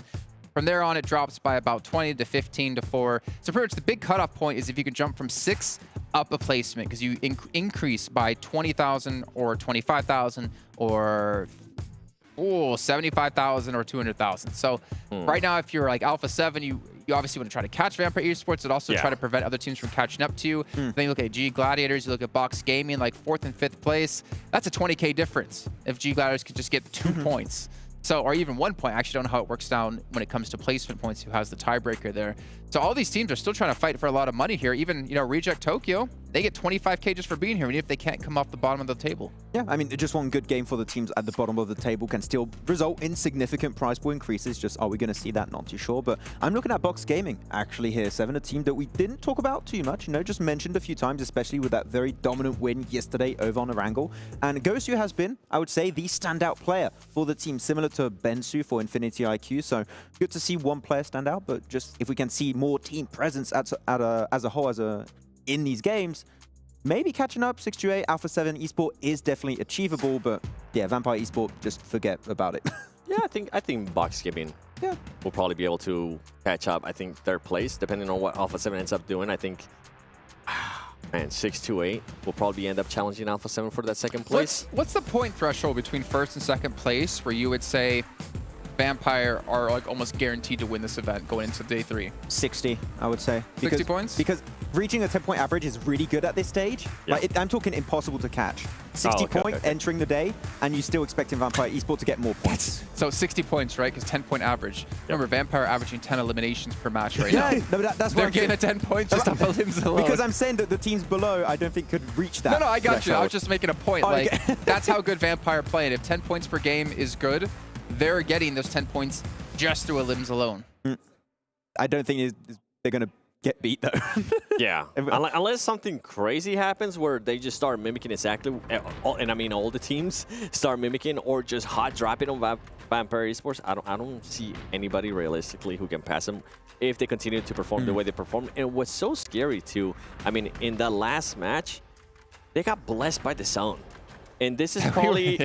we were watching that, we're like, okay, Vampire win. Yeah, and this is probably like the team where everybody else was like, yeah, don't... Out of all the teams, please, don't bless Vampire Esports with the zone, because we already seen what they've been able to do. You mentioned it perfect too, Max. At one point, I mean, they didn't even have to take a fight, and they went to the fight. Yeah, I mean, you just don't need to bless this team. They'll still make something work, even if the circle was on the complete opposite side of the map, away from Primos, where they like to normally drop, even though 628 are kind of contesting that location right now. But what I'm going to say right now is, if you're a player that wants to get into PUBG Mobile Esports, the best thing to do, you just study Vampire Esports, see what they're doing, apply that gameplay, those strategies to your own gameplay with your own squad, and entering into, like, you know, your PMCOs, your PMPLs, you can do great. Like, you can dominate your region if you just use this, well, just, it's easier to say than to actually do. If you just do what Vampire do, Max, you can win your own PMCOs, your own PMPLs, and you can probably be the world champion. No, but they're going to be a very studied team coming into this, right? So I feel like everyone at home, just look what they're doing and just try and just do 10% of what they're doing, and you might just dominate your region. Now, we keep talking about, like, how great Vampire Esports is doing, right? Let's talk about the opposite. Let's talk about some of the teams that have underperformed. Let's talk about some of the teams that are currently being a big disappointment. And I'm sorry, I'm going to have to put you on the spot here, but a big one for me has to be Stalwart Esports. I feel like coming into this PMWI main event tournament, a lot of people had them going 1st place. And right now, they're nowhere near, and I honestly don't see them ending anywhere near the top 3. They have started rotating, I would say, a little bit faster throughout today, but it's not enough. It's still too slow to the point where they're getting gatekept, they're not getting in positions quick enough, and they're being gatekept by teams on the edge of circle consistently, so they just can't get in those POIs because Vampire is always there. What are you going to do? The thing in the last match too, yeah, you mentioned it, they were able to rotate a lot faster. They still had a 2-2 split, so they weren't really rotating together as a group, right? Which is fine, but once they got to the edge of the circle, for some reason, they were like, you know what, even though this is pretty clear, we want to send it straight to the middle, and it absolutely backfiring. I don't know why they decided to do that. I don't know if that's just the thing that they're going to continue to do, but it was such a, like, I mean, no, we mentioned it many times on the pre-show, right? That adapting your gameplay to these international events like PMGC and PMWI, that was a playstyle that worked really well in South Asia Championship because teams were a little bit slower and they could afford to take that time on the edge and then just full send it center. It was very effective in South Asia. Thing is, you're always having teams being so quick on their feet, being in those center positions, and they just send it, well, now you have to breach, and breach is like a 50-50 in this position because teams are just so strong to defend their breaches that it's just not going to work as efficiently as they did back in South Asia. And if they are going to be breached like that, I do want the players to be a little bit closer. Great job on the early rotation, right? But if you're going to be breaching like that, group up a little bit more. Okay, well, gentlemen, I am hearing that over on the stage, we actually do have an interview. I'm guessing it's Kitsune with Banks. Talk about how Geekay has been doing, and when off of that, we'll hopefully be getting into our next match. See you guys in a second. Welcome back to the main stage. We're climbing the ladder ever so smoothly, and with a very impressive start to day number 2 is G Gladiators. We are joined by Kitsune here on the main stage. Congratulations so far on your performances. I just want to take it back, you know, ever so slightly. You qualified via the All-Star stage here. So I just want to ask you, what have been the main playstyle differences between the All-Star stage and now the main tournament? I mean, All-Star stage has really big depth density. And it was hard for us because we have like edge play style and all the positions were basically taken. We couldn't find like really good fights in there. And now, since there are like only 16 teams, we can find like really good fights. We can find strong edges and feel better now. سألنا اللاعب كيتسوني من فريق جلاديترز انه وش كانت الفرق من المرحله الاولى اللي كانت في الاول ستارز الى المرحله الحاليه، وش ابرز الفروقات اللي كانت في المنافسه في هذيك المرحله عن المرحله الحاليه في البطوله الاساسيه. وذكر قال انه في مباريات الاول ستارز يوم كانت موجوده كان في 18 فريق، كانت اصعب، خصوصا انه ما كانوا يقدروا ياخذون مساحات كثيره، الفرق كانت جدا كثير عددها، وكل مره كانوا يعانون في اخذ الاماكن واخذ المساحات. لكن هنا في البطولة الرئيسية قدروا ياخذون مساحات أكثر، قدروا ينزلون في الأماكن اللي يبغونها وسيطروا بشكل أفضل، فيقولون إنهم ماخذين راحتهم في هذه البطولة بشكل أفضل. Let's talk about the build-up towards this tournament. I mean, what were you mainly focusing on preparing or changing about your play style coming into, you know, the PUBG Mobile World Invitational? I mean, we were lacking of the team play. Basically, we had like really some tough times playing Edge for like last few months, but we figured out how to play better as a team.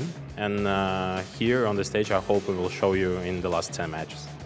سألنا اللاعب انه كيف او بالاصح وش الاستراتيجيات اللي تغيرت بالنسبه لكم من المرحله الاولى عن المرحله الحاليه، وش الصعوبات اللي واجهتوها حتى بعد في اسلوب لعبكم انتم تحديدا. وذكر اللاعب قال انه بكل امانه كان ممكن اصعب الاشياء هي التحركات وعلى الاطراف برضو بالاصح، انه كيف شلون يقدروا ياخذون الاماكن اللي يبغونها وكيف حتى برضو يسيطرون في المساحات الكافيه بالنسبه لهم، لكن يقول انه قدروا يعالجون هذا الشيء في البطوله الرئيسيه، وحتى برضو روح الفريق والتعاون واللعب المثالي اللي بينهم يجمعهم بين بعض في البطولة الرئيسية صار أفضل بكثير، وهم واثقين بقدراتهم وراح يحققوا النصر بإذن الله.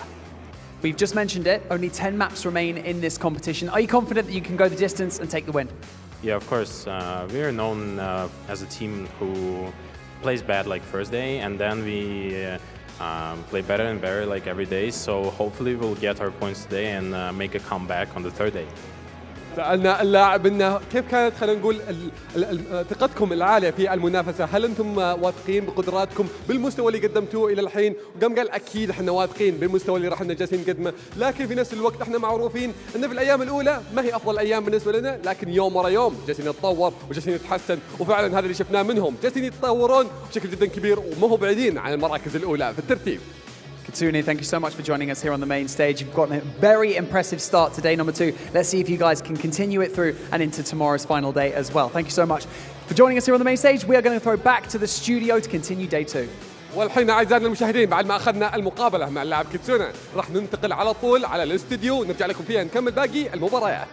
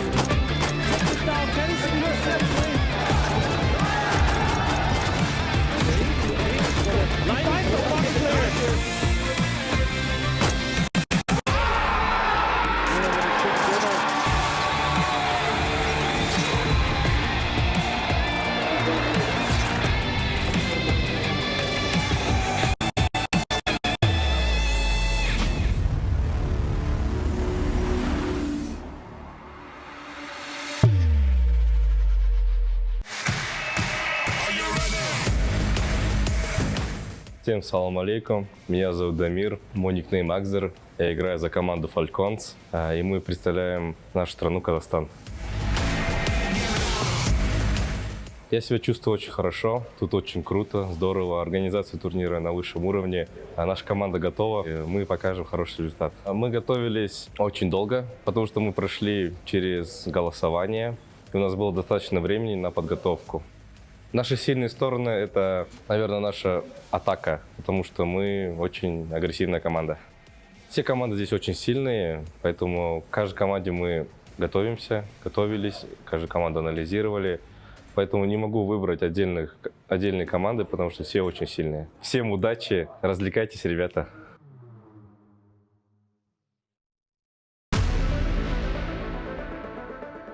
Hi everyone, my nickname is Kitsune and we are from Serbia. Yeah, I'm very excited to be here, especially that last time I was in Riyadh, I won the tournament here. It's a LAN tournament, so of course, it brings like warm like memories from here. And I'm super excited to meet all the people from the PUBG Mobile community, and it feels great, you know. First of all, we bought the phones that will be here on the tournament, and we had like really rough time adapting to this. But now we feel like really strong. We managed to analyze all the teams here, like especially the teams that we've never met at the tournaments, and now we feel like we are very strong. Our team strengths is that we are very good at holding our positions. We know how to rotate, when to rotate, and we always know how to fight, when to fight, and we can be really aggressive when we need to. It's gotta be Alpha Sound, you know, because we meet them every time. Our strategies, our gameplay is very similar. They play Edge as well as we, so it's always will be hard time for us meeting them because you know it's a 50-50 fight with them. We respect them. I mean, guys, if we knock you, you better run.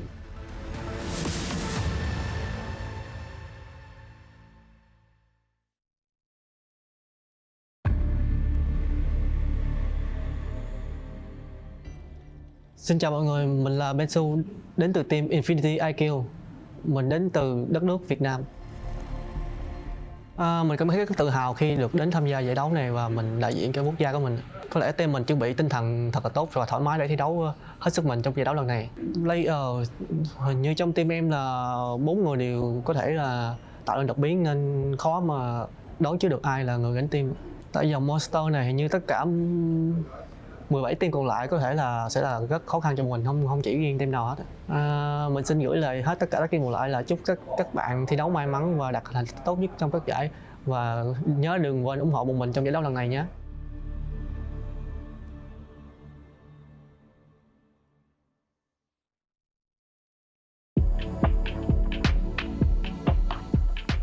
मेरो नाम सुबिन कुमार प्रजापति हो, म Tim DRS-बाट हुँ अनि हाम्रो Tim चाहिँ नेपालबाट हो। हाम्रो चाहिँ अब सेकेन्ड टाइम हो अफिसियल ल्यान्ड चाहिँ। अब एक्साइटेड नै छौँ हामी। अब हामी यहाँ जित्नको लागेको छौँ, त्यही हो। अब हामीले चाहिँ यो टुर्नामेन्टको लागि चाहिँ अब डिभाइसहरू किनेर प्र्याक्टिस गरिरहेको छौँ दिनदिनै। अब टिमसँगै सबै चारैजना खेलेर एकअर्कासँग कोअर्डिनेसन बढाएर प्र्याक्टिस गर्दैछौँ। हाम्रो चाहिँ टिमको सिनर्जी एकदम राम्रो छ। इन गेम नभए नि बाहिरतिर नि सिनर्जी अझै बढिरहेको छ हाम्रो चाहिँ। अब त्यही नै हो। हामीलाई अब त्यस्तो डर लाग्ने टिम त छैन। अब हामीले सबै टिमलाई चाहिँ कम्पिटिसन ठान्छौँ, त्यो कारणले हामीलाई त्यस्तो डर भन्ने चिज चाहिँ छैन। अब हामी नेपालको छोरो हो, आउँदैछौँ, हामी जितेर जानेछौँ। जय Gorkhali.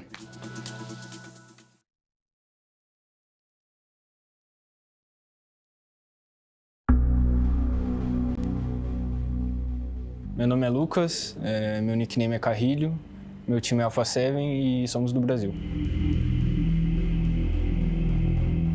Bom, é um evento muito importante para a nossa carreira. A gente já esteve aqui ano passado e é muito bom estar aqui de novo, é uma cidade que a gente se identifica. É um pouquinho calor, mas não tem problema. Bom, a preparação ela vem de 6 meses para cá. A gente treinou para PMPL Brasil, para PMPL Américas, mas consecutivamente a gente estava treinando para PMWI, para estar aqui hoje. Eu acho que o que faz a gente ser tão forte é ter jogadores individualmente muito bons e não ter um padrão de jogo. Isso é o que nos faz forte. Bom, eu acho que não tem nenhum time específico ou algum jogador específico. Eu acho que todos têm muita chance de ganhar e a gente é mais um time aqui em busca do título. Bom, o que eu tenho a falar para eles é que tomem cuidado com a gente. Sempre vai ser assim, essa sempre será a mensagem e é isso. Tomem cuidado.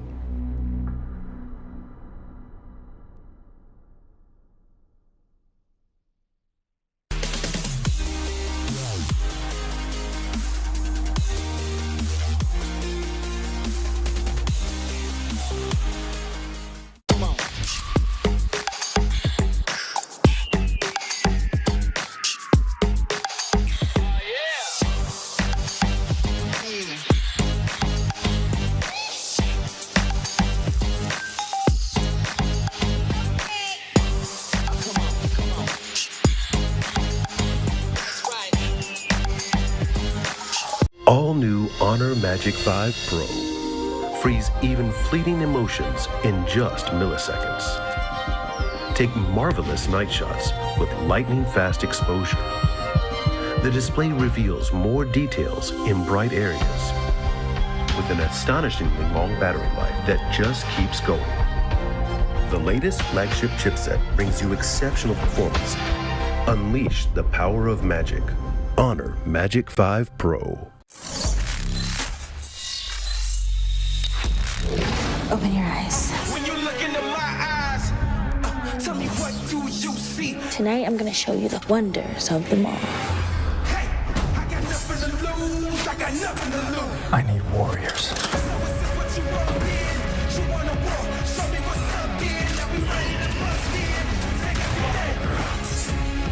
Take everything, leave them with nothing.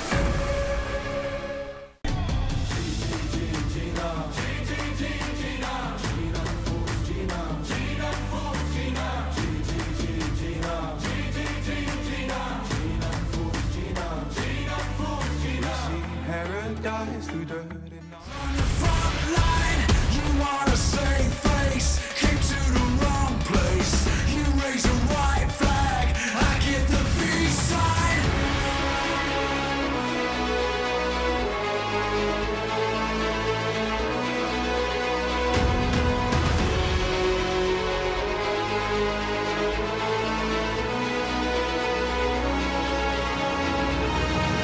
You want to change me, rewrite our history. I chose my side, drawn the front line. You want to save face, came to the wrong place. You raise a white flag, I get the peace sign.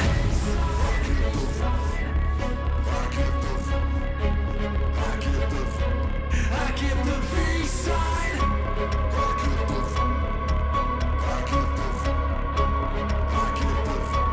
I give the peace sign. I give the peace sign.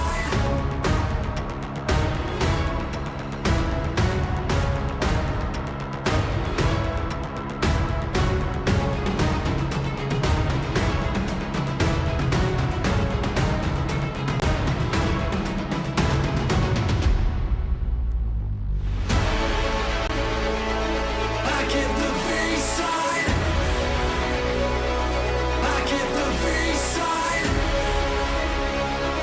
I give the peace sign. I give the peace sign.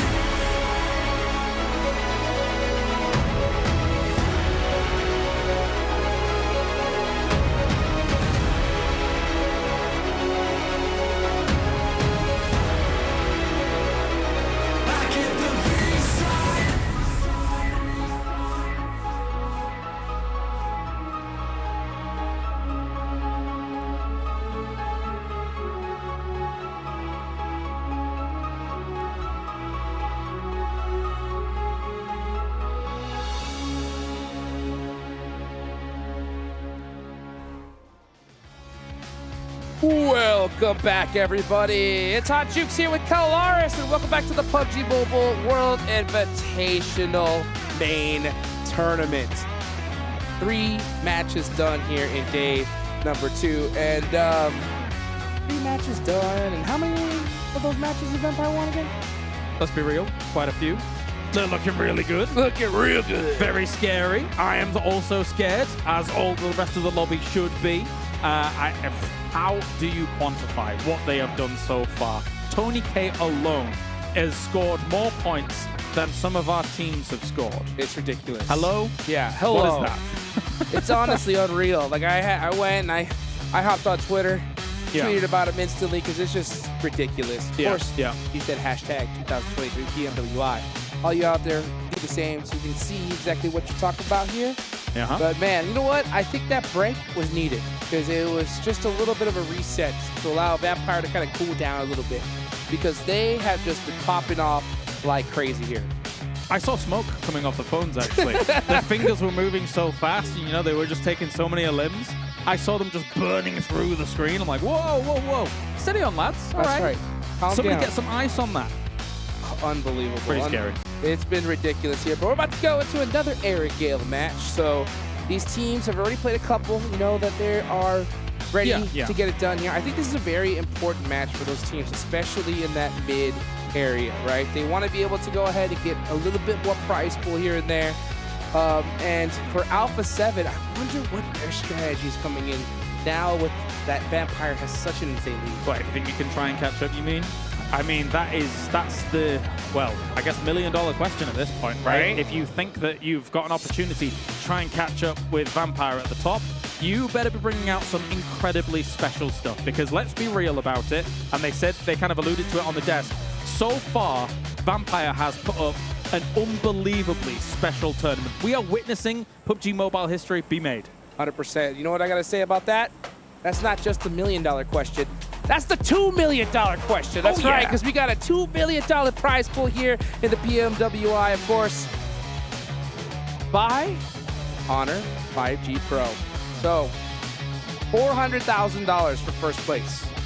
$200,000 for second. Just in case for you guys out there that, you know, math's a little bit hard for you guys, that is a $200,000 difference, almost $250,000. That's quite the difference. That is quite the difference. Quite the difference. So, if you are a squad like Alpha 7, right, all those teams at the top of the leaderboards, you want to catch Vampire and do everything you can. The incentive is too big not to. I don't think, you know, it's not the last day with only a couple matches left with this kind of catch. They can catch him. They need some ridiculous games to do so, though. I mean, let's talk about the first Erangel that we saw for the day, right? Of course, we were kind of going into one of the most barren locations on all of Erangel. You had, of course, Vampire having gas station location, and then you had Alpha 7 playing from Junkyard location, right? If it wasn't Alpha 7 that got themselves a pretty decent second place off of the back of that Vampire's win, then they would have been even more ahead. As you say, I'm really looking forward to seeing if Alpha 7 can try and make that assault on that top spot, because right now it does sort of feel like it's only going to be that second place that's really able to be actually kind of lunge forwards and make that push, right? It was a decent location they were playing from. They made some great rotations. It's just a shame for them. It's Vampire over by the gas station, which was such a power position. Yeah, and it's so crazy. I mean, at a certain point, you know, you probably have some people watching just thinking like, oh man, these guys got lucky once again. But I mean, when it happens so many times in a row, it ain't luck. Vampire have been making their luck all tournament long, putting themselves in the perfect position. Their timing is ridiculous. And when they know they need to push, they do not hesitate. And with such a disparity in points now, we have officially reached the halfway point of this tournament. Yes. So there's still a lot of tournaments to be played, and it's going to be hard for these teams because at a certain point, if you want to be able to get that crazy $400,000 prize pool, you have to stop Vampire. Yeah, I mean, you have to stop it. Technically, there is a world where they could all of a sudden hit a bit of a lull, hit a bit of a difficult period of time here. Maybe the circles don't go their way, right? Maybe something goes very, very wrong for them. Maybe they get caught on rotation. Maybe they, you know, lose some players on rotation and things like that.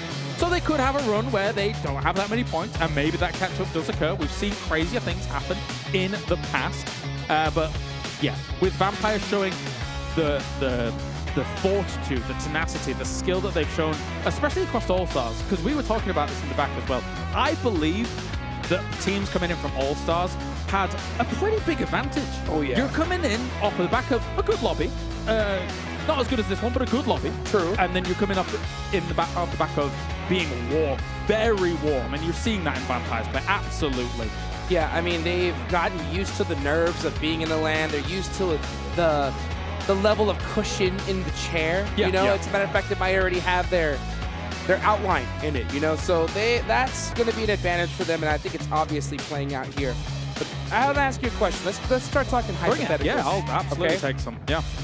I'm not saying that this is what I think they should do at all, right? But in a world where Alpha 7 wants first place really bad, okay? I know where you're going. At a certain point, what do you think would be a time it would make sense for, or does it at all make sense for them to try to take Vampire out early?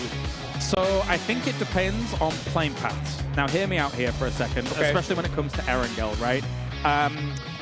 Usually, Vampire is kind of dropping over locations, doing what they do and stuff like that. There is one slight vulnerability I see in Vampire's potential kind of campaign against Alpha 7, which is Alpha 7, they like South George. Vampires, they don't mind North George. You're very close early on in these Erangel games.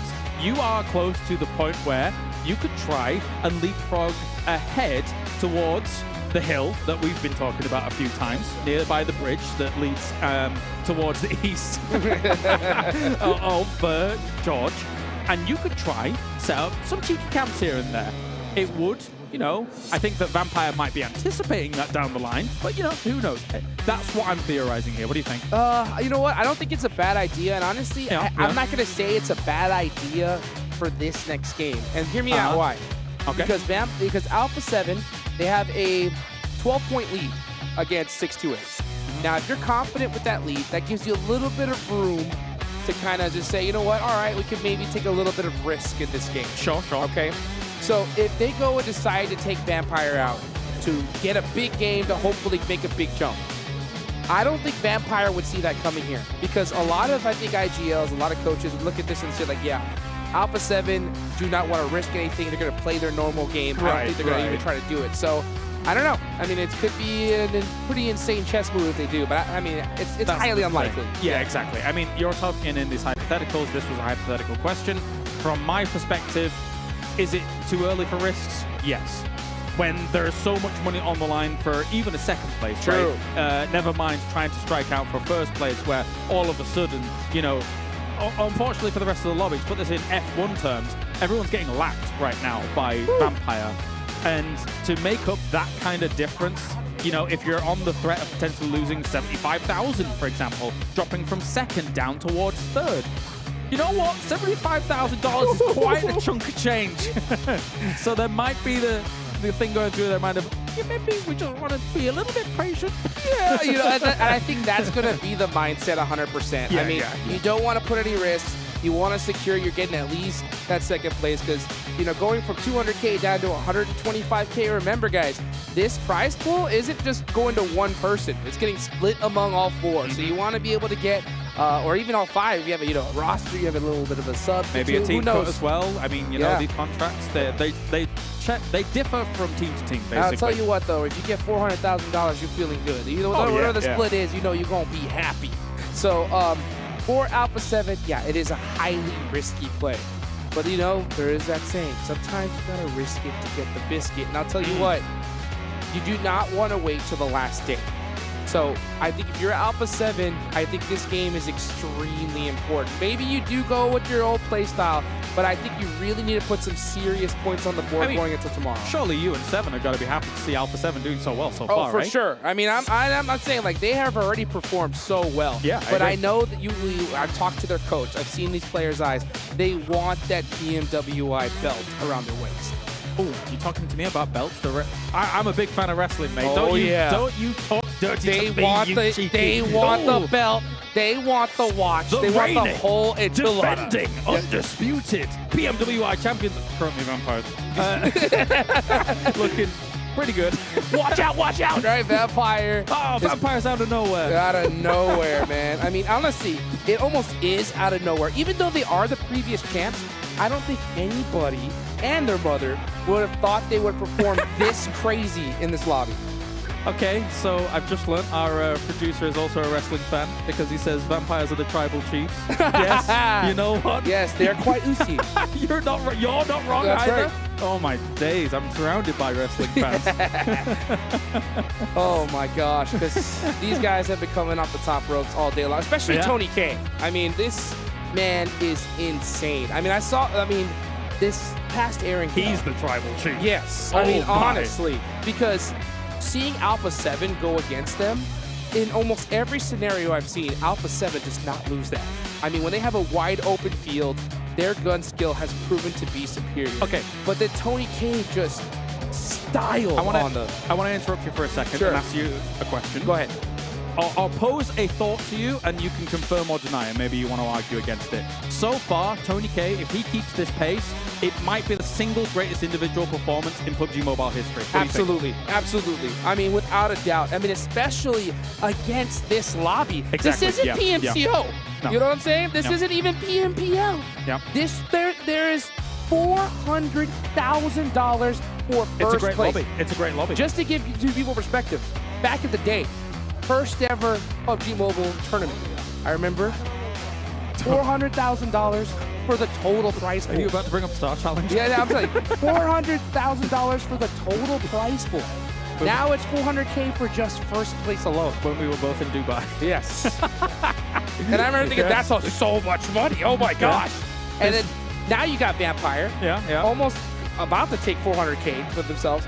You got a single player that won $30K just the other day in the solos tourney. Yeah. And now there's even more money to be won with these freaking record breakers. It's crazy. Yeah, it's nuts. You're walking down memory lane, man. You were on Wildcard, right? Back in the day. You were playing on Wildcard back in the day. What's upon a time? Me, Seven, and Powerbang. Yes. On the desk. Legends. That was a fun time, man. Yes, it was. What a fun tournament that was. That's a long time ago. Oh yeah, man. That was back when you saw the two brothers on BTR, and BTR is not here, which is pretty crazy to me. RRQ looked good back then, but anyway, I digress. But nowadays, enough reminiscing, guys. We'll be right back after this break. Don't go anywhere.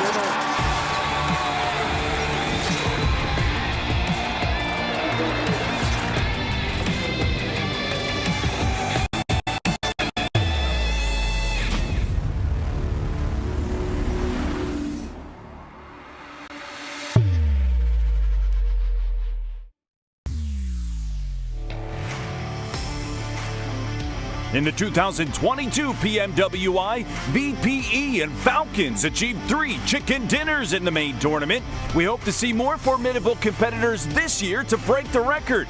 STE seems to have a good chance of breaking records, as completed 7 chicken dinners during the PMPL SA Championship. As for you, who do you think can break this record with a prize of $25,000? Stay tuned in the 2023 PMWI. In the 2022 PMWI, RSG and VPE achieved 2 chicken dinners in a day, and VPE is still the holder of this record in global tournaments. They achieved 3 chicken dinners in a day during PMGC 2022. A7 completed 3 chicken dinners in just 1 day during the 2023 PMPL Brazil Spring Final, indicating their potential to break the record. As for you, who do you think can break this record with a prize of $25,000? Stay tuned in the 2023 PMWI. In the 2022 PMWI, STE and NGX achieved 8 top 3 finishes.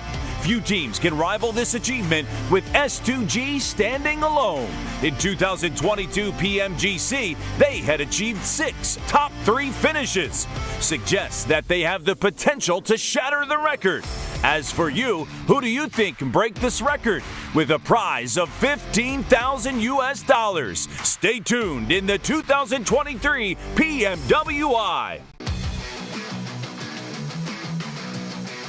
In the 2022 PMWI, VPE achieved 24 elims in 1 match. This is an extraordinary record, and to this day, no one has surpassed it in the global tournaments. We hope to see more formidable competitors this year to break this record. As for you, who do you think could break this record with a prize of $15,000? Stay tuned in the 2023 PMWI.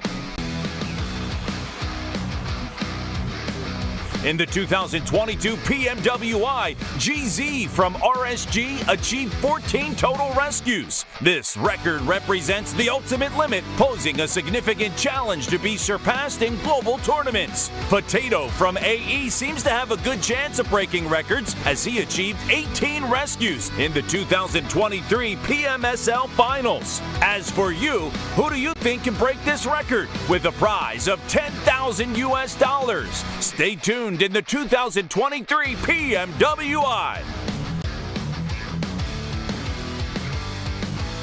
In the 2022 PMWI, Action from STE achieved 38 total eliminations.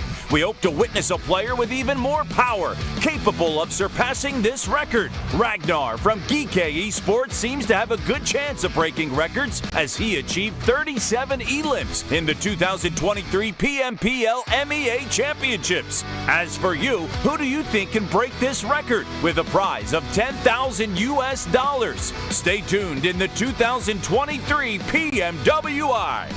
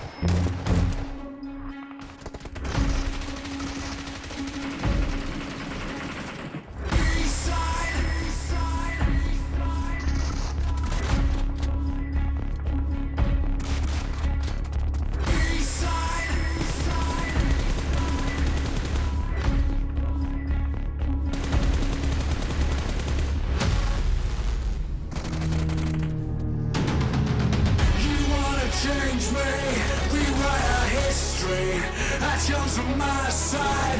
From the front line, you want a safe face. Came to the wrong place. You raise a white flag, I give the V sign.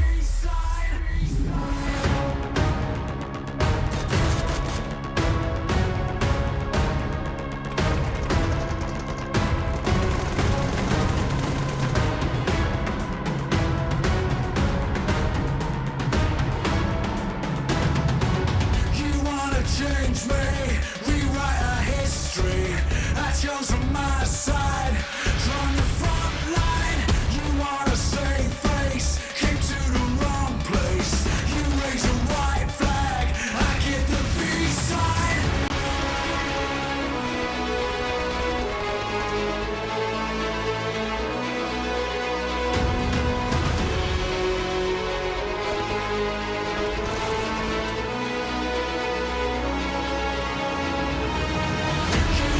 Change me, rewrite our history.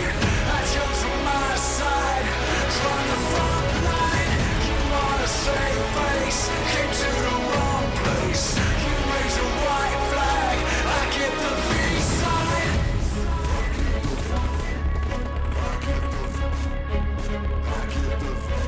I give the peace sign.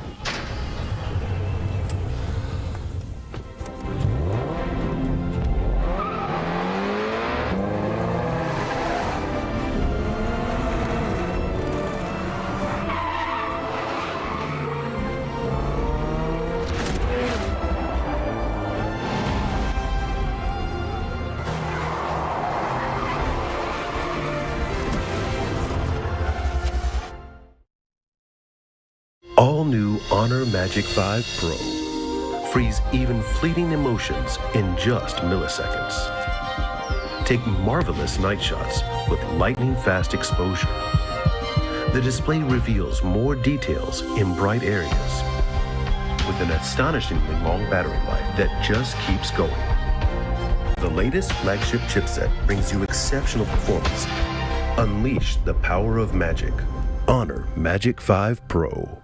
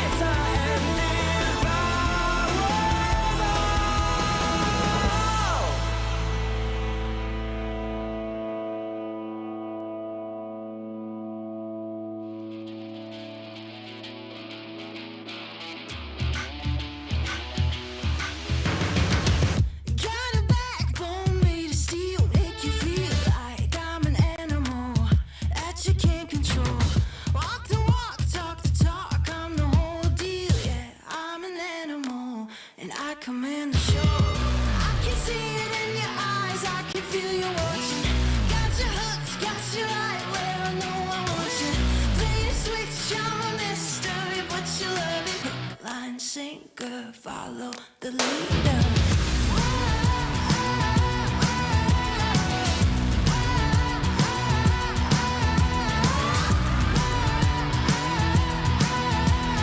Hook, line, sinker, follow the leader.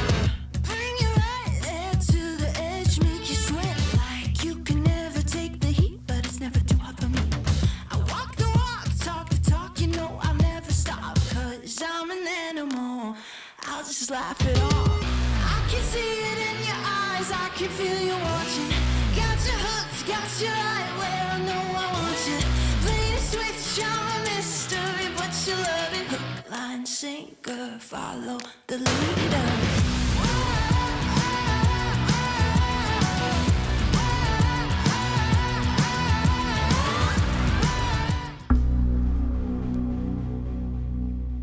Meu nome é Lucas, meu nickname é Carrilho, meu time é Alpha 7 e somos do Brasil. Bom, é um evento muito importante para nossa carreira. A gente já esteve aqui ano passado e é muito bom estar aqui de novo, é uma cidade que a gente se identifica. É um pouquinho calor, mas não tem problema. Bom, a preparação ela vem de 6 meses para cá. A gente treinou para PMPL Brasil, para PMPL Américas, mas consecutivamente a gente estava treinando para PMWI, para estar aqui hoje. Eu acho que o que faz a gente ser tão forte é ter jogadores individualmente muito bons e não ter um padrão de jogo. Isso é o que nos faz forte. Bom, eu acho que não tem nenhum time específico ou algum jogador específico.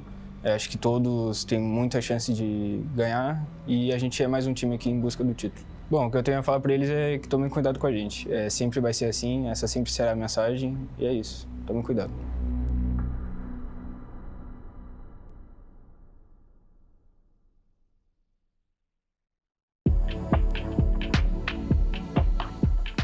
मेरो नाम सुबिन कुमार प्रजापति हो म Tim डिआरएसबाट हो अनि हाम्रो Tim चाहिँ नेपालबाट हो हाम्रो चाहिँ अब सेकेन्ड टाइम हो अफिसियल ल्यान्ड चाहिँ अब एक्साइटेड नै छौँ हामी यहाँ जित्नको लागि छौँ त्यही हो अब हामीले चाहिँ यो टुर्नामेन्टको लागि चाहिँ अब डिभाइसहरू किनेर प्र्याक्टिस गरिरहेको छौँ दिनदिनै अब टिमसँगै सबै 4जना खेलेर एकअर्कासँग कोअर्डिनेसन बढाएर प्र्याक्टिस गर्दैछौँ हाम्रो चाहिँ टिमको सिनर्जी एकदम राम्रो छ इन गेम नभए नि बाहिरतिर नि सिनर्जी अझै बढिरहेको छ हाम्रो चाहिँ अब त्यही नै हो हामीलाई अब त्यस्तो डर लाग्ने टिम त छैन अब हामीले सबै टिमलाई चाहिँ कम्पिटिसन थान्छौँ त्यो कारणले हामीलाई त्यस्तो डर भन्ने चिज चाहिँ छैन अब हामी नेपालको छोरो हो आउँदैछौँ हामी जितेर जानेछौँ जय Gorkhali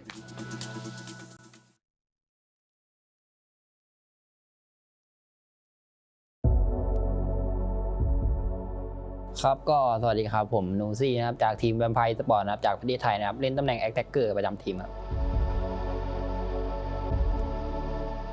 ก็สำหรับความรู้สึกครับก็รู้สึกดีใจครับที่ได้มาเล่นในรายการแข่งขันระดับโลกแล้วกันนะครับก็เป็นเหมือนรางวัลชิงแชมป์โลกเป็นแชมป์โลกประจำปีกลางปีครับก็ถือว่าดีใจครับก็เต็มที่ครับกับรายการนี้ครับก็สำหรับการเตรียมตัวก็มีสังกัดคอยซัพพอร์ตแล้วครับเรื่องอุปกรณ์หรือว่าอะไรเงี้ยก็หลักๆก็เป็นของการซ้อมภายในทีมครับเรื่องของการคุยแผนกันอะไรเงี้ยก็สำหรับทีมของพวกผมในการเล่นครับก็น่าจะเป็นเรื่องของทีมไฟและการสื่อสารครับน่าจะเด่นในเรื่องการสื่อสารและทีมไฟก็สำหรับผมยังไม่ได้มองทีมไหนเป็นปัญหาเพราะผมส่วนตัวเลยผมยังไม่เคยเจอทีมอื่นๆนะครับแต่สำหรับภายในทีมก็น่าจะเป็นบอสแมปแล้วนะครับก็เป็นอัลฟาเซเว่นครับก็อยากจะบอกทีมอื่นนะครับก็เดี๋ยวรอเจอกันในสนามครับรอบนี้แวมไพร์ก็จะมาเอาแชมป์เหมือนเดิมครับขอขิงไว้ก่อน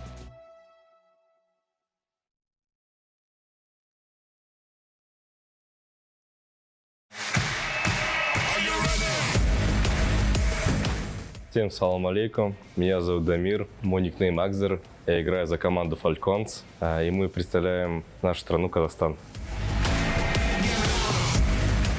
Я себя чувствую очень хорошо, тут очень круто, здорово, организация турнира на высшем уровне, наша команда готова, и мы покажем хороший результат. Мы готовились очень долго, потому что мы прошли через голосование, и у нас было достаточно времени на подготовку. Наши сильные стороны — это, наверное, наша атака, потому что мы очень агрессивная команда. Все команды здесь очень сильные, поэтому к каждой команде мы готовились, каждую команду анализировали. Поэтому не могу выбрать отдельные команды, потому что все очень сильные. Всем удачи, развлекайтесь, ребята.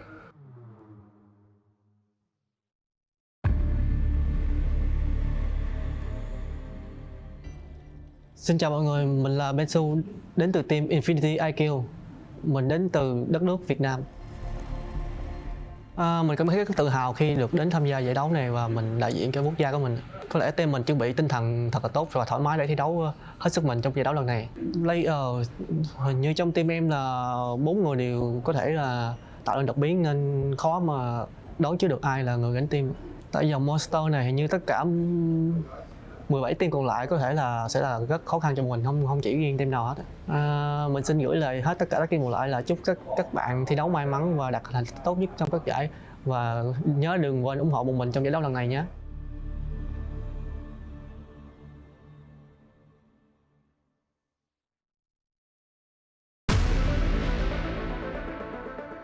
Hi everyone, my nickname is Kitsune and we are from Serbia. Yeah, I'm very excited to be here, especially that last time I was in Riyadh, I won the tournament here. It's a LAN tournament, so of course it brings like warm like memories from here. And I'm super excited to meet all the people from the PUBG Mobile community, and it feels great, you know. First of all, we bought the phones that will be here on the tournament, and we had like really rough time adapting to this. But now we feel like really strong. We managed to analyze all the teams here, like especially the teams that we've never met at the tournaments, and now we feel like we are very strong. Our team strengths is that we are very good at holding our like positions. We know how to rotate, when to rotate, and we always know how to fight, when to fight, and we can be really aggressive when we need to. It's gotta be Alpha Sound, you know, because like we meet them like every time. Our strategies, our like gameplay is very similar. They play Edge as well as we, so it's always will be hard time for us meeting them because you know it's a 50-50 fight with them. We respect them. I mean, guys, if we knock you, you better run.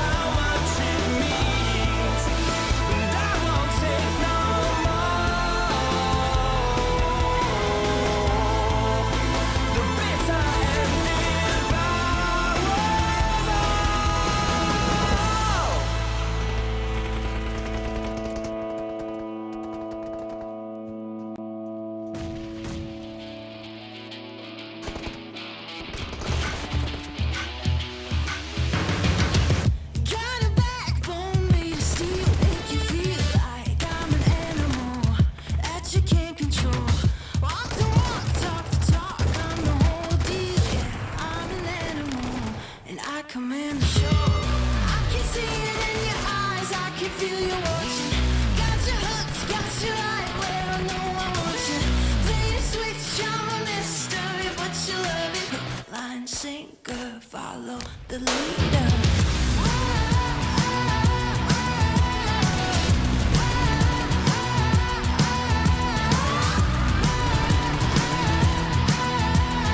Hook, line, sinker, follow the leader.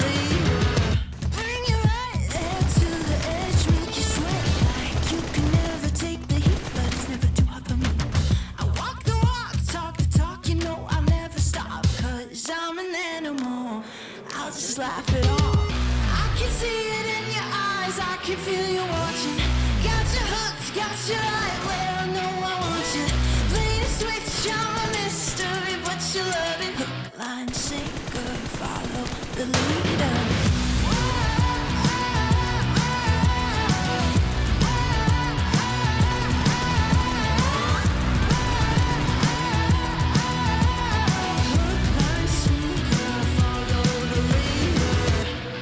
Sitting pretty in the palm of my hand. Got you busy, got you missing me, can't stand it. Got you desperate, got you wondering where I'm at. If I'll call you again. Got you sitting pretty in the palm of my hand. Got you busy, got you missing me, you can't stand it. Got you tasting, got you wondering where I'm at. Hook, line, sinker, got that. I can see it in your eyes, I can feel you watching. Got your hooks, got you right where I know I want you.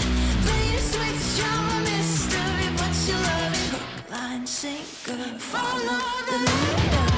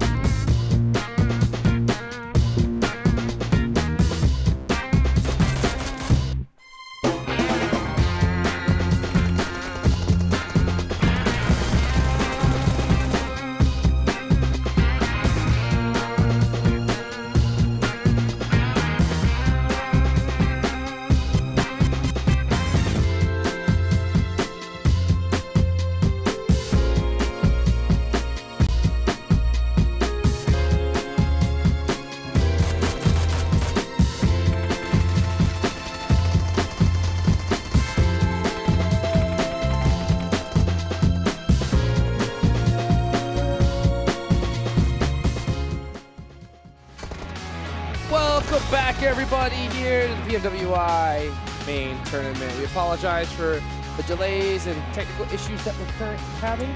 Hopefully we'll get started here in the next couple of minutes. Wait a minute. What happened? What's this? Where's the Hot Jukes action? Where's the hype? Come on, man. Let's get into it. Let's go! Welcome back, everybody, to the PUBG Mobile World Invitational main tournament. Again, we sincerely apologize for the delays. Oh, you've already Personally, done that I bit. blame John Allen. I blame John Allen as well. Yeah. You can probably message him at John Allen Cast and tell him how wrong he is. I think I saw him kick a cord on the way out of here. That was it. Yeah, probably. But I think one thing for sure here, as all the players are looking to get ready into Erangel once again, one, they're going to be very happy to get back on the battleground. Two, everybody's going to be wanting to try and hunt down good old Vampire, because the Empire they have built here. Oh my gosh, it's absolute insanity. Vampire Esports, we talked about it just a little bit earlier, have had a performance so far in this tournament that's completely unprecedented. Absolutely. Absolute record-breaking. Honestly, we talked about it. one of the best performances we've seen in a PUBG Mobile tournament. Their names have been etched in stone, but they gotta finish it off, right? They've already intercepted the ball. It's time to run it back to the touchdown line. Honestly, they're already at the 10-yard line. They just gotta finish it. This is a sports ball reference. I don't That's know. right. Is this American football? That is correct. Okay, great. I'm in. I think. Let's get to it here. Of course, as we've got Vampire absolutely dunking on the opponents right now here, because highest eliminations and highest damage all goes to Vampire. Can the rest of the lobby catch on up even, as we will find out here. So far, second place looks attainable for a lot of these teams. First place, maybe not, but I tell you something, that team in second place right now, Alpha 7, they might want to cause a shakeup. They might want to just try and make the unthinkable happen. They need to. They need to, because Vampire Esports, again, they have stolen the ball. They are running down the field with it. The goalie is injured. He's laying down at this point. The goal's wide open. Is it? They just gotta tap it in. Just tap it in. But Alpha 7, they're running at full speed. They're running at full speed to try and catch him here. They're definitely behind, but it's possible. We've only reached the midway point in this tournament. There's a lot of games left. Yeah. But I'll tell you what, the games at the end of this tournament are going to look a lot different than the games at the start. Maybe. I mean, considering that there is, it's very difficult to always stay at the top constantly through all games. So let's see how it's going to go. We get a pretty vanilla circle to start things off. I say to start things off. It is our third Erangel of the day. After this, we've got 2 Miramars on the way here. But this is a good circle for pretty much everyone. They're going to have an equal opportunity to really get into this circle, solidify themselves, and some of those center locations like Potato Hill, etc., and some of those compounds around it, we'll see people mosey on over to those lickety-split. A classic zone here. One thing I am looking at is Alpha 7 heading over into that ruins area. Maybe they're looking to mix it up with Vampire early on. They know they have a little baby lead, and they want to put some big points on the board. Meanwhile, we're going to watch Box Gaming on the hunt for Satan from D+ Kia. Are they going to give it up? Yeah, I think they don't want to take any risks right now. They're going to go ahead and loot up and get going. Yeah, scared about the potential of him just ducking in a building, finding a gun, and then turning around on them. There's not really much point to be able to take those risks, especially since you're so close to your normal drop spot. Yasnaya, let's get some loot on the board, and let's get going. Dun-na, dun-na, dun-dun-dun-dun-dun-dun-dun-dun-dun. We've been bamboozled. We have been bamboozled. Again, you know what? I just think teams need a breather. Just leave us on. They just, yeah. Just leave us on. That's We'll right. just have a chat. We got too much to talk about here. Yeah.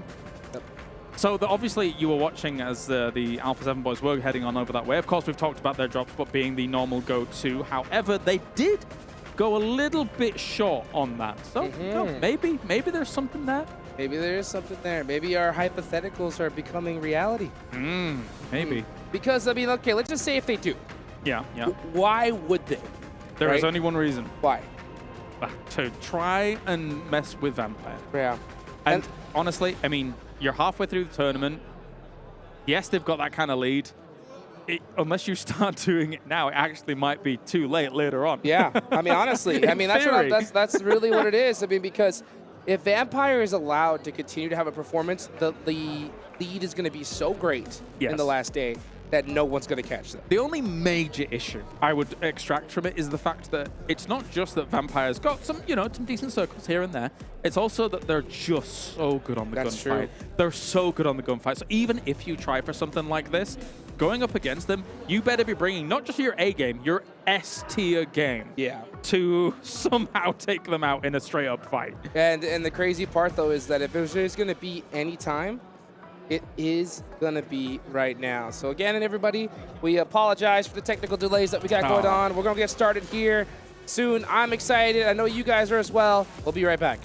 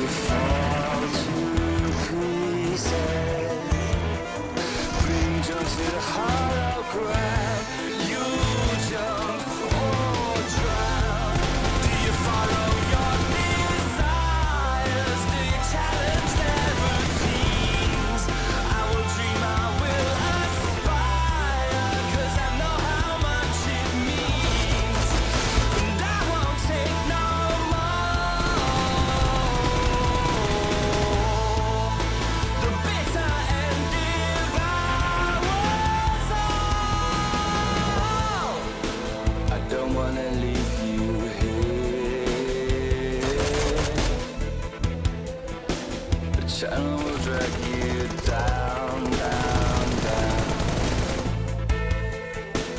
Living with vultures and naysayers.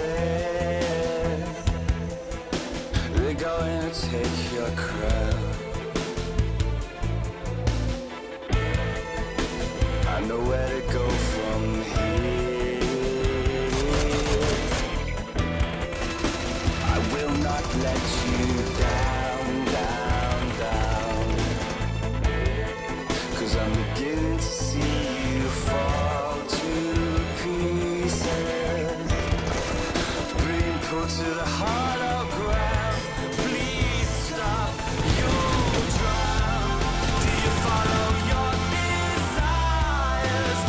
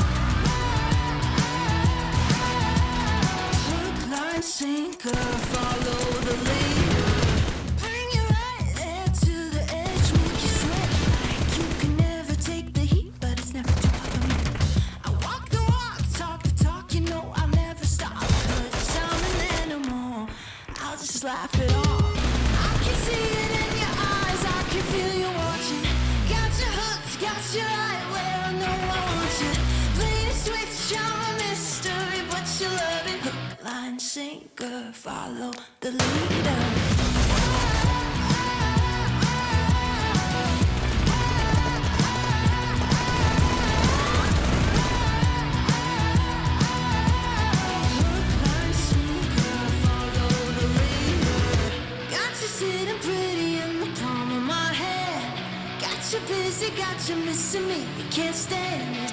Got you desperate, got you wondering where I'm at. If I'll call you again. Got you sitting pretty in the palm of my hand. Got you busy, got you missing me, you can't stand it. Got you chasing, got you wondering where I'm at. Hook, line, sinker, got that. I can see it in your eyes, I can feel you watching. Got your hooks, got you right where I know I want you. Play the switch, you're a mystery, but you love it. Hook, line, sinker, follow the leader. Hook,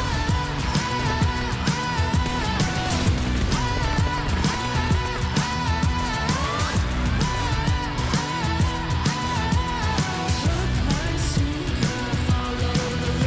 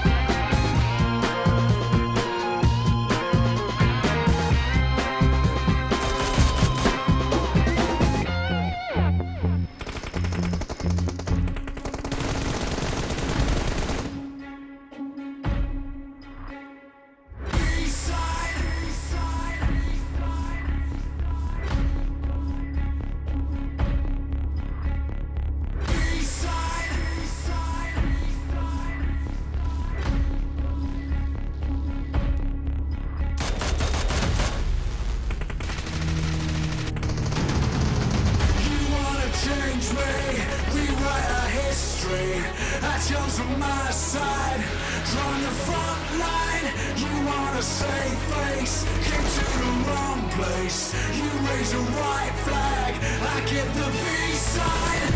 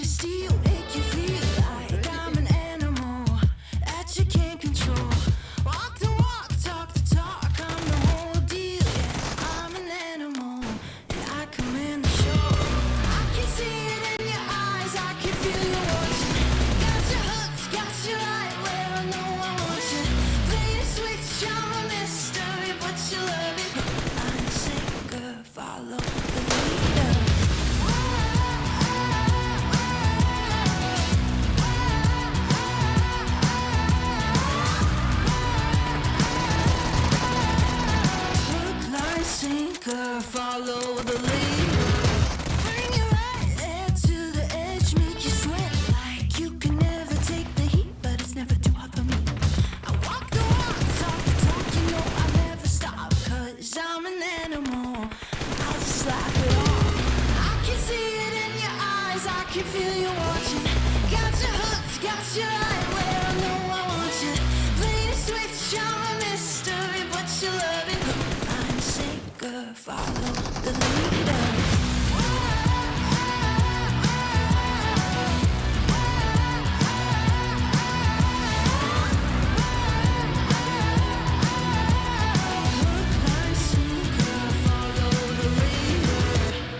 Sitting pretty in the palm of my hand. Got you busy, got you missing me, can't stand it. Got you desperate, got you wondering where I'm at. If I'll call you again. Got you sitting pretty in the palm of my hand. Got you busy, got you missing me, you can't stand it. Got you chasing, got you wondering where I'm at. Hook, line, sinker, got that. I can see it in your eyes, I can feel you watching. Got your hooks, got you right where I know I want you. Play the switch, you're a mystery, but you love it. Hook, line, sinker, follow the leader.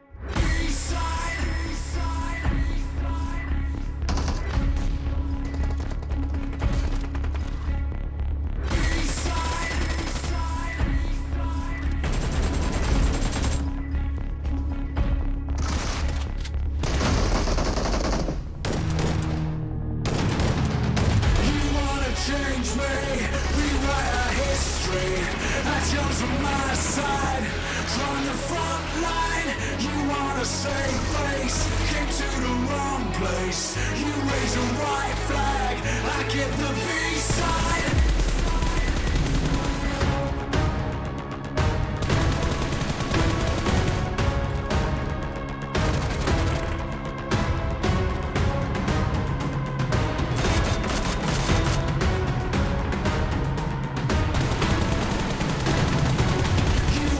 Change me, rewrite our history. I chose on my side, on the front line. You wanna save face, came to the wrong place. You raise a white flag, I get the V-side.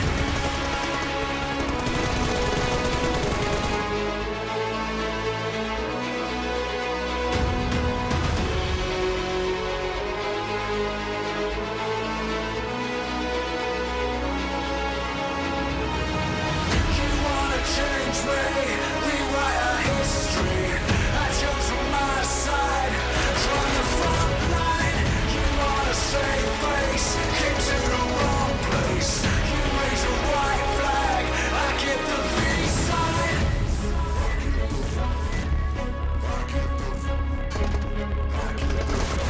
I get the V-side. I get the V-side.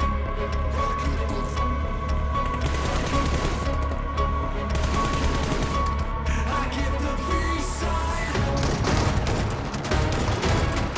I get the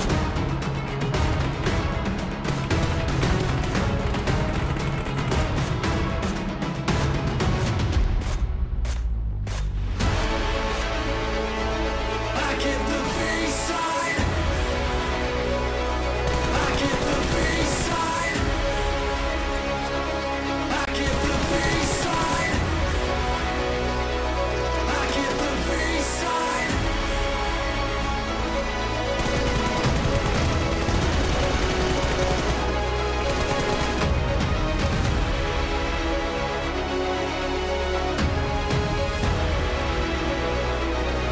get the V-side.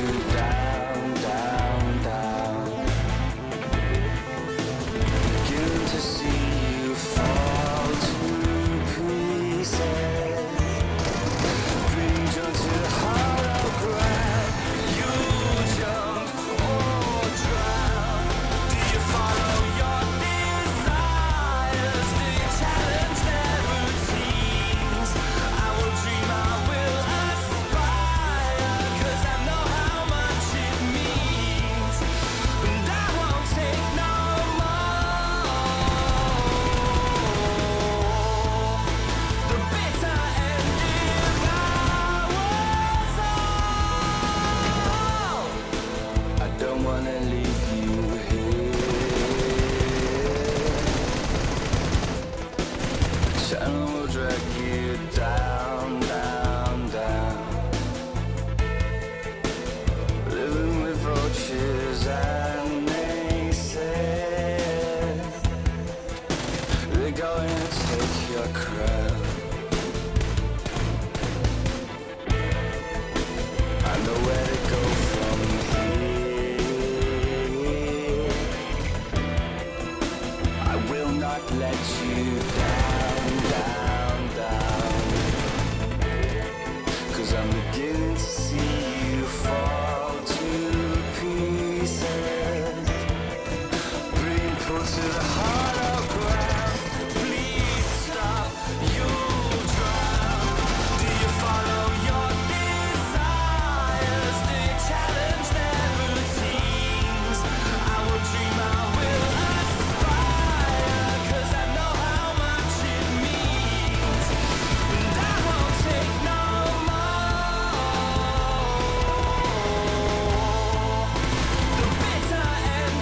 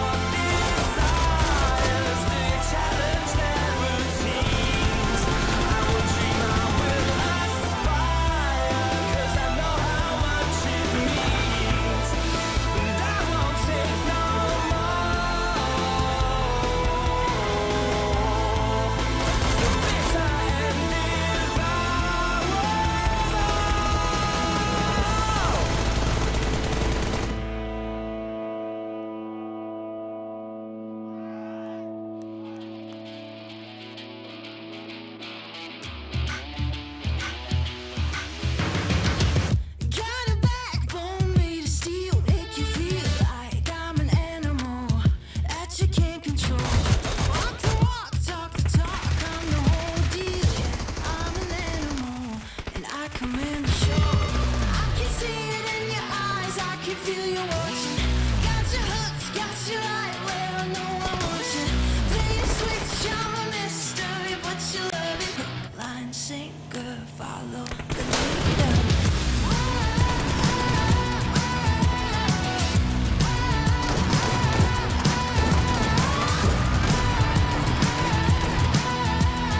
Hook, line, sinker, follow the leader. Bring you right there to the edge, make you sweat like you can never take the heat, but it's never too hot for me. I walk the walk, talk the talk, you know I'll never stop, 'cause I'm an animal, I'll just laugh it off. I can see it in your eyes, I can feel you watching. Got your hooks, got you right where I know I want you. Play the switch, I'm a mystery, but you love it. Hook, line, sinker, follow the leader.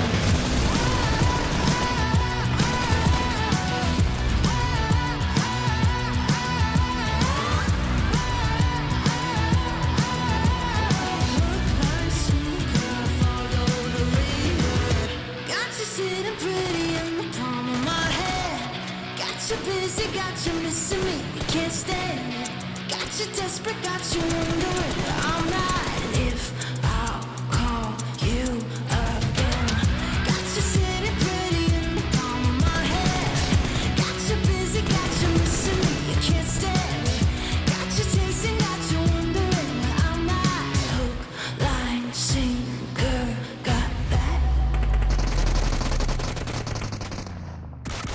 I can see it.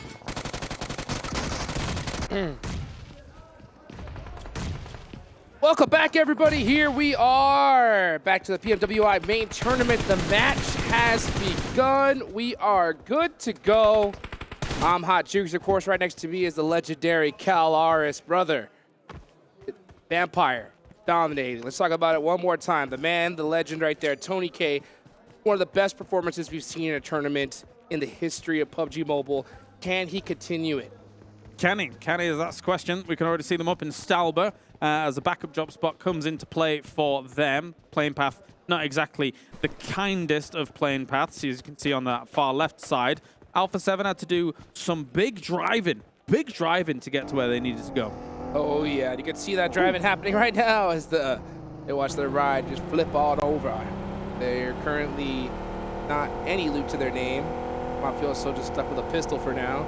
But they're going to be driving to their loot location of North George. They're going to have plenty of loot there, and they're going to have a good amount of time to be able to do so. Yeah, as Blank the Northern would say, he'd say, "It be reet, it be reet, lad." You know, that's a fact. Talking about up north, as we got Alpha 7 up there, good stuff.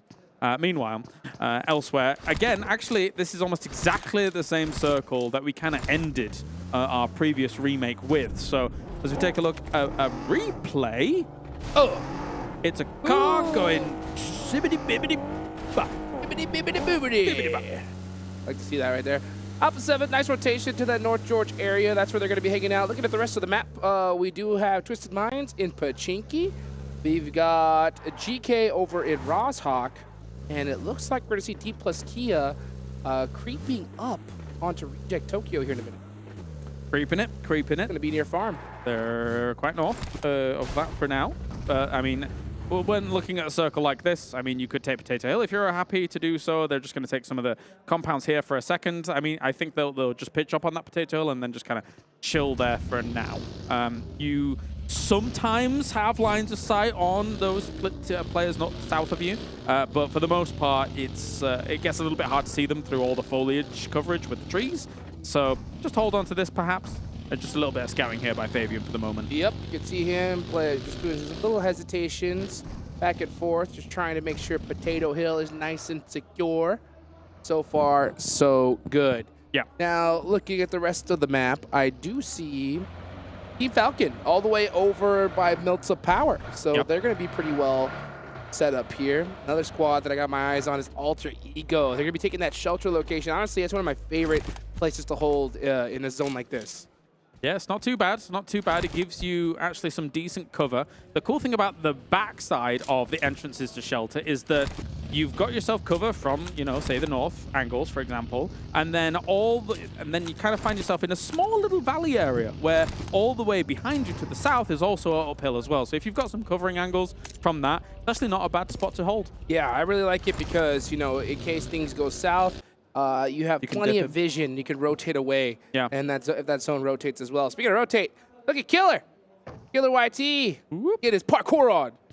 As he's trying to take a cheeky spot to hold in this bridge. Nice jump.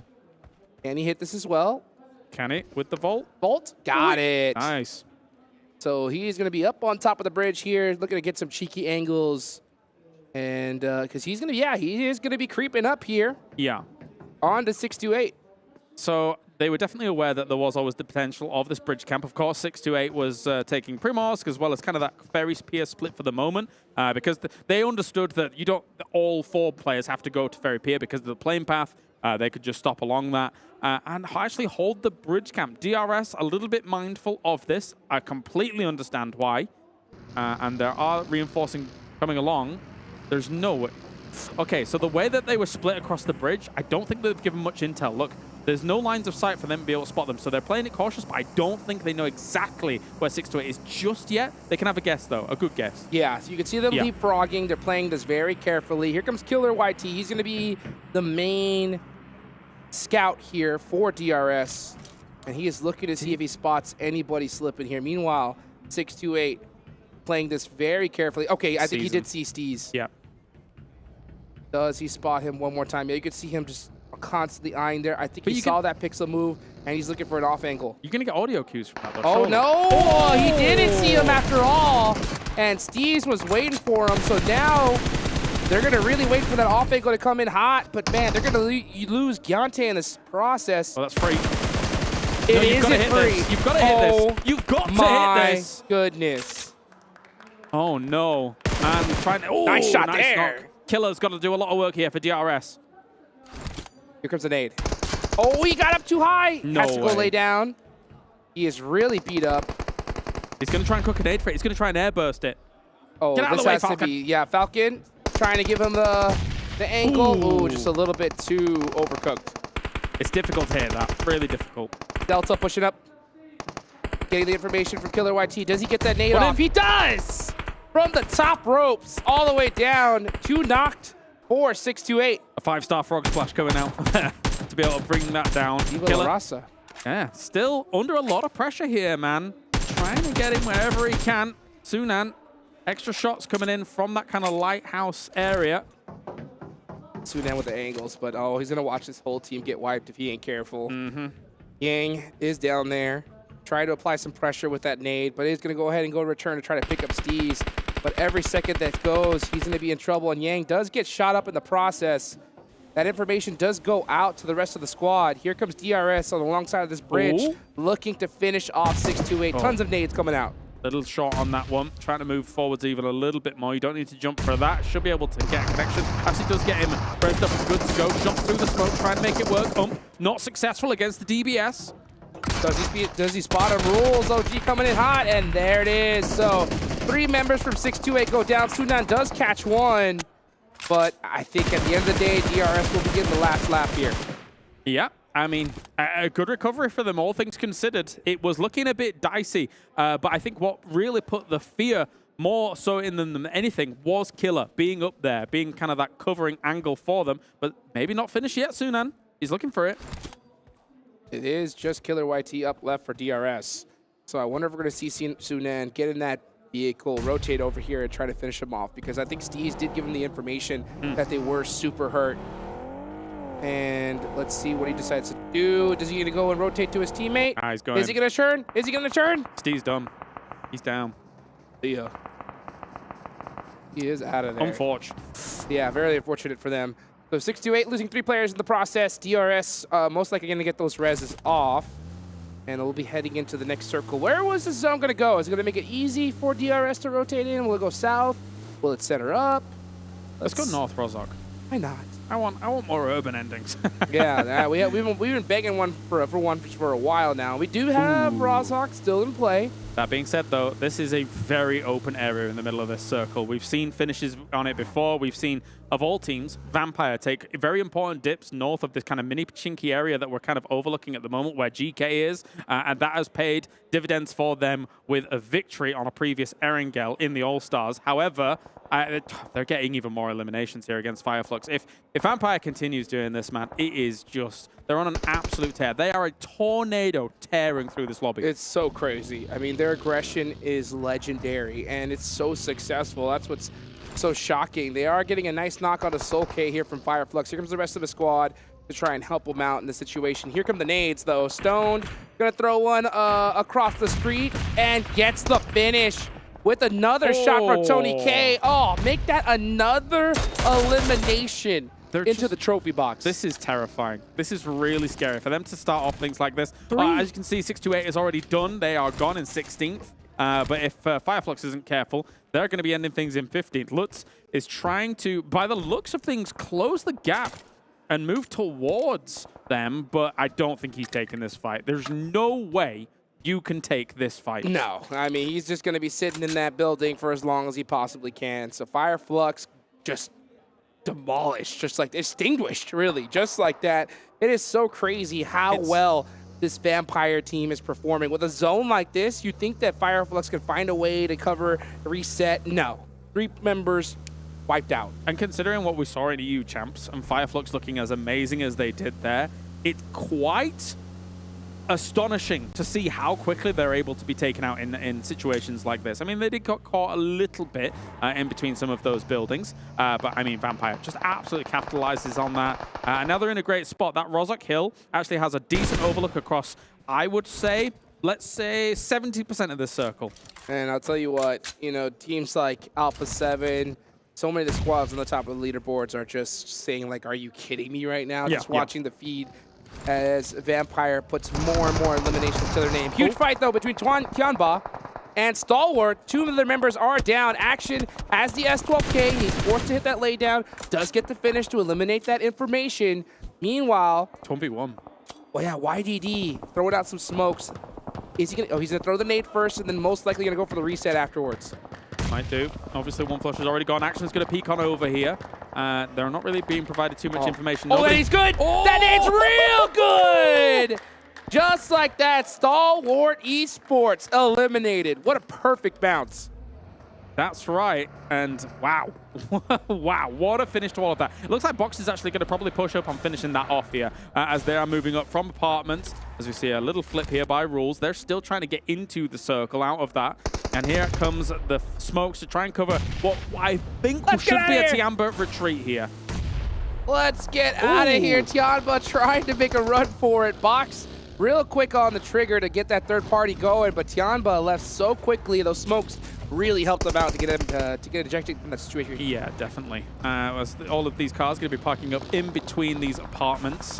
For Box, it's actually a really good spot to leave your vehicles, considering the circle. You can cover the tires, etc., and use the apartments as a good field of view if you're able to get on top of them to look west to see where you need to go next if the circle's going to shift. Oh, I mean, I know Jason Kaplan will be just having tears of joy right now if this zone goes to school. Oh, he loves school. He loves it. He does. Back to school. I think Jason should be like a school teacher. Then he could just spend all his time in school. I think he'd be more a professor. You think so? Yeah, Professor a Jason. Professor? Yeah, I think a primary has a ring school to it. teacher. Okay. You know, the right level. Yeah. You know. Well, speaking of the right level, look at Potato. Get some shots on a D plus Kia. D plus Kia do secure School. And honestly, School is one heck of a fortress. Really tough to penetrate. Yeah, but that's if the zone goes to there. It's also hard to eject from that situation. Well, especially the gymnasium / swimming pool building like that, if you look west from there, you can see a lot. You can see from basically where D plus Kia is now all the way over to where Gladiators is, or kind of the hills just east of them. So great lines of sight School gives you. For sure. So they're going to be the only teams securing School for now. We are seeing Alter Ego get into it with Box, and we're starting to see some thick rotations. Here comes DRS all the way from the bridge, catching Twisted Minds off guard. That split, they just got punished for it big time. You know what? DRS is doing all right here. They're able to kind of recover from a lot of this, as we have Dammy now moving on through and trying to find himself a spot. But I mean, this is just absolute bait. Did he He's gonna really get wrecked. did he really try to go for School? He did. Let's go for School. Wow. That didn't work out. Teacher Jason Kaplan stepped out and was like, nuh-uh, School's out, bro. School's out. School's out. Straight to detention. Wow. Hate That's to see awful. it. That is pretty awful. Speaking of awful, you hate to see teams like Stalwart Esports get taken out so early. You know, they had a really solid position, but, you know, the way we see these fights happen early on, all it takes is one little slip up and your team is gone just like that. Yeah. I would like to see After All maybe convert on some of this. I feel like they've been a little bit quiet since yesterday, but again, they've got plenty of games to go. Meanwhile, Gladiators over here. Now, Gladiators is the closest to try and lunge out at that dip that's north of that mini Pachinki at the moment, or GK, but maybe they're a little bit apprehensive about doing so. They were sticking together in the earlier games, and that was kind of what I was wanting to see compared to yesterday, and they did get a win off of it on that Sandhawk at the start, but maybe, you know, let's get together again, boys, and, you know, cover each other. There is a really good bowl just south of Rosshawk Hill that they could take. There is? Right at the edge, right where across where Kitsune is right now on the map. And we'll see where this zone goes. I mean, usually teams like to go ahead and take that spot because it's pretty good rotationally. You could finally see GK, right, taking that dip right below where they were at, but that's all out of this next circle. No way. Are we actually going School Come on, let's go! Oh, wow. I'm actually kind of excited if we do. I'm not going to lie. Oh, my gosh. I want to see it end of the pool, right? Just let's go. An absolute battle royale. Look at Alpha 7. with a very difficult rotation in this one. They love that edge style play, but I doubt they're going to be able to make it into this next circle. I mean, if I'm Alpha 7 down in that southwest side, I continue to wrap south through these woods on this hill and then try and loop down into the circle after we've eliminated everybody up towards the top. And they're a team that can sweep and can take these fights. And they're doing it at the exact time when they need to. They cannot hesitate. Yeah. There's only 6 seconds left on the clock. They realize that, and they are pushing the action. So they do get a clear off. They do take out DRS. Now it is going to be Reject Tokyo on the board for them. If they get a whiff that is his Reject Tokyo, I do think that there is very high likelihood that they would push against it. They're looking at how they've been performing so far in this tournament. I think Alpha 7 is the kind of team that would prey upon them. Gladiators looking to do the same idea that Alpha 7 has, and Tixi sees those vehicles ahead of him. I thought he was going to full send it on in, but meanwhile, Mafioso on the back line doing some great shots onto Gladiators. That's going to really hurt their push. The rotate, but I don't know if it's smart sending it all the way through these teams. They're going to lose people quite rapidly here. These teams can shoot, as Rejects is also shooting at them. Meku is just driving around in circles. Alpha 7 was getting some shots in here, but one was already knocked. Gladiators, this is very, very ambitious. Meku like a shark in the water. You can just tell that this is kind of one of those YOLO sends, just trying to make the best of a bad situation. Infinity IQ eliminated right there. Meanwhile, Reject Tokyo on the top of the hill. They do have the sight lines. They see Alpha 7 pushing in front of them, and Alpha 7 will be in a position to gatekeep as they try to displace Tianba. Honestly, I'm surprised they didn't try and drive through some of these smokes, but of course there are some rocks in there, so you've got to be a little bit cautious about doing that. But actually sending it all the way down here, getting some smokes up and good to go on this slight plateau that they've found. It's leapfrogs ahead of them. As we take a look back at that Rozok fight and just waiting to get in the vehicle, that's always one of the smart plays. Tony K, just disgusting. Just Yep. picking up more points on the board. That was a huge rotation there from Alpha 7. They displaced Tianba. It was a very risky rotation, but it does pay off dividends. Now they're in a huge position to gatekeep Reject Tokyo. Sara trying to open it up with a nade, but there are still sight lines coming all the way from school. That is going to be D plus Kia, making it that much more difficult for Reject Tokyo. There's 3 fights brewing. This in this mini Pachinki area. You've got Vampire, who's pushed up to school unabided. They've been allowed to do that. And also, after all, it's taken up residency in the apartments alongside Box. So already, actually, some shots coming in from the other side here. Alpha 7 hitting D plus Kia. If Vampire's aware, they might make a little bit of a push on this. It could be possible, but I mean, there is still a lot of zone. Oh, a nade though from Osul shuts down their main fragger, Tony K. Oh, he's in a great spot. Oh, that Molotov, if you would have placed it across. Oh, but a nade from Fabian makes it help. D plus Kia doing a great job of holding down school. That was brilliant stuff here. Just lying down there to be able to have the third-person perspective across that against a position where Vampire was absolutely needing to have secure, and they were able to shut them down in swaves. So very, very done here. Well done by them. Shreps, the only one really remaining here to deal with this. Vampire, don't think they're going to get much from this one. No, they're not. They're trying to go for that bachelor's degree, but D plus Kia are holding the keys right now, at least to this door. Meanwhile, we can see Stone rotating over to Schweppes, trying to get the pickup. Reject Tokyo.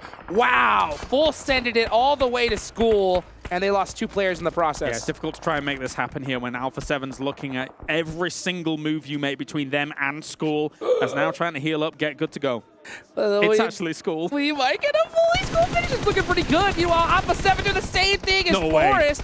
Was trying to make some shots on the way in. He does catch Mafioso. He's going to get completely finished out. So a massive send from Alpha 7 trying to catch these players off guard with all these crazy pushes on the school.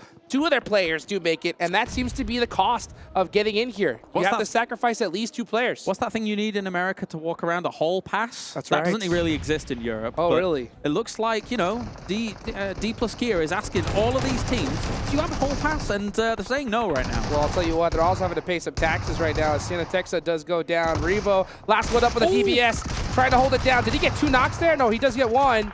He's got a DBS though. He's down with he's basically 1 shot. 1 shot is all it takes. Oh, he does get the confirmed too. That was greedy. That was actually a really good pre-fire. Oh, here comes the Molotov. How is he alive? He's fine. Considering that corner there, if you're able to throw it on that corner of that door, it's not enough to spread thoroughly, but that nade will be enough. A good bounce will shut him out. Pretty solid job from D plus Kia holding down School. They do lose one player in the process. Unfortunate for them, but they still have a lot to do. Meanwhile, Vampire Esports still have 2 players alive. They are still putting up points on the board and outperforming Alpha 7. Extending that lead. Scary stuff here. And Schweppes. Oh my gosh. Excuse me? How do you hit that? Through this little end of the smoke, as we can see, Geekay, meanwhile, trying to clear out that mini Pachinki from this replay, and they now made their move into those hillsides. But again, a hillside compared to School, line of sight, not keen. Definitely not. Definitely not. D plus Kia that have the advantage, and they know it. They have 3 players up. They have to play hyper-aggressive. They don't want any more teams pushing up on the School and making things difficult for them. Meanwhile, GK are on the outskirts of this zone, holding it down. They need points big time. They have 3 eliminations, but this is going to be really hard to pull a chicken dinner. Honestly, it's anyone's game. An issue that might exist soon for D plus Kia is that they're expending all the utility. They're using so many of their HGs, they're using so many of their Molotovs to try and clear out team after team, and I don't think we can get some of the body boxes that are falling outside School grounds.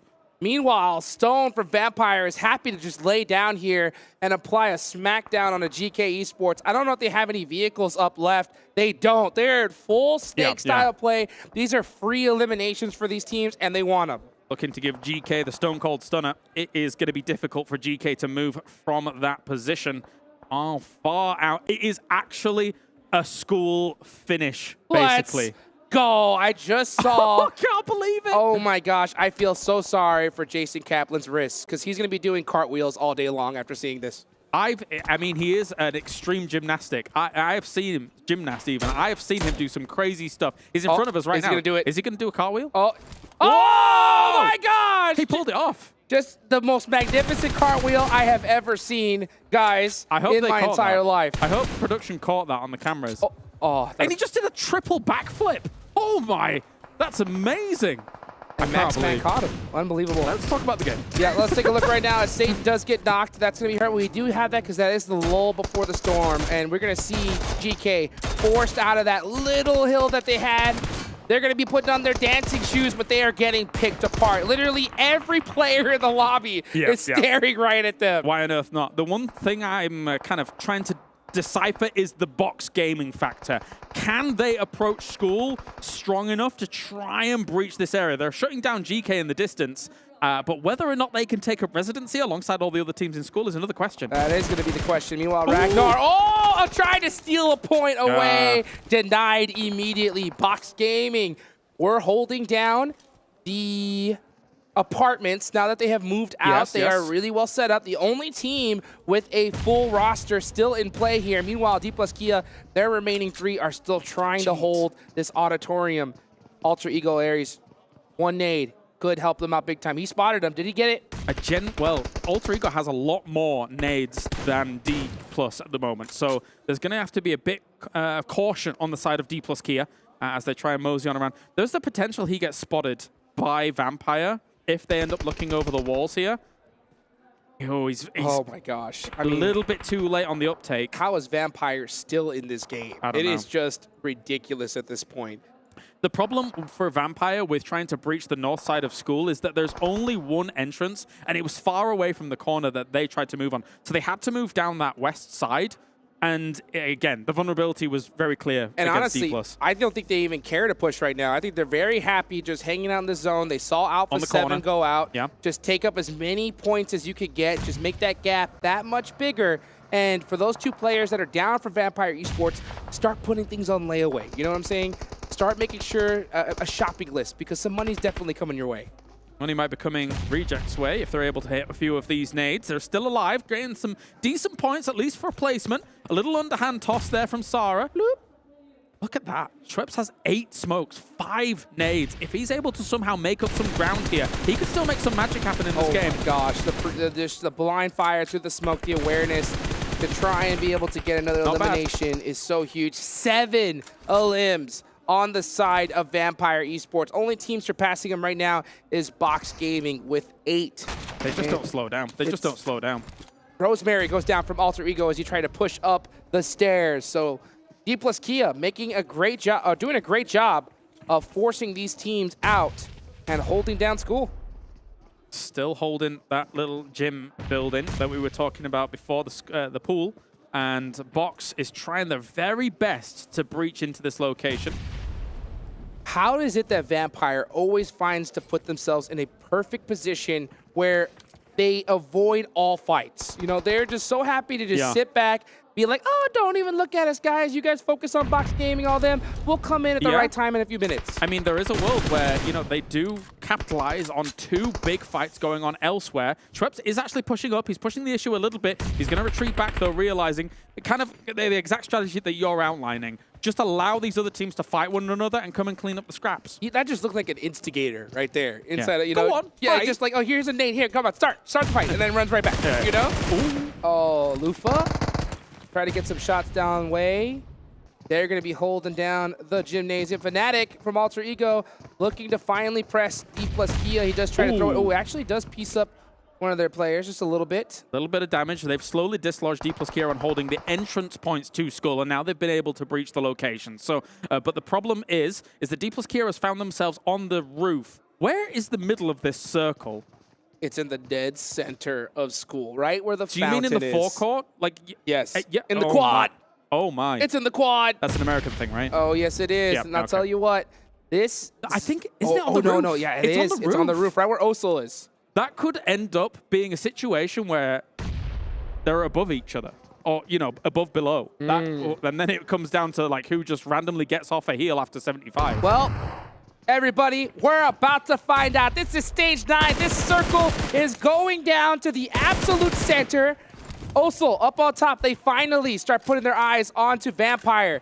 All the util should start coming out right now. We're going to see everybody throw all that they have. Stone throwing a nade right on the Fabian. To talk about this just for a moment, if it does come down to that scenario that I pointed out, sometimes people try and hurt themselves so that they can be below 75 so that they can start the heal before even, you know, it really being impactful. Because you have to, because the blue tick's too hard. So just thought I'd mention that. I wouldn't be surprised if we see all their team members pass all their first aids to one player, at least to kind of hedge their bets if a heal-off will ensue. D plus Kia trying to not let that happen. Meanwhile, we see Reject Tokyo pushing in Lufa. Ooh. Nice steal there from Fabian, taking all the eliminations that he can. Here comes Box Gaming, now eyes on the prize. Potato, he's so close to them. This is, where is he going?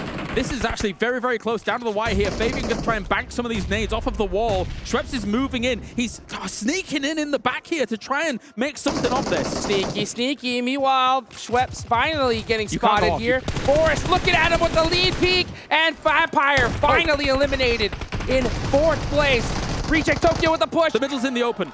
And Alter Ego with the win. D plus Kia not able to get it done.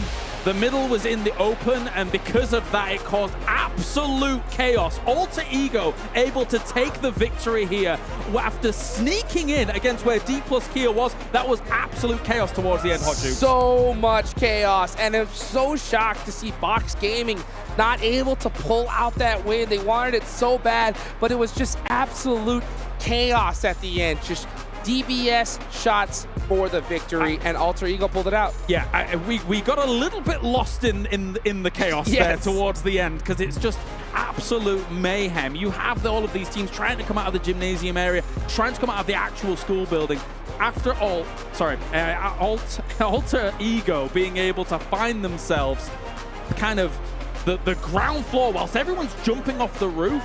That, for them, in the end, is the play. Yep, and I'll tell you what, it's those situations, those urban finishes where that circle goes to nothing. Timing is everything, you know? You can tell Schweppes was trying to go for that, trying to be that instigator, allow other teams to get it. He did get spotted out, but it was Alter Ego that had success there at the end. That's the crazy thing about a school finish, though, is that, yes, we get all these urban endings, but school is such a unique urban scenario. Yes. It's even very different to cities. You've got to play it slightly different to cities. And again, you know, you can have all the smokes in the world, but it's not going to matter if everyone's all of a sudden expended everything and trying to scramble in the very last few seconds. So that was down to the wire. It was. It definitely was. It's so crazy to see how we finally got a school finish. Alter Ego putting points on the board, teams that really desperately needed to as well. And at the end of the day, somehow, some way, Vampire always end up putting up crazy points no matter what the situation is. That's a good point. I mean, where did they go out there? Do you recall? I think it was 5th place, but they already had so many eliminations. At least 7. It's like they take out 2 teams every game, no matter what, minimum. Okay, so we'll take a look at some of the moments here from the final, as obviously we were caught up in it as well as you guys probably were at home. Boxed find themselves there. It was difficult. It was indeed. Let's take it on over to the desk for them to break it down, and hopefully we might see another cartwheel. Well, I'll tell you what, Hot Jukes, if I did a cartwheel behind this desk, I might kick Max in the face, and we might be down an analyst, and that's not going to be good times for anyone here on the show, but it might be funny. Should I? Not for Let me. us know in chat. You can get a vote in. Maybe you can make that happen. But if Seven did a cartwheel, I don't think his feet would be nearly high enough to hit any of us in the face. So, all good. I'm Jace Cap on the desk, joined by Max Penn and Several Rules Gaming to break down this last match, which honestly, I think at some points, or a pretty good point there, we had no idea who was going to win, considering D+ had the high ground, Alter Ego was kind of hiding off to the side, and then all hell broke loose. Absolute madness. A hurricane was just launched in that game at the very end. No clue what was really unfolding. A score finish. No, your favorite position here, Jason. It's a score finish, for real. But I would say the name of the game for a lot of these teams, the moment they made it next to school, is just patience. Slowing things down, waiting for the fight to kick off, and just try and be the one to get the last laugh. And with Alter Ego, I mean, the patience was way before they even got to school. Once they got to apartment, they were kind of willing to coexist with Box Gaming and set themselves a path to actually get to the school, get to outside that fence. And now once they got to school, I felt like D+ Kia kind of threw that at the end. I felt like they focused a little bit too much on the teams that were coming out of the pool area. They started throwing the nades. You kind of saw one player throw a nade, and he's like, oh man, I got him with that first nade. I think I got one knock. He jumped down one spot. He was at the peak, at the high spot that he could be there on school. Jumped down one spot, and then he kind of pushed out a little bit more. Well, did he jump or did he fall? Because remember, he peeked onto, I believe that was Schweppes from Vampire, and I'm not sure if he fell down. It wasn't him. Okay. Yeah, different player. Okay. Yeah. Thoughts on I don't know. I just felt like they were pushing a little bit too much towards those teams that were at pool and totally forgot that there might have been another team right under it. I mean, that had to go down because the circle didn't end on the roof, actually, as we initially expected. Like, you have to kind of predict where it is, actually, the exact center, and they were pushed off. And because of that, when you're jumping down, you have bigger bloom when you're spraying, so you're just an easier target. Yeah. So a little bit hard. I do feel like D+ Kia did do a lot of work to defend that position to the point they have, and at the end, you had just too many players like solos, duos still alive. It's just almost impossible to really know who's going to come out on top. Here it ended up being Alter Ego. You change one small thing, maybe D+ Kia win it, maybe Box, maybe Vampire win it. So it was up in the air, but it was a tough finish and a weird one. Yeah, I think once they were able to defend it against Vampire Esports, we were like, oh, okay, nice. Finally, somebody's been able to do that. I didn't know PUBG Mobile had a crossover not only with Dragon Ball Super, but also with Tower Defense, because that's what kind of felt like just wave after wave, right? We had, was it DRS crash through? No, sorry, it was Reject crash through, then Alpha 7 followed up. They finished up Alpha 7. Obviously, we did see our DS survive a little bit longer. I'm going to remind you guys really quick before we do get into our match rankings, I got to give a shout out here to our sponsor, the Honor Magic 5 Pro, powered by Snapdragon 8 Gen 2, an Honor self-developed GPU. X. Honor X. Turbo X. Turbo X. This is why I do the call-outs and they don't. Let's take a look at the match rankings, though, so you guys get an idea of how many points all the teams did score here. You can see 18 points coming in for D+ Kia, a team that we've been ragging on quite a bit today. Yep. Nice to see them step up here, as well as Alter Ego, which we haven't seen or talked about really since the start of the day. Yeah, I'm happy to see her, Seven. A little bit of presence from D+ Kia. Still not the cleanest game that we expect because, again, it was a very messy finish over there in school, but they made the most out of it. A decent amount of eliminations on top to close it off. But, man, some teams went out really early. Flux Esports, unfortunately, encountered Vampire, which you don't want to do at any stage of your game, and they did it in the first, 5 minutes, which that did cause their demise pretty quickly. Yeah, and before the circle started closing in towards school, Tianba, I felt like they were in such a good place there in the plateau area towards the mountain. And then Alpha 7 was like, you know what? We want that spot. We will take that spot. They took care of Tianba so quick. Tian It who? was a speed run. I mean, in that game, yeah. Pretty much, that was the case. Yeah, I mean, as you can wow. see here, the very finish as well. I mean, it was hectic as hell. It was insane, and it was hard to obviously cast this as well with so much action happening across the board. But Max, you look like you're about to say something, so just jump in. No, I mean, yeah, they had to go down right because the roof was just not in circle anymore. So they jump on down, and the two players still inside the building have the perfect angle. They have minimal of their 3D model actually being shown. So see? Easy shots. This is why you stay in school, ladies and gentlemen. True. Stay in school, get chicken dinners. Yeah. Easy. Nice. Yeah, let's take a look at Alter Ego's player stats here in this last match, get an idea of who, most importantly, was stepping up for them. And, Ooh, well, finally. you wanted to see it. You wanted to see Rosemary. It's your boy. Finally. Your boy, Rose. Yeah, I want to see exactly how many eliminations were converted from that about 600 damage. Okay, 2-1-2, I'll take it. Nice bout of eliminations. Once again, the waiting game was coming into play. They move away from Apartment with Box Gaming, and they lose players pretty quickly because, as we know, those walls all around school are so nadeable. That's what happened to be going against teams like Vampire Esports, Box Gaming, and Alter Ego, but then they just, as we said, slowed it down. And that was the right approach to secure the win. It was the right play, and looking at those player stats too, Fnatic, that was one player that we were kind of pointing out at the beginning of the day, right? He didn't really have that many elims. I think he only ended up having just 2. For him to be able to get one there, being able to help his team out, that's good to see too. I can see some of the highlights here for Alter Ego as well. Again, the team that we touched on at the start of the day, right? They were up there quite a bit. I think they're in our top 5 in our leaderboards, but they've kind of fallen a little bit because, to be fair, most of our attention has been on Vampire. Yep. And even as you saw there, with them having only 2 players left alive, we saw Tony get knocked relatively early. They still picked up 11 points for their team as well. But honestly, as we talked about Alter Ego stepping up, we got to talk about D+ and how they stepped up too. Able to hold on towards school. I think those Northwest side, if I'm not mistaken. Let's take a look at their player stats here and see who was the one to do something. Max, before you scream. Forest! It's your boy 4. And us out. Okay, it doesn't work as well as with Forest, but yeah, good conversion from them. Were helped out by teams on the outskirts of school, I would say, 7, because Alpha 7 breached at some point. There was multiple teams kind of taking shots at Alpha 7 to try and negate that push initially. But at one point, there was too many teams that started going for the roofs, which I believe was the right play, because otherwise you're going to be in nade range, teams are going to close that gap. So the roof was the right approach. Yeah, to point out, Alpha 7 kind of helped them out too, you saw my feel. So just crashing into the fence and then trying to figure out, he's like, okay, let me jump back in the car. No, let me jump out, let me try to go. And it's all over for him. Revo almost clutched it, by the way. Yes. Like, if they didn't chuck that molly to stop him from moving and then chuck the nade, he maybe gets a full squad wipe, but then the molly was on point. Place we expect to see out of an MVP, right? Yeah. Hey, well, we'll never know, unfortunately, for him and for Alpha 7. But what about Box? What about him? What about them? Box. Not those. Not the ones you stand on. The ones that can win games. The ones that can pick up eliminations. Let's take a look at their player stats here in this last match as one. Break things down for you at home. Because, again, they had, a pretty decent game. We haven't really, unfortunately, talked too much about them because it was a little bit of a flash in the pan just from yesterday, as we can see here. Really not much damage. Some decent eliminations, but... You know, T-Duck is the one we always, I feel like, seem to mention, unless I'm wrong here, Max. I think Gosu, this tournament, has been the one that stood out a little bit more, so it's good to see more presence from Guang.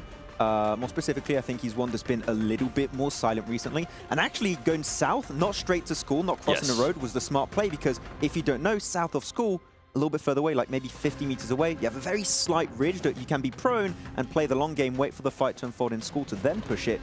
That was a good idea. Yeah, and the way they waited for a very, very long time in apartments. I think we're talking about the third party, and that was one team that was willing to kind of help out D+ Kia with those third parties. Just shoot at anybody that decided to crash into school. Yeah, I mean, the roofs are just so high, you can easily do it. You have full information on where teams are there. And actually, the moment they see so many teams getting involved around school, pushing it into school, they understand, okay, south, we're pretty much the only team left alive. We're going to go for that ridge the moment we know, like, the team's in school. So D+ Kia is pretty much fully busy with other teams crashing. So their awareness allowed them to go for a smart play to then try and reach the late game. Didn't quite result in a win, but I feel like in another world, that would have been a Box Gaming chicken dinner. Yeah, and even before that, too, when they were coexisting with Alter Ego for a very long time, they were still able to cause some damage on Alter Ego, and it forced Alter Ego to be like, you know what, we're not going to try to engage you guys. And that's when the coexisting there in apartments happened.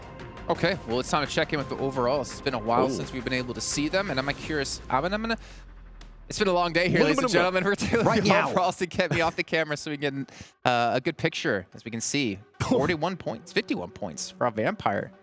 Ooh, Box Gaming being able to jump out to their place. 6-8 falling off a little bit. We still want to see that 6-8 chicken dinner, so I think it's fair to say. Bro, 91 eliminations for Vampire. Alpha 7 have 89 points. Yeah. Vampire have more limbs than the second place team has total points. We're ignoring Alpha 7 right now. I mean, Vampire. Yeah. They just keep reminding us, okay, this is why we're first place. Well, even the last match, right? They were able to outlast Alpha 7, and Alpha 7, we were saying that was the team that was going to be hunting them down. If they're continuing to do that, I mean, there's nobody that's going to be able to catch them. I bring up the 51 points. Because Max said if they end the day like 60 points ahead of these other teams, they can kind of just coast through tomorrow and get another title under their belts and another $400,000. They might just get Newsy into hey, just a little more fun on the last day. I mean, I feel like they should actually. If it is to that point, maybe like the last couple games. Yeah. Just Like for the halfway through the day. Game with the Just for the memes. Game with the memes. boys. Are you saying Newsy's a meme? No, just for the memes. Not, hey, come on. I can see your request folder now on Instagram, and you're just being spammed. What do you mean he's a meme? What do you mean he's a meme? He's the best not a meme. He's very funny. What do you meme? Oh, okay, I did not. Good, okay. Nice. I try. Yeah. Okay, well, I do have an update for you two. Would you like to hear this update? Tell me. Okay, well, I'm going to whisper it to you because the people at home didn't hear this. Okay. No, I'll give it to you guys at home. We will be heading to a break because we have to apologize for the technical difficulties we have been having here on the show. However, it is not for technical difficulty reasons. It is to allow the players to have a short little break here, get some food, relax a little bit because they've obviously had to stay in this mental mindset of staying focused and ready for a match at any given time. So we're going to go to a short break. Again, not technical related. Give that players a break. And when we come back, we'll be kicking off our 5th match of the day.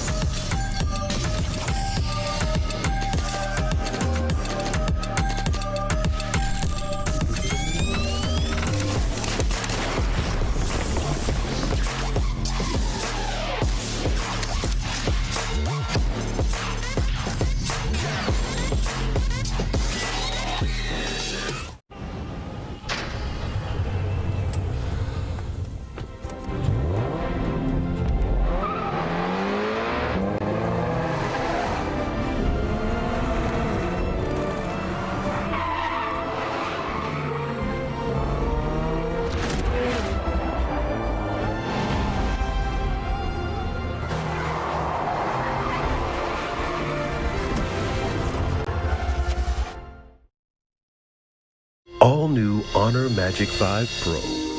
Freeze even fleeting emotions in just milliseconds. Take marvelous night shots with lightning-fast exposure. The display reveals more details in bright areas with an astonishingly long battery life that just keeps going. The latest flagship chipset brings you exceptional performance. Unleash the power of magic. Honor Magic 5 Pro.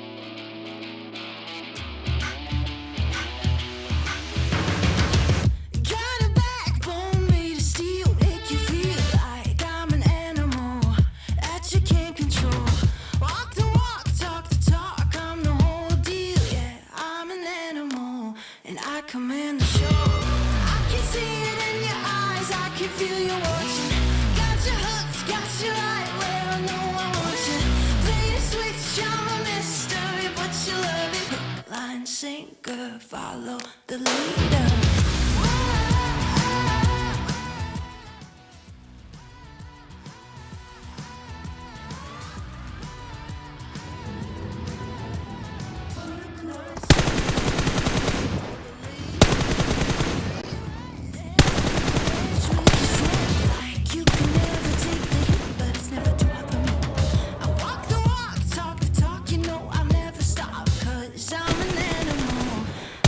Laugh it off. I can see it in your eyes, I can feel you watching. Got you hooked, got you right where I know I want you. Play the switch, I'm a mystery, but you love it. Hook, line, sinker, follow the leader.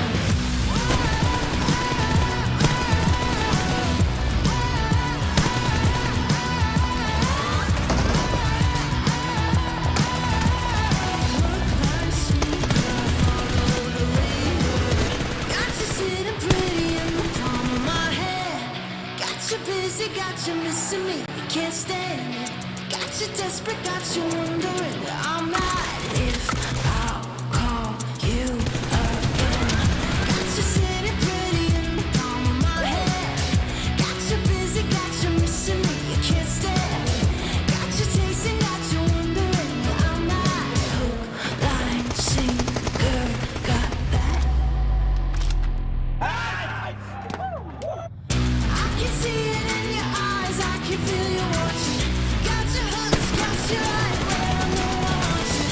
Play the switch, you're a mystery, but you love it. Hook, line, sinker, follow the leader.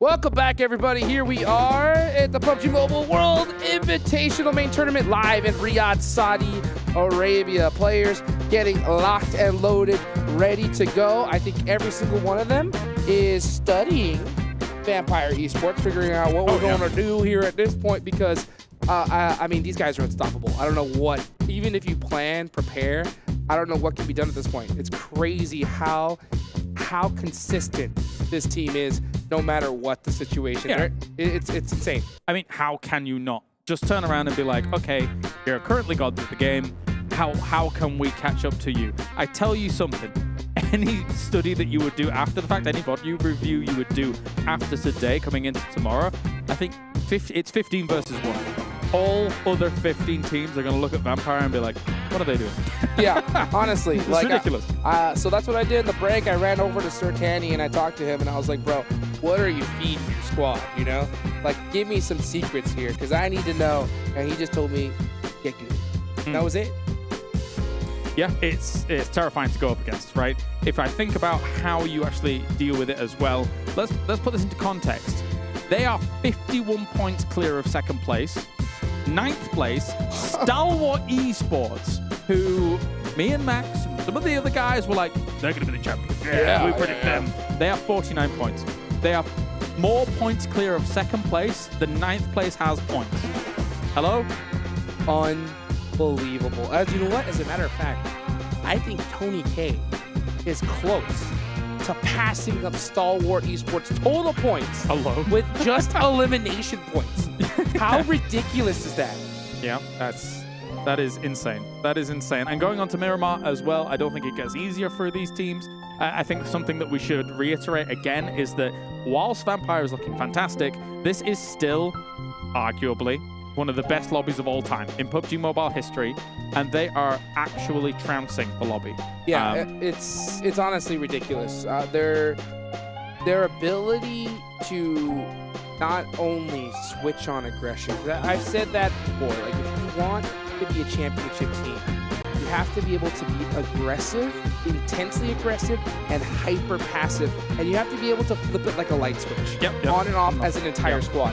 And they do that better than everybody else. They have such a hyper awareness of the lobby of knowing when to just full send, push, aggression, let's go, without any hesitation to what we just saw in the last match in school. Hey, let's just be quiet, let these guys play it out. For sure.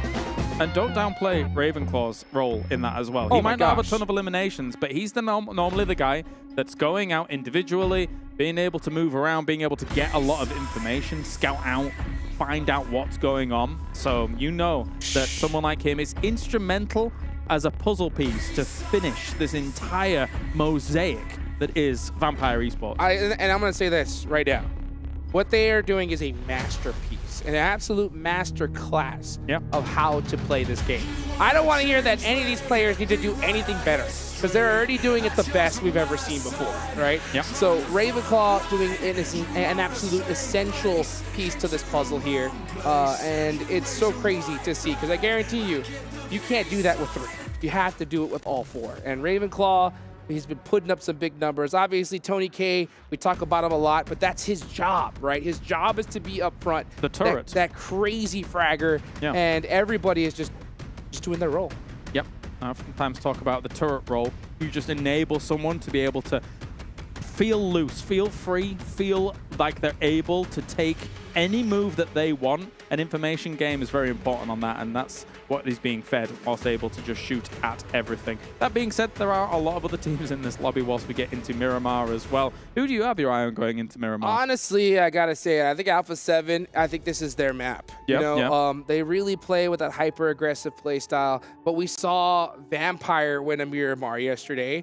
But I think if you're going to have any mix-up, a chance to really put some points on the board, I think it's going to have to be in Miramar, because Vampire are just far too consistent in Aaron Gale. I mean, it's just it's unstoppable. So if you want to catch up to them, I think Miramar is definitely going to be the place to do it. I want to see Alpha 7 get to El Pozo real early. And I think what's going to really help them is if we get a northern zone, because we've seen a lot of southern zones so far in this tournament. Yeah, we have, of course. I mean, as you have teams like that trying to make big rotates from places like El Pozo, it's very important to be able to move on from. It's one of the, I would say, the best landing locations, actually, is El Pozo. I mean, of course, it's not dead center. It's not like a Power Grid. It's not like a Picardo, etc., and things like that. But when you think about how much loot you have, firstly, or access to vehicles you have, and then the ability to be able to use the usual channels of rotation that exist on Miramar is quite powerful. I think so, indeed. But you know what? I think since we're all just hanging out and talking right now, why don't we bring in the desk to chat with a little bit? Let's bring in Jason, Maxman, 7WG to hear what they have to say so far, huh? What are you guys thinking coming into Miramar? Oh, we're on camera. I don't know why we're on camera. I wanted to sit here and leave it really awkward and let you guys not know that we're actually here. I was about to do a Jason Kaplan impression. Let's hear your Jason Kaplan impression, Hot Jukes. Come on, let's hear it. Welcome, everybody, to PUBG Mobile. I came here to... No, hold on. Keep a solo shot of me. Keep a solo shot of me. Here's a shot of me. Hold on. Keep it. Okay, let's go. Welcome, everybody, to the PUBG Mobile World Invitational Main Tournament. I'm Jason Kaplan, the best cartwheeler in the industry. There's nobody better than me, except for me. Right. I mean, pretty actually were able to follow that. That was pretty good. That was really good. Yeah. Okay, here's my impression of Hot Jukes. You Let's ready go. for it? Oh, yeah. You might want to turn the volume down. 7 BB. 7 BB. Turn the volume down. 7 BB. No. Let's go! Let's go! That's my impression of him. Pretty good. Pretty good? Yep. 10 out of 10. 10 out of 10. Not bad. We are back here on this. Yeah, gentlemen, thank you for covering for us while we grabbed a quick bite. And quick bite it was indeed. I got about one full fork of food in my mouth. One full bite of chicken. And I walked back chewing it. But yeah, we are back here, and obviously the players will be back shortly as well. And we appreciate you guys being on the show, covering for us, doing our job, and making us look good. Or bad. I don't know. You let us know at home if they were doing a good job. But yeah, we're heading on to Miramar, right? We're heading on to our final battleground here of the day. Back to back. We have seen just yesterday, we had victories out of Alpha 7. It was actually a really big victory, right? If you think back to their fight up against 628 and that compound camping for a very long time as the zone continued to go towards their way. But Alpha 7, that hill they have to climb is just getting steeper and steeper and steeper. And at some point, you have to ask, will they realistically ever be able to chase down Vampire? Or are they just trying to defend second? I don't think so. I don't think it's possible right now. I was like, after the past couple matches, I mean, yeah, I don't see it happening because right now Vampire Esports is just doing what they need to do. They need to just out-survive Alpha 7, right? And then once they start noticing that some of the other teams are going to start catching Alpha 7 or maybe possibly passing Alpha 7, they'll be like, okay, you know what? Tony K, we need you to start fragging out again. I mean, we talked about it, right? 60-point lead. By the end of the day, pretty much is going to secure a first-place position for Vampire Esports. They are getting to that point. We need Alpha 7 to wrap up the day in style with these 2 Miramar matches. They were talking about it earlier with Kalaris and Hot Jukes, essentially hyping up the team because they are renowned, 7, as a really strong Miramar team. So if there is a chance for them to close that gap with Vampire Esports and maybe take the first place away, it has to happen on these 2 following battlegrounds. You want to know the sad part to that? What? The other team that won Miramar yesterday was Vampire Esports. Oh, yeah. Oh, we're doomed, okay. We're done. I would like to see the overall, though. I want to see, like, the possibility of some teams passing each other. Yeah, we can do the breakdown, right? Yeah. Because we obviously know how big the prize pool is for each different position. You currently have Alpha 7, who's sitting at the 200K mark down below them. Just by, you know, a measly 17 points. Box Gaming are currently sitting at $125,000. So that's a $75,000 increase in earnings for their team if they just get a little bit more points. But then again, you have 628, which I want to say, very quiet today. I want to see a chicken dinner from this team. They made it multiple times to the late game, and we have yet to see that final closure do we expect from this team. Because I'm not going to lie, 628, Tianba, we had a few questions. Transition from PEL into PMWI, how is that going to potentially work out? Tianba, not that well. 628, definitely a lot better, and I want to see that closure to a game. I want to see that 628 chicken dinner because 7 right now, we have a 3-point difference between Box Gaming and Alter Ego Aries, and as you stated here, Jason, the prize point increase is significant towards those top 5, top 6 positions. So $45,000 between 3rd and 5th place. Exactly. So 628, that win would be massive if they can secure it, but do they have what it takes, 7, to just go that little extra bit further in that game when they reach the podium finish? They could go even further and beyond. I want to see it. Do you think they can do it? End up where? End up where? I mean, Second place? just get a win. Oh, just get a win? Yeah. I mean, they're bound to, right? With the way they've been able to play. Like, I think the impressive thing, and going on the note of what you're saying, Max, is that you look at 628, they don't have a chicken dinner. They're the only team in top 5 without one. And then obviously Geekay, you have to give credit to as well, currently sitting at 0. So for them, you know, take away 20 points from Alter Ego because of those 2 wins, they're down to 49 points. And guess what? They fall from 5th all the way down to 9th. You know what, Max? What? Yes, I think they can get a win. Because yesterday, the strongest map was Miramar, right? And today, coming into today, we're like, okay, we want to be able to see those kind of performances, but we also want to see it in Erangel. If there was ever a chance for them to get a chicken dinner, this would be the perfect timing. They were able to get yesterday back-to-back second-place finishes. They were able to also back it up with good elims. I think the total between those 2 Miramar matches yesterday was 19 elims, which, if there's a chance, that's the perfect chance for them to be able to actually get a win. One team I've also been impressed about is Geekay Esports. I feel like they started the day very slow, but slowly but surely, they've been coming together. They've been able to do some great plays, and something that we were mentioning too at the top of the day was Satan. He was the only player that was performing really well yesterday. He was within the top 5 fraggers. Now it's not just him. Now we have seen some of the other players from Geekay Sports also starting to perform. And I want to see more control from Geekay Esports, more specifically in those late game moments. And I have to go back again to that Box Gaming chicken dinner from yesterday on Erangel, where they just let things happen and just got a second place, when I feel like that could have easily become a chicken dinner, followed up with potentially 4 or 5 extra eliminations on Box Gaming and Gladiators at the time. Weren't quite willing to make the extra bit of effort for that one, but we saw the potential. They get to the late game just a little bit further, just like 628, and they could get that chicken dinner finally. I know we moved slightly past it, but I'm going to bring us back around to 628, because you're talking about being strong on Miramar, right? Why don't we take a look at their Miramar stats versus their Erangel stats so far in this event. Now, keep in mind, it's just going to be totals, right? It's not going to be averages, and they have played 3 more Erangels today and haven't played any of the Miramars yet today. So there's 2 Miramars up against the 6 Erangels. But it's going to be interesting to see how kind of close the stats could potentially be, especially when you look at eliminations and you potentially use your mind to do math. Nope. Not going to have her. Going to be going to game instead. I think you guys would rather see that than to see some of these stats. So that means we're going to have Miramar coming up around the corner. And Max, prediction, who's winning Miramar? Okay, 6-8. Let's go. Yes, 6-8. Oh, he's in the plane. Okay, Oh, let's head over to the commentators to Kitsune! kick this off with Hot Jukes and Kalaris. Well, look at that. We got Kitsune going for a ride here. And he's going to go ahead and make a nice little crash. Beautifully done. That's how you start off a Miramar match. You can see the smile on his face, too, at the bottom. It's nice. Whee! That's how you get it done. The glider. Loving it. You know what I want to see? I want to see our team get 2 gliders and just barrel around everywhere. You know, just choose where you want to go, and then somebody's going to shoot you out of the sky, and it's going to be a bad time. Well, you know what? Speaking of bad time, look at all these. Look at Alpha 7. All the way in El Pozo. And look where the zone is. Do you know what's really scary about this zone? I know. You know. Oh, I know. You know. There's one spot. It really could be. Oh, my goodness. It's so far east that actually there's a legit chance. It's a low chance. I want it. Anyway, we'll save it for later, I guess. Let's put it this way. For all those people that don't know what we're talking about, Favian is really close to it. Yeah, I would say so. You know what? So is Fox Gaming.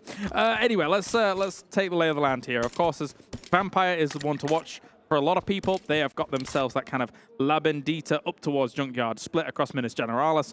So they're going to have a really great launch pad of being able to get in this circle. Technically, because there's so much water in this circle, we're already at an accelerated game pace here. So there's not as much room for these teams to get good to go. However, there's still a lot of room. And there's still, of course, priority compounds. We've seen, of course, that Impala Fields finish in All-Stars that was oh so important. And that BTR won, actually, during that game. So let's see how this one's going to unfold. Yep, I'm ready. I'm ready. I know you guys watching are very ready as well. You know, one thing that's also interesting is that when you have a zone like this that's halfway in the water, it really reduces the amount of spots that are available. So this zone is basically cut in half. So teams, I wouldn't be surprised if we see them kind of get a little move in it, you know, and start rotating rather quickly. We see Alpha 7 rocking the 4-car strat. They did get to loot up in El Pozo, so they're going to be looted up to the teeth. Meanwhile, we got Gladiators all the way up in the north and have that nice thick wraparound coming from La Correra. I would say, to your point about, you know, there's less spots to be able to take, Miramar is what I would consider to be the strongest 2-2 split map out of the 3 battlegrounds that we play in competitive. I mean, there's some special maps that we play sometimes, every so often, but those don't count. In a circle like this, you're less inclined to take 2-2 splits because of how limited it is in terms of like priority spots, right? So then that limits your options on being able to transition into next circles. Again, an accelerated game pace, so maybe you could make the argument that, yeah, that would just happen in a Circle 2 anyway, or a Circle 3, but not often. We'll see how it goes. We'll see how these all folds down. Well, I'll tell you what, I think a lot of these IGLs are thinking it's all going to fold down on the coastline, because that's where we're seeing a lot of teams start to group up. We see Box Gaming, we see Tianba, Rejects. Alter Ego coming that way, even the Vampire Esports.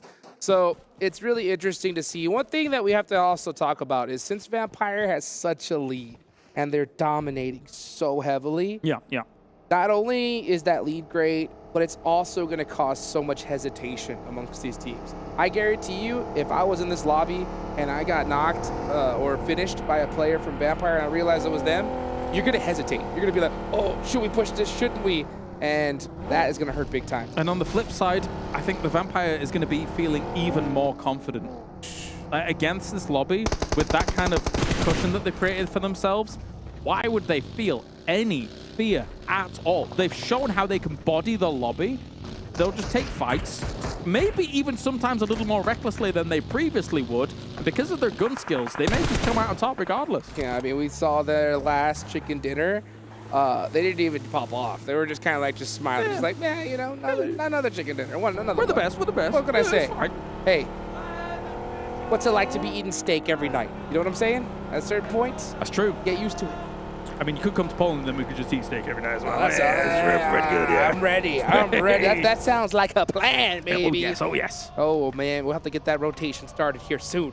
Well, let's take a look at rotations coming down. Still in the replay. Delta said, Top, where are you going? Where are you going? In that bus. I'll tell you that much. Rough stuff. All right. First circle shift.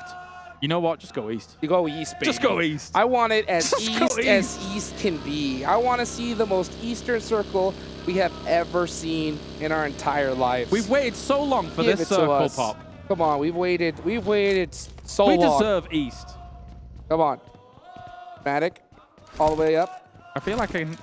Oh, baby, come on. Well, I feel like the island's gone. Island's gone. Yeah. But that's still not much room at all. That's gross.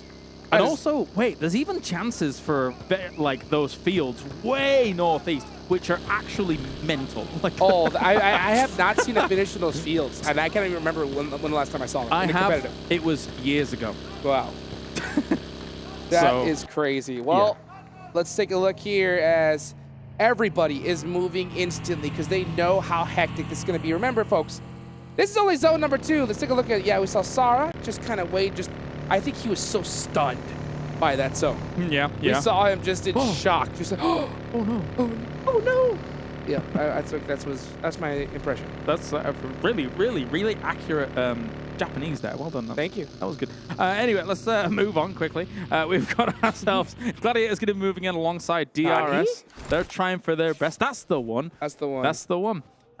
If Max was here, I'm sure he'd teach us so much. But anyway, Falcons coming in slow on the south side. Tianba's kind of been caught here along the river's edge. For a PEL representative, a very, very renowned region, they've not had the best of times. Of course, 628 is doing a little bit better than them. But Alter Ego, though, is doing all right themselves here, just underneath 628 in the leaderboards.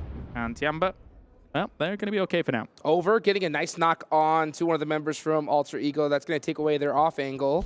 And they do finish Octa in the process. So now it's a 4v3. I wonder if we see Tianba get a little aggressive here, especially after hearing those shots and seeing that knock in the feed.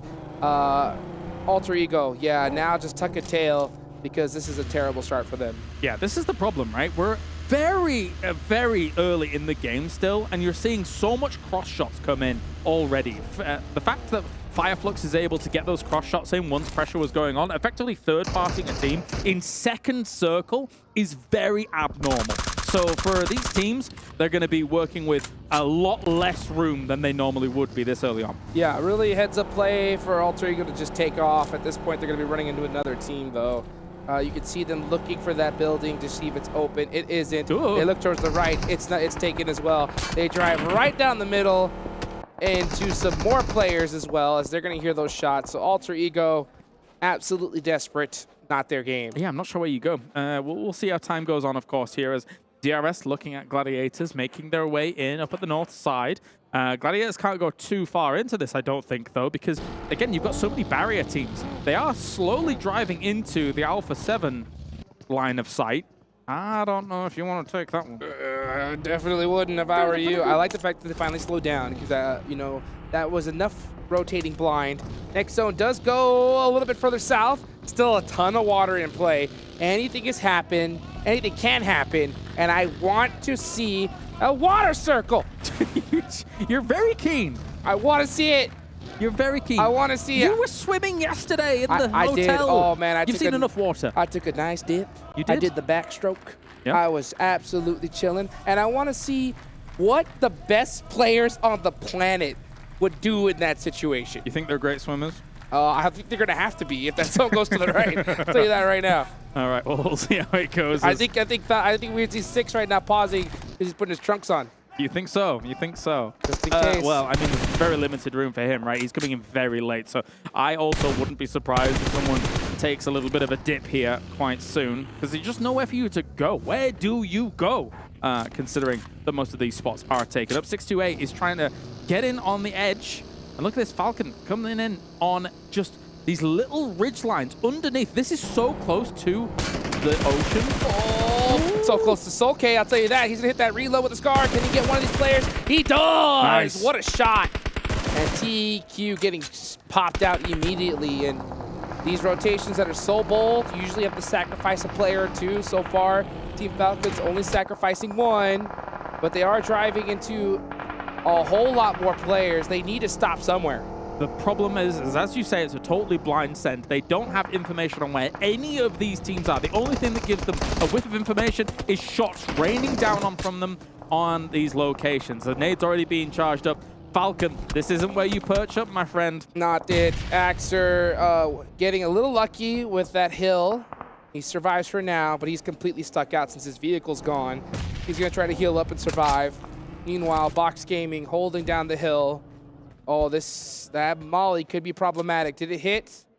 Nope, a little too far. Yeah, it's really difficult to land utility on elevation like this. Sometimes you have to get a little bit closer and then use underhands for some shots that will hit. I mean, trying to get over there with the Roadster and finally finished off on the other side thanks to a molly. It probably was an underhand molly from that to finish it off. Yeah, and then Axer getting finished as well. Just a tough break here for the Team Falcons. Meanwhile, Box Gaming coming off a solid game. They put some good points on the board. Could have definitely gone any other way. Delta with the run over! All with the monster truck. Yeah. There was an M249 in hand as well, was able to get a knock, but not going to be enough here to really kind of get everything sorted.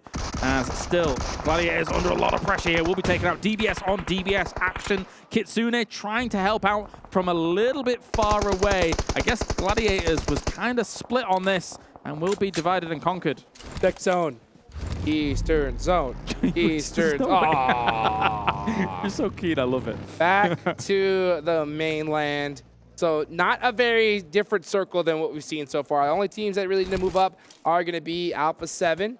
Yep. Meanwhile, Fireflux down south, Tianba as well, are going to have to battle it out. And here we are. We're looking at this side of the circle all the way down south. Fireflux throwing out their smokes because they know they're going to need them here.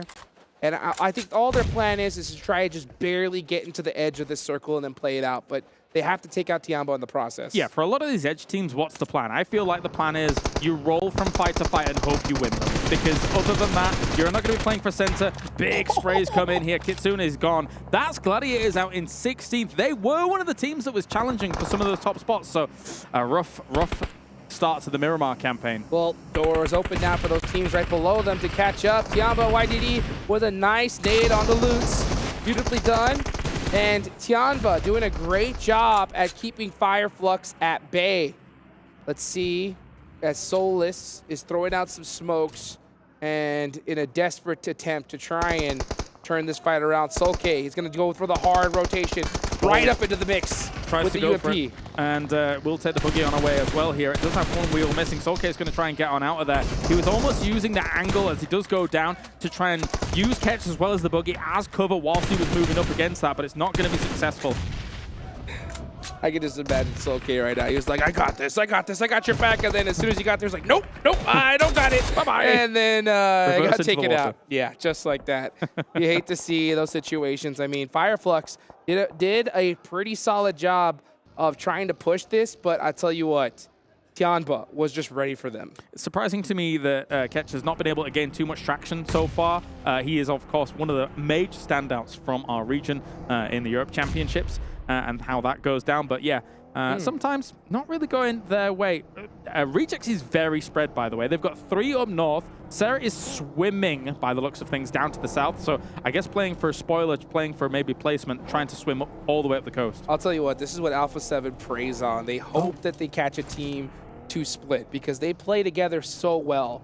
So they're looking to try and find an opening, but at the same time, they are in this circle. So I think they're just wanting to wait it out. And I don't deny that situation. I think that they're having a lot of trouble deciding what to do because they need the points desperately. They need those elims, but DRS needs to go well. They got one knock, and here they come with a full send. Gonna try for it here. Alpha 7, a few shots over the ridge line, just waiting until they get a little bit closer. M249 in hand, but Mafioso's already down. It's gonna be an S12K against DBS, but the DBS will win things out. Killer once again for DRS, really being the playmaker, trying to move up here alongside his team here. Senak is the only one actually left in this. Charging up a nade, goes for the throw. Great nade. Got him. Goes for the second. Will get it. The S12K. What a play. 2 eliminations there for Alpha 7, and Reject Tokyo needs to come for the third party, but can't send a text to do it. He does! Senna Texel with the 1v3, eliminating DRS Gaming. Yeah, great hold from him here, as of course he was really up against it. Carrillo in the distance, I would love to be able to try and get him up. I think he might be a little bit open, especially with Rejects now pushing on this. GK pushing on Tianba. Tianba holding out Fireflux. Can they hold out GK? And it looks like they are not going to be able to. Oh, but never mind. Over. Still alive. Last player up. He's got the M7. Here he comes. The suppressive fire. He's missing every single shot. His teammate not able to give him a set lines. Gets one knocked, but from the back gets taken out as GK wins. Gets the last laugh here. GK big off angle. It wasn't that far away, but at the same time, Twisted Minds here under a lot of pressure as well. 628 trying to do something. Infinity IQ also rolling up to this. Easy with charge up for the grenade. Tries to go for the lob, but it will not be successful. Didn't have much information on where 628 had relocated to, so not quite a hit on that one. But Infinity IQ coming into this for the third pie. It's a smart move. Hold them out. It sure is. You want to be able to secure this position early on, but meanwhile, all this action is happening. Vampire Esports are just looking above and waiting. So good at deciding when to fight. They let everybody else take out each other. Now all they have to deal is with half the lobby, and they haven't even gotten started yet. It might be sunny on Miramar all the time, but these vampires don't even care about fighting in the shade. They will wait, kind of bide their time, and prey upon all of the individuals that are in this lobby when they find opportunity to do so. Meanwhile, I mean, Infinity IQ is preying upon, as I say, trying to hold out Twisted Minds as well as 628. I think they might have let 628 get a little bit ahead of them. Not in terms of deeper into the circle, but the wide rotate on around. And here's a replay once again of that 1v3. Beautiful pre-nade there. Instant shot with that S12. Gets those finishes, secures the points, and eliminates that intel. And meanwhile, we see him make that switch to that mini right back to that S12. Bop! Just like that. Out of there.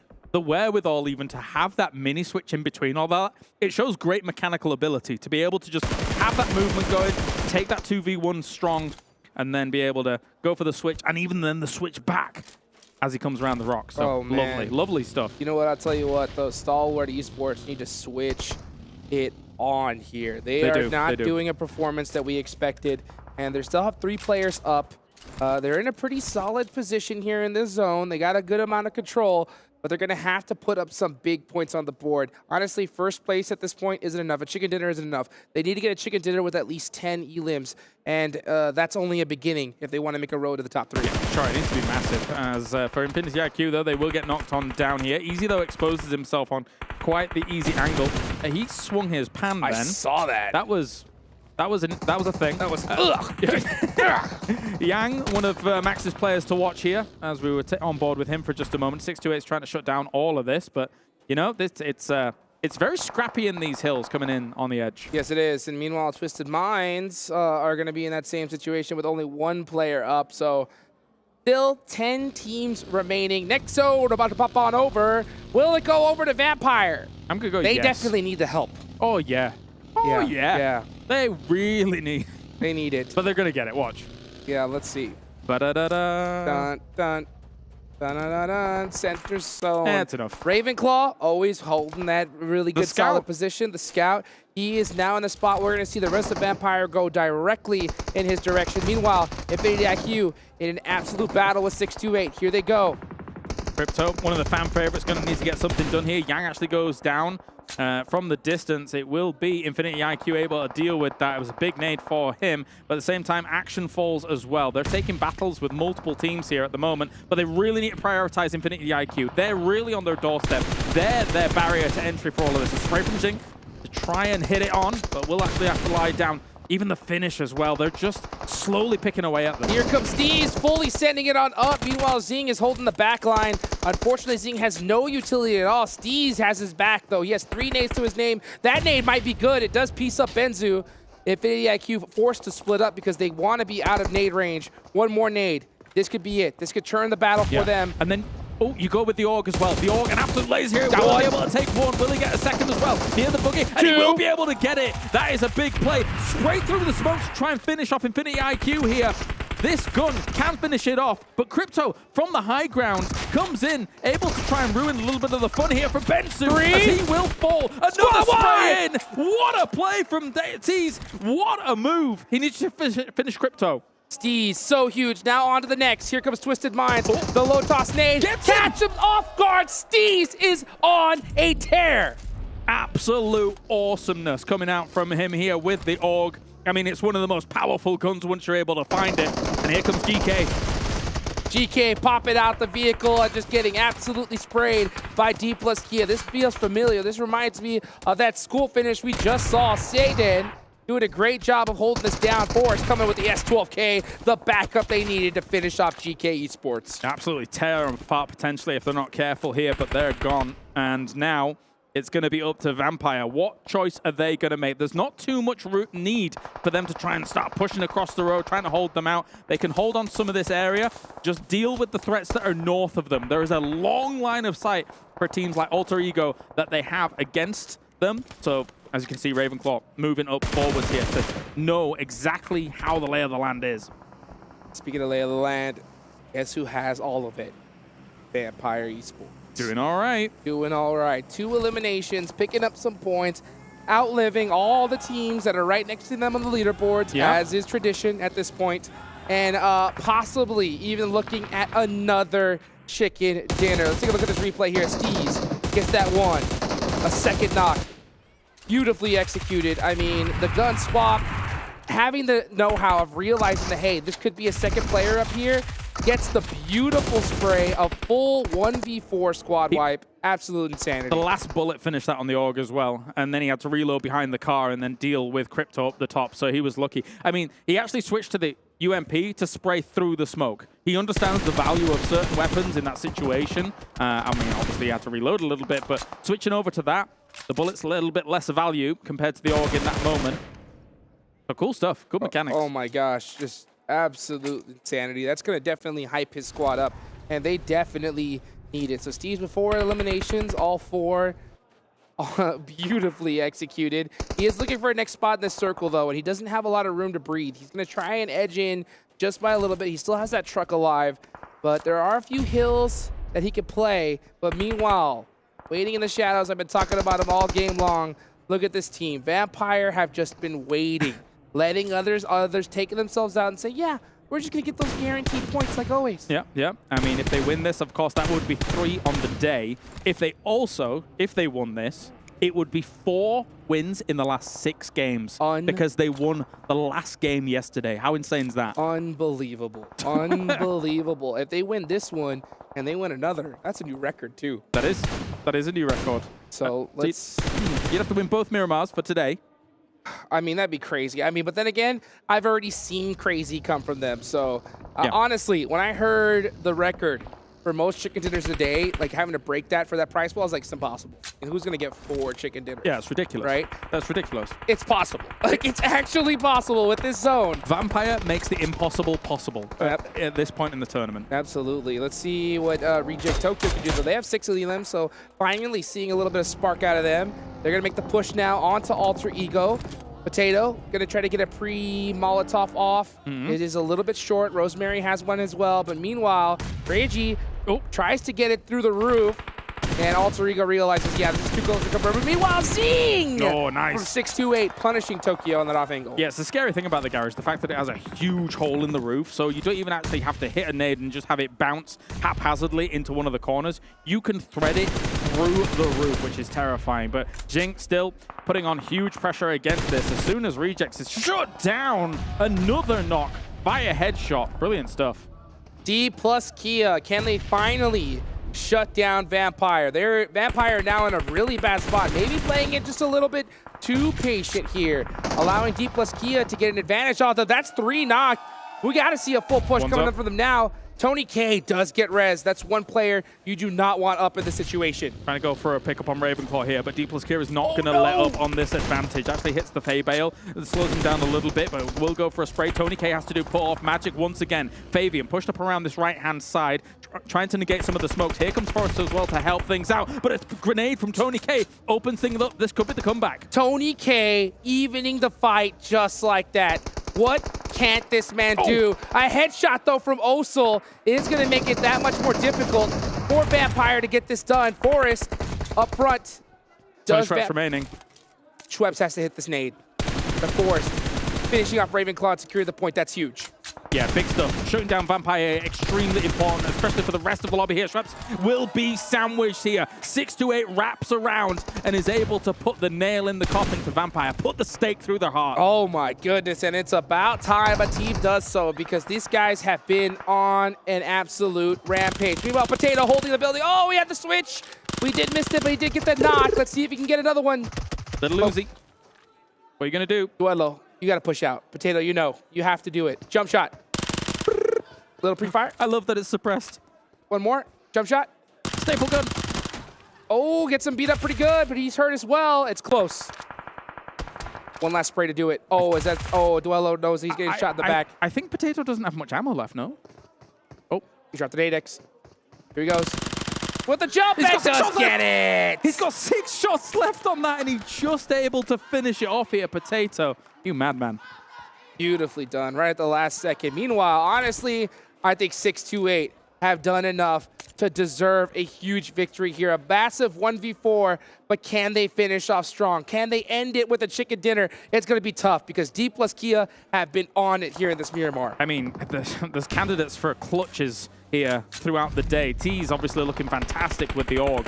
And now, going up against this, he's already on 5 limbs. If he was able to shut down D plus Kia from across the way, Jing's not working with much bullets. Look at that. Only a full mag and 17 left in this. Then he'd have to use the S12K to his advantage. I wonder how much Tease has, because if he doesn't have much left for the AUG, I don't know. That's going to make things so much more difficult for 628. Their chances now, after seeing that, much lower. But oh, a nice shot, though, from Potato. The blue zone does get him, though. So he does deny the point to D plus Kia. Now all eyes are into 628. This angle from Forest, though, that's going to be tough to beat. It's a big off angle to be able to just wrestle, not even wrestle that away from Potato. He just kind of waltzed up here, and thank you, it's ours. So very much up against it here, are 628. Can they make a second clutch happen? Okay, so D plus Kia are doing a beautiful 1-1 split. They have every angle covered. The problem though, is they have to hit those shots, because if one of them gets knocked, they are not getting back up. Shot on Xing. Now they do actually know exactly, I mean, they already knew where they were in terms of this area. I didn't see how much ammo he had in his AUG. They're trying to charge up a nade for that thing, going for the shots. Pre-firing the side of the rock, though. It's very bold and ambitious, and it's going to be D plus Kia walking away with this one. They had a great setup throughout this game, and they will be able to convert, and some great defenses. Oh, yes. Beautiful chicken dinner for them. I mean, they executed it so perfectly. I love their patience. That is something that they're so good at. When they realize they have an advantage, some teams just like, all right, let's just push this. We got this, rely on our gun skill. No, D plus Kia wants to make sure they get that chicken dinner, and they just did. And it has been a long day for these players. Fatigue may be setting in, but one thing's for sure, if you can have the fortitude to be able to get some wins later on in this day, then you are sitting pretty. Of course, D plus Kia is a team that we saw challenging for the very top spots in the All-Stars, and now is going to try and challenge for some of those top spots here in the main tournament as well. Honestly, I think that could be a factor here, especially for Vampire, because their position, I think, would have normally seen them just start turning on that aggression, but they realize we're so far ahead. All we got to do is put consistent points, and it's $400,000 in the bag. But I am kind of scared because I hate seeing teams change that strategy a little too early on and it come bite them at the end. But with the lead they got, I think they're going to be feeling pretty good. We're going to give them a pass, I think, That's for right. this one. That's give right. them a pass. Give them a good pass. They're looking still great with all of this. D plus Kia getting this with a 3-man towards the end as well. Let's take a look at some of the highlights coming in from some of the later stages of this game. Duello and some of the reject guys. I mean, this is good points for them as well. They were kind of down towards the bottom. Happy to see them try and make something happen here, but Potato was able to shut it down. Oh, beautifully done for them. Let's go ahead and throw it on over to our host and analyst to break it down. Host and analyst indeed. We're back here on the desk to talk about D+ and Max's, well, one of his favorite players, which is Forest. Yeah, Forest indeed. Yeah. We saw him take the bug as well, taking an off position to allow D+ to close things out up against 628. And a match that honestly D+ desperately needed because it probably earns them a lot of extra money in their pockets, moving them up the leaderboards. Yeah, back in the All-Star stage, it's the map that allowed them to initiate their redemption on the at the end of the first day, and they were able to follow that up on the following day. Can they do in day 3? We'll have to see, but this is some good presence and a lot of eliminations, especially that they desperately needed here 7 because I was getting a little bit scared for the boys. And they waited for the right time to start getting those eliminations, and at the end, I mean, that push from Forrest in the buggy, getting the high ground, he was gonna try to run over Potato from Alter Ego, and he was like, you know what? He went down to the zone. I'm gonna stay here. This is a great place. Like, this is a good spot. I'll stay right here. Well, before we do take a look at the match rankings, I once again need to give a shout out here to our sponsor, our lovely sponsor of the Honor Magic 5 Pro, powered by Snapdragon 8 Gen 2, and Honor self-developed GPU. Turbo there X. we go, Turbo X. Obviously, well done by them, and the players definitely loving the device. But let's take a look at the match rankings and see all the points accumulated for these teams. It's going to be important as we go forward from now on, as we only have 7 matches left in total over the course of today and tomorrow. 19 points coming through with the 9 eliminations. But Vampire, like, even when they're down, they still take home points. And I think this is something we really have to drive home to you viewers at home, that even though they're like, what, 50 odd points ahead, the fact they keep getting points like this means it's almost impossible for teams to catch them. I mean, the thing, Jason, this is a bad game for Vampire, and it's still better than most of the lobby. Stop it, Max. Stop it. I mean, we have to say the truth, right? Is that a bad game is better than like most of the lobby at this point in the tournament, and they've just doing so good though. 6-8, good to see some more presence. Yes. Unfortunately, did not result in a win, but that clutch from 33Z with that AUG, what a standout moment, and getting, what was that, 8 elims to try and overtake Alpha 7 that went out relatively early. That was the great timing to do it. Yeah, and this is what I was hinting at, right? I mean, Vampire Esports is going to continue to get more points than everybody else, regardless of what ends up happening. Alpha 7 didn't really have one of their best Miramars, considering that this is actually one of their best maps. They went out super early. I think they only ended up with 3 points right there, and you said it best. 6-8, being able to clutch it up, being able to get those points that they need. I think they might be able to catch them up at the end of the day. I think so. Yeah, I think there's a very high chance of that happening. And I'm actually surprised they survived and got as many eliminations as they did, because Northwest was a little bit of a cluster. You had, what, 3 teams, 4 teams in that position. You had, of course, the side of Infinity IQ. You had the players of Twisted Mind, so a little bit of a rough transition, but they just cruised right through with the AUG, held by 33Z, and were able to get some good presence, but good presence is always going to be the case for Vampire. Max. He doesn't recognize it. He doesn't really. Okay, he did. He got it. I was finishing my sentence. Do you know what that means? Tony K has officially broken the record from PMWI 2022 with Action getting 37 eliminations. Tony K did it in way less matches at 38. He did it in 7 less matches. That's insane. That is like a true testament to how good Tony K has been. And now I'm curious to see where is he going to put the record for next year. Clearly the best roster change we've had in a hot minute in PUBG Mobile Esports. Fair to say here, 7. I mean, Newsy, we haven't had the chance to see too much from him, but Tony K is a standout on his own and really, I mean, deserving of breaking the award. And now, is he going to keep trying to improve that limit for next year? The thing is, right, he hasn't won the money just yet. Yeah. Yep.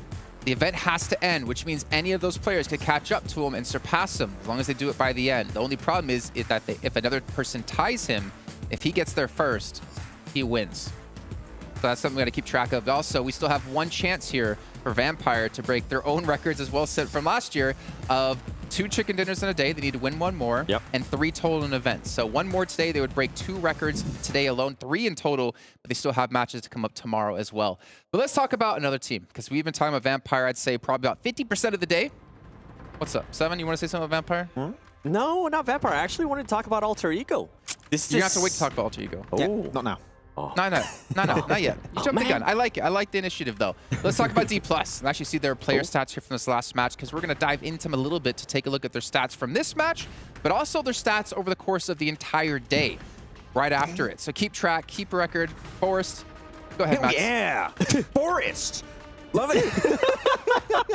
It's good old Tiger Woods. Oh, yeah. Okay. Forrest, we're giving him praise, right? Can't say like that. I actually want to give Satan some praise. It's true. Because he was able to hold the off angles. He was able to stay behind the team when they were actually fighting Vampire Esports. And I thought that worked out so well for them. And even though it didn't translate to those elims, I feel like that gave them that extra push to allow the other players to kind of push up on Vampire Esports, eliminate them, and then set themselves up for the win. Yeah, Sadon and Allstyle had the perfect angle to set up the initial push, and also Vampire were in a very nadeable spot that they did make some good use. There was some fight back from Vampire, I think it's fair to say. It did slow down the approach, but they made up for it, though I'm a bit disappointed with how you said Forest. So can you give it another try? Say it? No. I don't recognize that player's name when you say it give that us way, that Max. energy.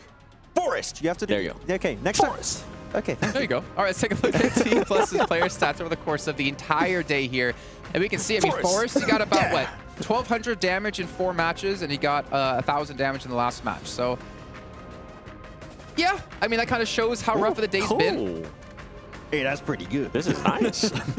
Those are some good numbers from Osal and Forest. Until you remember that Tony K has like over 22 today, probably. Okay. Yeah, we don't talk about that. That just ruins it, Jason. If you compare to Vampire Esport or Tony K, then the stats look bad. Just on its own, these are really good stats. And every player, I would say at this point, Seven has had their moments. Fabian had some great nades at some point. Sadon, that clutch moment over in the south of Los Leones in Miramar. Orsal, especially this game, has been a big standout throughout today. And Forest, well, is Forest. And he always does good. And I feel like that's the thing with D+ here, right? We have seen all these players being able to perform to a certain level. I just want them to tie it together, hopefully here in the last match. I wouldn't mind seeing a back-to-back win out of D+ here. I agree. I'm about to slap him, actually. I don't agree. I want to see Vampire win one more. I want to see them break some records. Nah, that's going to be tomorrow. I mean, realistically, you think they're going to get 3 in a day tomorrow? Yeah. I want it to happen now, then we can like see other teams tomorrow try and do well. Or they do it now, and then they make it like 5 in total or 6 in total in an event tomorrow. I want it to be like, I'm going to give you a throwback. Bigatron, Malaysia, 2019 PMCO, where they ended up winning by 100 points. And the last day, they just ended up winning almost every single match. That's how I want it to be. I want them to be sending a statement going into when we end up going to PMGC. You know my big memory from that event, Seven? Can we get a wide shot here on this one? I'm going to walk off camera here. You know what I remember? Do you know what I'm going to do? Oh, no. What? So we're going to finish the segment like this. So we're going to take a look, actually, at 6-8 and their player stats from this last match. Now, we're not going to go back that far. I don't understand what's going on here. Icy, baby. Yeah. And we did interviews. He shook the hand with the player the entire interview. Going back to good old 2019. But we can see here 33Z, 900 damage, 5 eliminations. We talked a lot about Yang. If I'm not mistaken, Yang was your player to watch today. I'm watching 33Z right now. Wait a second. Yeah, You're don't give switching this man don't give him an org. I think it's fair to say. That 1v4 versus Infinity IQ was just like chef's kiss. Yes. Yeah, exactly. That was you owe me a Coke. Jeez. You did that again? Oh, no, okay. Come on. But really good push from him. I think he got even some bloom shots through the smoke. Yep. It was all over the place there to try and make it over to the ridge, and almost made it through. But as you said already, the moment that Forest got access to the high ground, it pretty much sealed the fate of 6-8 to only get a second place, which they got the second place curse. We need to still see that win. Yeah, we do. And what's 46 plus 8? I don't know. What? 54. 54 points. Vampire Esports ahead of Alpha 7. As you can see here, almost hitting that 60-point threshold you were talking about, Max. Don't worry, I wasn't realistically going to let you answer that after the 3x4. But we can see... Actually, I missed down the front page. I was too busy looking at you laughing. I want to see where D+ was. Can we run that back one more time? Because D+, they have been struggling today. They were in 14th place, I believe, after round 9. And we've had round 10 and 11 kickoffs. So we kind of missed 2 rounds in there over on my special handy-dandy box. It's back. We can see it. Perfect. Awesome. Yes. D+ up to 7th place. This is a big... Realistically, D+ could actually catch up to top 3. Yeah. Oh, yeah. Look what it does to stop fighting versus Geekay. Yeah, you take out those 3 losses they had with hot drops, and what would have happened with D+ Kia? They could be up in top 3 if they stop taking those fights. Now, for them to be able to pass GK, they're actually going to have to fight it tomorrow. Is that how it works? Yeah, I don't think they're going to be able to pass him today until tomorrow once we actually get that final It's that unwritten hot drop. rule. Yeah. You have to win the hot drops. But you know what, Max? I'm going to have to call you out here. What about your boy Stalwart? Do it. 10th I place. knew it was coming eventually. Max, we're talking about this, though. Yeah? We were actually, I'll say it. I feel like Top has had a horrible tournament. I agree. It's the hair. Yes, Yeah, it is the hair. where's the red hair? It needs to be. Or bring just it back, man. some kind of color. Any color. Any color. Just he has hair. I mean, Not all of us are that lucky. DRS down 12th place with 40 points. Another team that's, I wanted to say, a little bit surprising, kind of Team Falcons. I feel like they had a really good resurgence in All-Stars. I actually heard them over at the hotel. They had a big little chat. I mean, I didn't obviously catch the whole chat, but I heard them walking through, and they're like, yeah, we'll do better tomorrow. Don't worry, guys. They have the confidence, but let's see if they can bring the confidence back as we're dropping into our final match of the day with Hot Jukes and Kalaris. Here we go. Final match here of the day. It's in Miramar again. I'm Hot Jukes here with Kalaris. Players have already dropped down. We got an interesting circle. And I'll tell you what, this is the kind of zone that Alpha 7 should love, right? Because El Pozo is right in it. Yes. And I can already see them getting in some vehicles and heading right towards it. So eagle-eyed viewers will be realizing, hey, well, where was the plane path? And that was south of Los Leones all the way up to Campo Militar.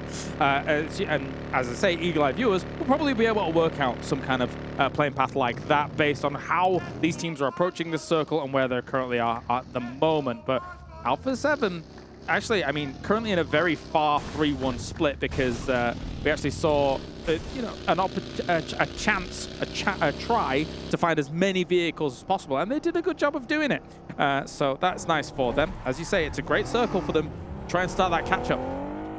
And catch-up they need to. Honestly, if you are Vampire Esports, right now you are just... Yeah. Yeah. That happened. Yeah, that did happen. Right now, you are just thinking to yourself, all we got to do is just outpoint Alpha 7. Literally, every game. Yeah. So if they just get even a couple more points than Alpha 7, every game, it's $400,000. Yeah, because what we had a 54-point lead, and then even against 6-8, they're almost doubling their points. They're almost doubling third place's points. That's unbelievable. That's silly. Yeah, it is silly at this. It's so crazy to see, especially here at this high level, a team perform this well. I know we sound like a broken record, but it's just a little bit unprecedented. Yeah, to see something as ridiculous as this across so almost shocking. 2 days. Let's take a look at this replay. Here's Tixie. Oh my gosh, Solus just getting beamed and finished too. Nice shots. What an animal. With iron sights as well in that situation. Not easy. But as we can see, it's okay. Going to be trying to take some pot shots of his own. Maybe Solsara flying through the air. And they are moving up to a location which is usually quite a common place to pitch up and then try and figure out your next move. Because it has good lines of sight over Chumacera for rejects, but they're going to go further than this. With as west as this is, sometimes you would like to try and get yourself into those hills north of Valdemar and try and find yourself a really good overlook across some of this, because it's a very high up angle. Yeah, and I'll tell you what, that elevation is going to pay dividends. You want to get that high ground. It gives you so much information and security as well. You can just see teams, players coming from a mile away. So there's plenty of it, especially on this side of the map. So I would be surprised if we see teams look to take those spots here early on. Meanwhile, we still have some squads quite far away from this zone. D plus Kia, for those of you guys watching the map feed, doing the most southern rotation possible, trying to play ultra safe getting into this next circle. That's what we know him for. Play safe, play stable, play calm, play cool, play calculated. And you know, actually, traditionally in esports, I'm just gonna go broad picture here for a moment. Traditionally in esports, South Korean players are extremely aggressive, ultra keen on being able to finish their opponents early. But I do feel like here in PUBG Mobile, D plus Kia kind of bucks the trend a little bit. They're a little slower about their approaches in order to be able to, you know, find themselves just a stable and cool entry and fight. Trying to play it nice, and I got to agree, because we've seen them, right? They have so much patience. Yes, they do. Right? Even situations where we'll see most players just full send it, just like, hey, we got this in the bag, let's run it out. D plus Kia, no. They'll hold it down and play as safe as possible to get the chicken dinner. We just saw it in the last game, and we've seen it pretty much all tournament long from them. We'll see how they end up at the end of this tournament, if that really is the strat, because we have to compare them to the top team doing it right now. Those guys are either one or the other. There's no middle ground. It's either full-fledged aggression or full-fledged just camp, let's just wait it out and get some points on the board. Yeah. I wonder really is the kind of mechanism to make that trigger happen. Of course, you've got your IGL, you've got, you know, how that works out. Of course, Ravenclaw is relaying so much information to them, but, you know, sometimes IGLing is actually not all clean cut. Sometimes it's not just a case of like, I'm the last say and that's how it goes. Sometimes you have someone saying, hey man, I've got a significantly good position here. I might be able to kind of flick the switch and make something happen. So, you know, so it can be sometimes just a kind of a mixed bag of information coming in from multiple angles. Look at Tony K, 38 eliminations. Most eliminations, all Vampire Esports. What a circle shift. Oh my. For those of you guys that aren't familiar with this side of the map, that entire western side is completely unplayable.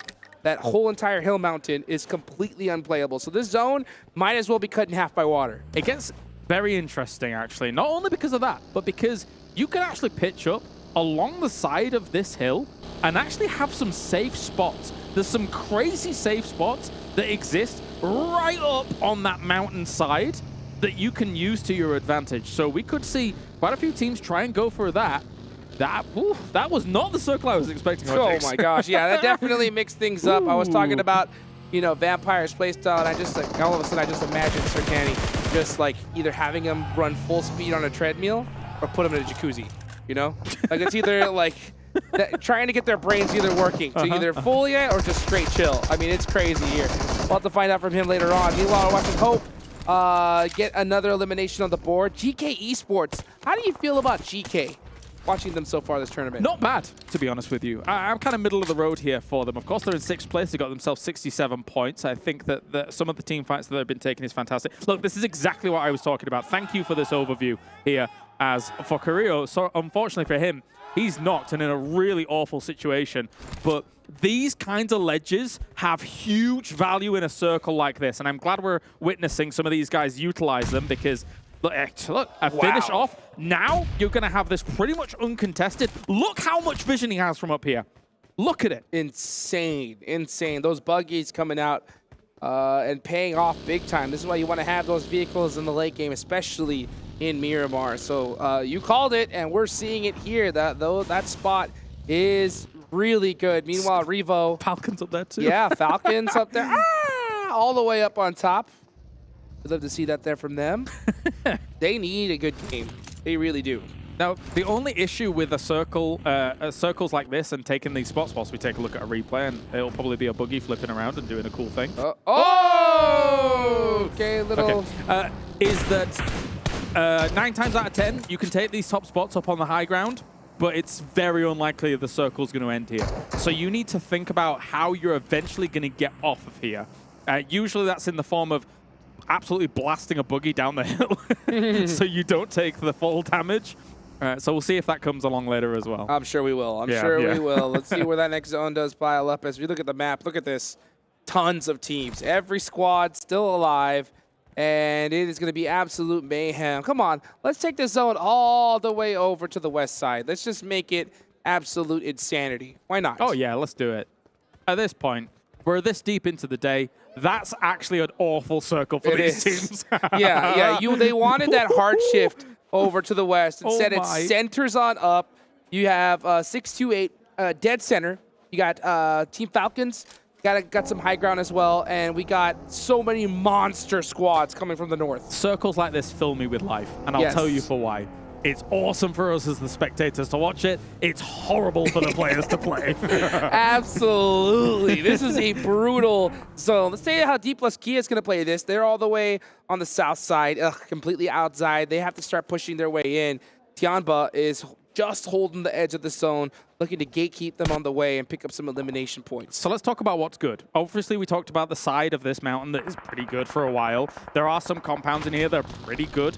The sides of the road that are running through this as well actually have some dips on either side of it that eventually become quite high priority. So we may see some of these teams trying to find themselves small car hotspots. We're seeing shots going on everywhere to try and kind of solidify what is a center position, but looks really weird and wonky next to a road. See what position the top team is looking to take here. As right now I'm seeing a lot of congestion on pretty much every single side of the map. It is absolute insanity. Meanwhile, we have Alter Ego on that northeast side. They have a little bit of that high ground to play with. They're going to be pushing into, looks like Infinity IQ in the next few moments. This zone is starting to close, and it's so crazy how hectic it is, and it's only zone number 3. Yeah, this is brutal to deal with here. There's so much congestion, as you say. As D+Gear is going to be making a big send. They're looking for one of those dips in the middle of these roads, but they're not going to find one. Straight away, the explosion is going to absolutely ravage the opportunities here for D+Gear to make something happen. Osal is the last one remaining. I was about to say, why are we seeing them go in the same direction? I think they would have learned their lesson there a little bit. They do take a little bit of a building, but meanwhile, Gladiators has to know that they're hurt big time, so I wouldn't be surprised if we see them push this. They need the points, to be honest. Yeah, I didn't realize Satan was alive as well, but here we go. Molly getting charged up here. Kitsune trying to move on forwards, trying to get it maybe through a window or something. The wall. But not to be... Absolutely. Yeah, unfortunately, just barely missing that one there. That's going to hurt. Alpha 7 in second place. Looking to put some points on the board. Vampire just looking to just do a little bit better than them to guarantee their championship run. Next zone about to pop. Oh, can't wait. Come on, Circle. Let's go. I'm thinking center again. Yeah, most likely is going to center up, but I just want to see a hard shift and not to the east side. Come on. Give it to us. Meanwhile, we're seeing players get knocked out all over the place. Okay, DRS pushing up onto Infinity IQ. Yante looking to get suppressor fire, but they're getting shot from all over the place. Zone does center up. DRS getting naded. Ferrari bulletproof nade right there is going to knock a bolt out. Yeah, doing a lot of work here for them. And now even just being able to push down here with this. The pre-fire with an M249 is perfect. You don't have to reload. You can be pre-firing for a long time if you're going to go for this. Rules is charging up his nade himself. Looking ready to go with it. Meanwhile, Revo in the distance against Alter Ego is able to get himself a knock on the board. Someone's down in the camera. Yes, it is. It's in the concretes. Yep. You can see him just, slow. That was Gante, I believe. Yep. That's got to hurt. Meanwhile, we're seeing players all over the place in just absolutely frantic. Look at that. Gladiators with the push. Their vehicle got exploded, it looks like, and they're just getting beat up all over the place. Yeah, Rejects is actually doing a great job of constantly shooting at all these vehicles trying to enter. They were able to do a lot of damage to D+Kias. Now they did some to Gladiators, and D+Kia is trying to move south side of all of this. Killer trying to get an angle in terms of vision, at least. Not necessarily something to shoot with, but Box plowing into this compound. Here they come. Fire Flux. We're down to 2 members trying to hold it down for the meantime. Oh, no. Uh-oh. Explosions. Yeah, happening all over the place. Look at that. It's Box Gaming get that's the monster truck out. They lose 2 players in the process and get naded. And Vampire has an off angle on this as well here, so they're also peppering shots down into this valley position, and they may end up pushing down here as well. They're all in the cars. You can see them on the minimap in the top right to try and push on this just as it's been fully almost cleaned up there. Box is gone, but will Fireflux last long enough here? Vampire was pushing on to try and find some aggression. Here they come. Schweppes looking to just clean this up. And honestly, they've already done it, right? I mean, Alpha 7 gone already. They're looking to make that gap even bigger. Terrifying. Absolutely terrifying here as they look to try and dislodge Fireflux from this. Now, do bear in mind as well, they've left one way back up. It's Ravenclaw in the compound above to, again, probably look for information. Vampire's probably confident about being able to potentially finish this off as a 3-man, maybe with just a little bit of supporting fire wherever they may find. Charging up nades themselves. Catch across the other side of the building, though. Schweppes looking to catch it. He's not going to be able to get it with that nade there, but I think right now Vampire is very content. Ooh. They know that they've already had a mission accomplished. Putting another one. What do you see? Lutz hasn't made much noise at all. So he could have sprung a trap here, but now with that smoke, maybe that gives away a little bit. He's in the car. He's in the car here. Cheeky play. He's going to see them all coming. He's waiting. He's patient. When will he pop out? I think right now he's just going to wait it out completely and give Vampire a sense of false confidence. But this smoke is going to run out eventually, and they're going to see him. Yeah, this has to eventually end. Oh, I mean, through the molly. The thing is, they realize someone's still here because they had to flush the knock. Or thirst the knock. So, I mean, moving around here, realizes that he's going to be in this smoke. He will relocate and try and get on out of here. Pops on, tries to go for the complete finish, but does not get it. That was Tianba. Tianba put those shots onto him and forced him out from that sneaky position. I guess I know right now he's just kicking himself thinking, why didn't I take those shots just a little earlier? Yeah, you got to try for something, right? Circle will go down towards the road again. I do believe that there's some decent hill lines that you can take, some decent dips along those roads as well down the line.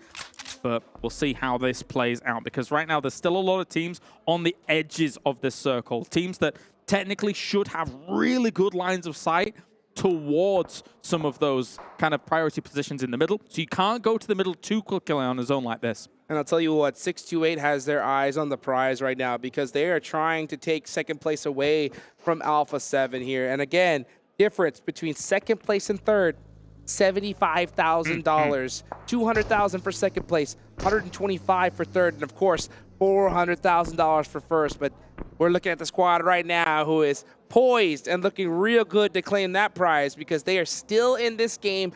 4 eliminations to this name. It's like they cannot play a game without at least one squad wipe. Yep, they are doing well. They are doing very well here. Transitions might be a little bit difficult for them a little later on. Des was talking about how Top was having a bit of a hard game. Likewise, I mean, Stalwart as a whole is having a bit of a hard tournament so far. Not the position we'd expect them to be in, but there's still opportunity to be had here as they found themselves one of those roadside dips that I was talking about earlier. Wow. This could be 628's game, honestly. I mean, that's 8 eliminations. Yeah, big. They got to be feeling themselves big time. Right now, Jing, the only one member not to get one yet, but they are playing so well together. They have to finish strong. Yeah, so Stalwart already being knocked in the middle. That's what I was talking about going there too early. Those are shots from up on the high ground on the west side. So those lines of sight are deadly. You got to be careful about when you move. Speaking of deadly, yeah, I think Tokyo Rejects smelt danger as Vampire, top team in the lobby, are just far too close to him. Schweppes going to have a huge angle here, though. He's going to get one. Big. And he's going to get the confirm as well, most likely. Yeah, Oh, maybe. barely.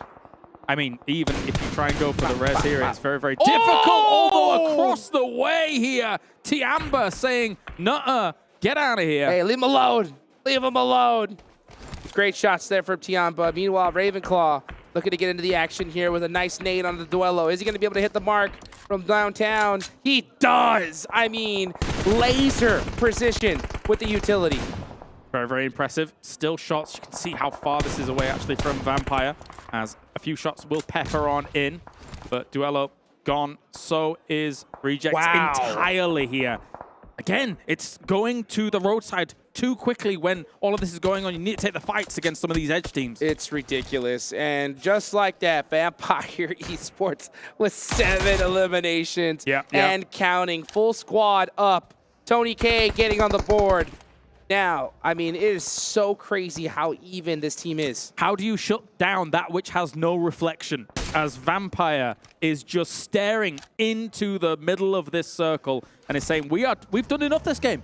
Even if we don't get the win, we've done enough this game. It's it's constant. It's never ending for now. As actually, Top answered back the desk saying they'd had a bad time. He's done 600 damage at least so far. They've not got that many eliminations on the board, but man, he's pumping. Oh man, it is insane right now. All these players are gonna have to get into the action here. And I'll tell you what, if you are Geekay Esports, you have 3 members up. Grab your garlic, grab your wooden stakes, because you know Vampire Esports are coming for them. You're going to need to ally the whole village together and grab all the pitchforks, march up to that castle. That's right. And gang up on them. Yes, literally. But that's the thing, is that they're so elusive, you know, and it's so crazy to see is that when you think that all teams would keep an eye on them, they do the opposite. They stay back, they stay quiet, say, no, we're just little old vampires, don't worry. You don't got to worry about us. You haven't invited us in. We're okay. And then all of a sudden, boom, the fangs come out and it's crazy. They're the full package. I mean, they play edge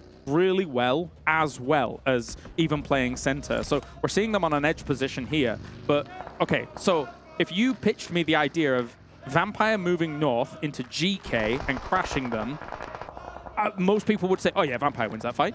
No problem. Yeah. Right? So there's more limbs on the board potentially for them here. Spray's coming against Easy as he's trying to transfer himself with a monster truck of all things to try and get Twisted Minds in a decent spot. Team Falcons all the way down in 14th place, not having the tournament that they've wanted so far, but they're looking to put some big points on the board. This is their time to do so. Let's see if they can accomplish that. It's clown car time for Vampire, though. They're all in one vehicle, blasting it through the middle of the circle. How? How are they getting away with this? How? Well, I think I kind of know, and it's the fact that they've waited for all of the teams on that west side to come off the high ground. Therefore, this angle is now not as open, but it is still kind of open. It's the most elusive center push. I mean, it's crazy. It's like they just transformed into a bat and snuck by everybody, and now they're applying the pressure to Stalwart Esports with a beautiful nade from across the road, and just like that, Alter Ego goes down. We're seeing players get picked apart second by second.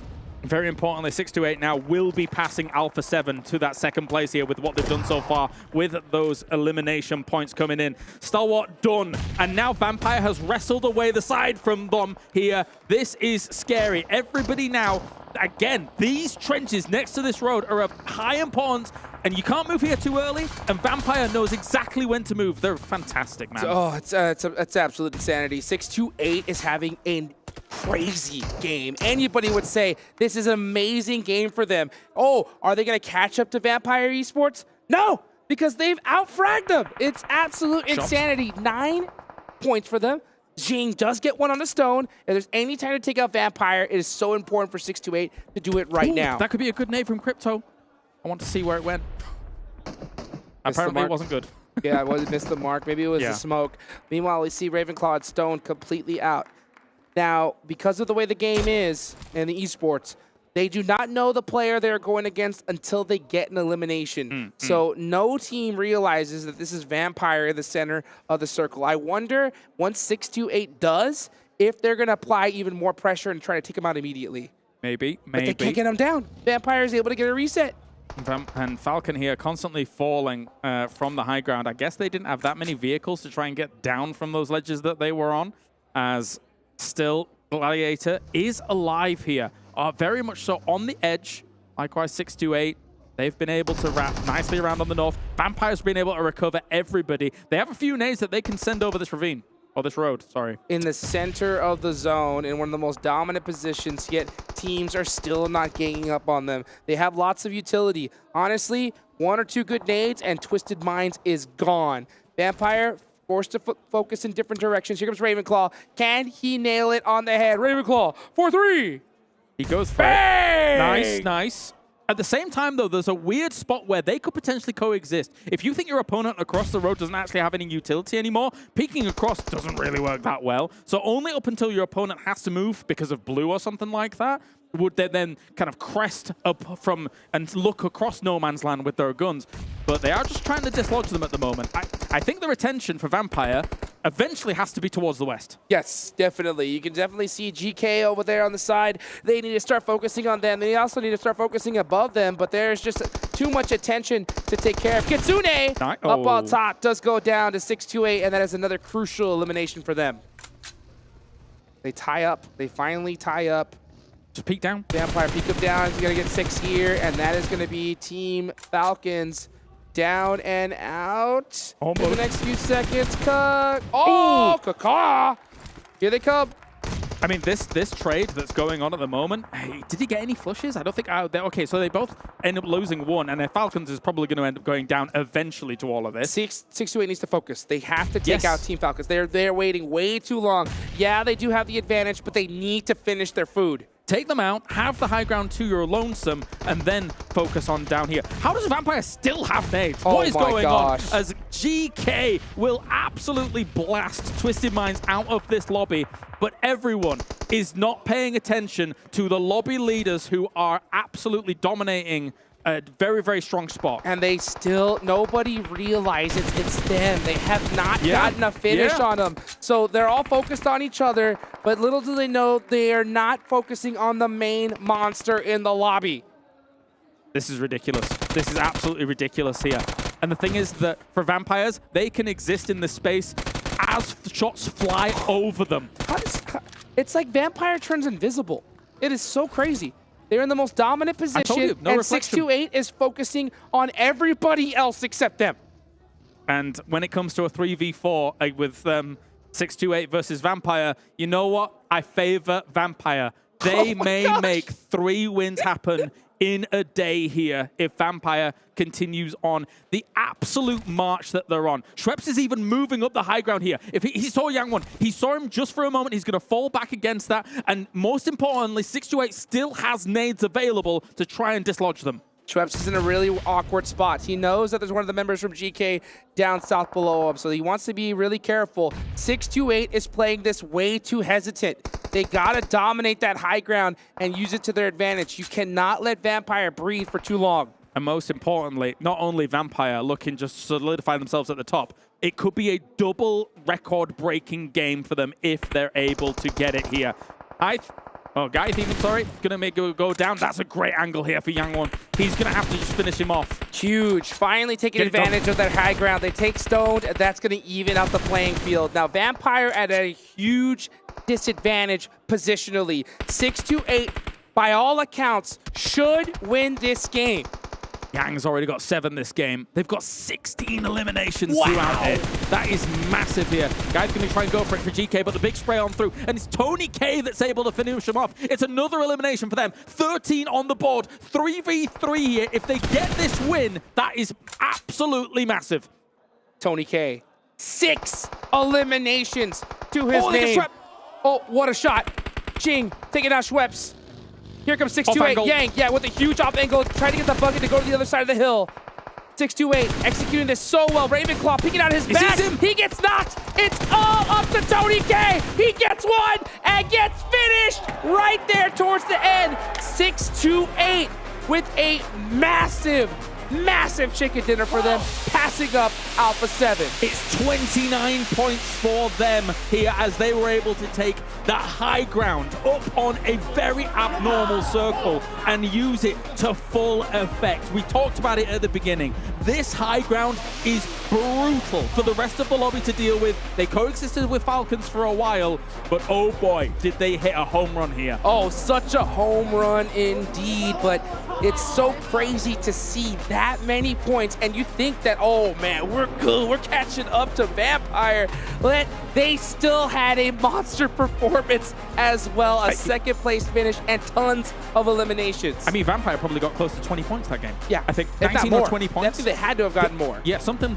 to that degree. So you got yourself a situation where, okay, great, we've done this, but unfortunately, the absolute Goliath that is Vampire Esports is just constantly making that goalpost move further and further. Why am I doing so many sports ball references? Yeah, and I mean, it's because it's crazy. It's crazy. I don't know how Vampire does it, how they're able to almost like become invisible in certain situations where every other team happens to focus on everybody else besides them, and then they just pop up and say, yeah, you know what, we'll take all the points. I'm going to tell you right now, there's moments where they're just making transitions at exactly the right time. I said again about just Circle 2. There are these great trenches alongside this road. You have to move to those at just the right time, and Vampire Esports does it. We watched it happen in motion. It was poetry in motion. Absolutely, indeed. And honestly, it was a great poem for 628. 628 did an amazing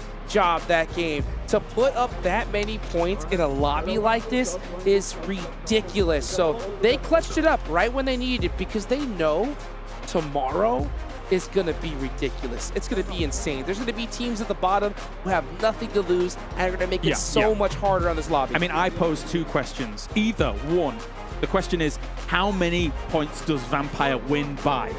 Or 2, can any team put up one of the biggest days in PUBG Mobile history and try and catch up to Vampire? Those are my 2 burning questions for tomorrow, because what we have seen so far today, I mean, it's been a long day for all these players, but what we've seen so far here from Vampire has been nothing short of PUBG Mobile history, but there is the potential we make even more tomorrow. Oh, I think so, and I'll tell you what, they may have had the biggest day, but they're going to have the biggest night tonight. Every one of these teams is going to be doing a whole lot of homework on these teams. But you know what?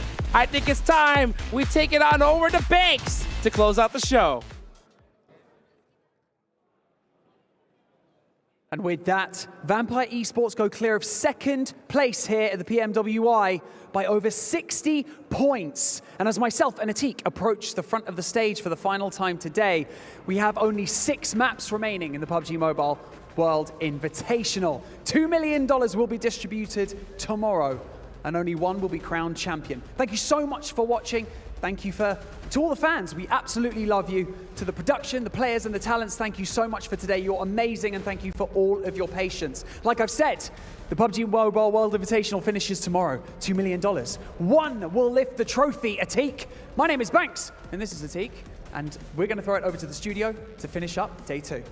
اليوم الثاني زي ما شفنا الفرق شلون نافست، وشفنا فريق الفامباير حافظ على الصدارة وقدر يتقدم أكثر من 60 نقطة. حتى برضو بعد ما شفنا في الجولة الأخيرة كيف كانت مباريات ما كانت متوقعة والنتائج كانت جدا خرافية. رحلة كانت جدا ممتعة. شكرا لكم جميعا على مشاهدتكم وعلى حضوركم، وشكرا لكل فريق الإنتاج على هذا العمل العظيم. لكن الحين يفصلنا يوم واحد بس، يوم واحد أخير راح نعرف من هو بطل PMWI. راح نعرفها بإذن الله بكرة في هذه المنافسة. وزي ما قلنا لكم قبل، مجموع الجوائز $2,000,000. بكرة راح نعرف من هو الترتيب، من هم الفرق اللي راح ياخذون هذه الجوائز، من هو حامل اللقب لهذا العام. خلوكم قريبين، بكرة راح نبدأ باقي المباريات وراح نعرف من هو أبطال هذه النسخة. يعطيكم ألف عافية على المشاهدة وعلى الحضور، والحين خلينا ننتقل على طول على الاستديو نتكلم باقي التفاصيل.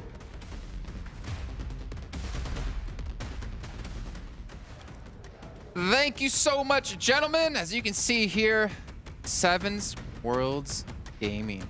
Looking fly, looking cool, looking good. I'm making I'm looking like Vampire Esports pushing into Stalwart there. Not caring about anything. They just went for it. That was one of the craziest push we have seen. Yeah, they didn't end up winning the game. But the confidence that this team is playing with right now, absolutely ridiculous. That's a bad game for Vampire.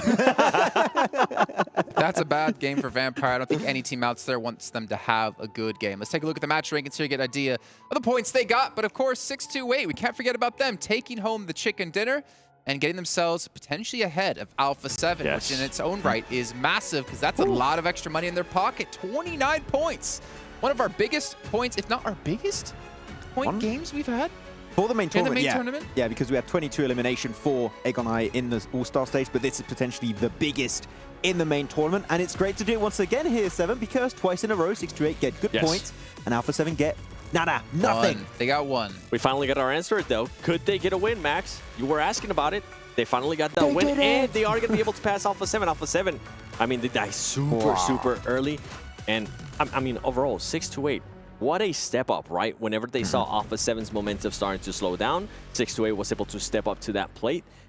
I think it's going to be a little bit too far for them to try to go after Vampire Esports, especially, I mean, with what we've been able to see over and over again, and the confidence that Vampire Esports is currently playing with. You have like one option if you want to catch Vampire, which is like the worst option.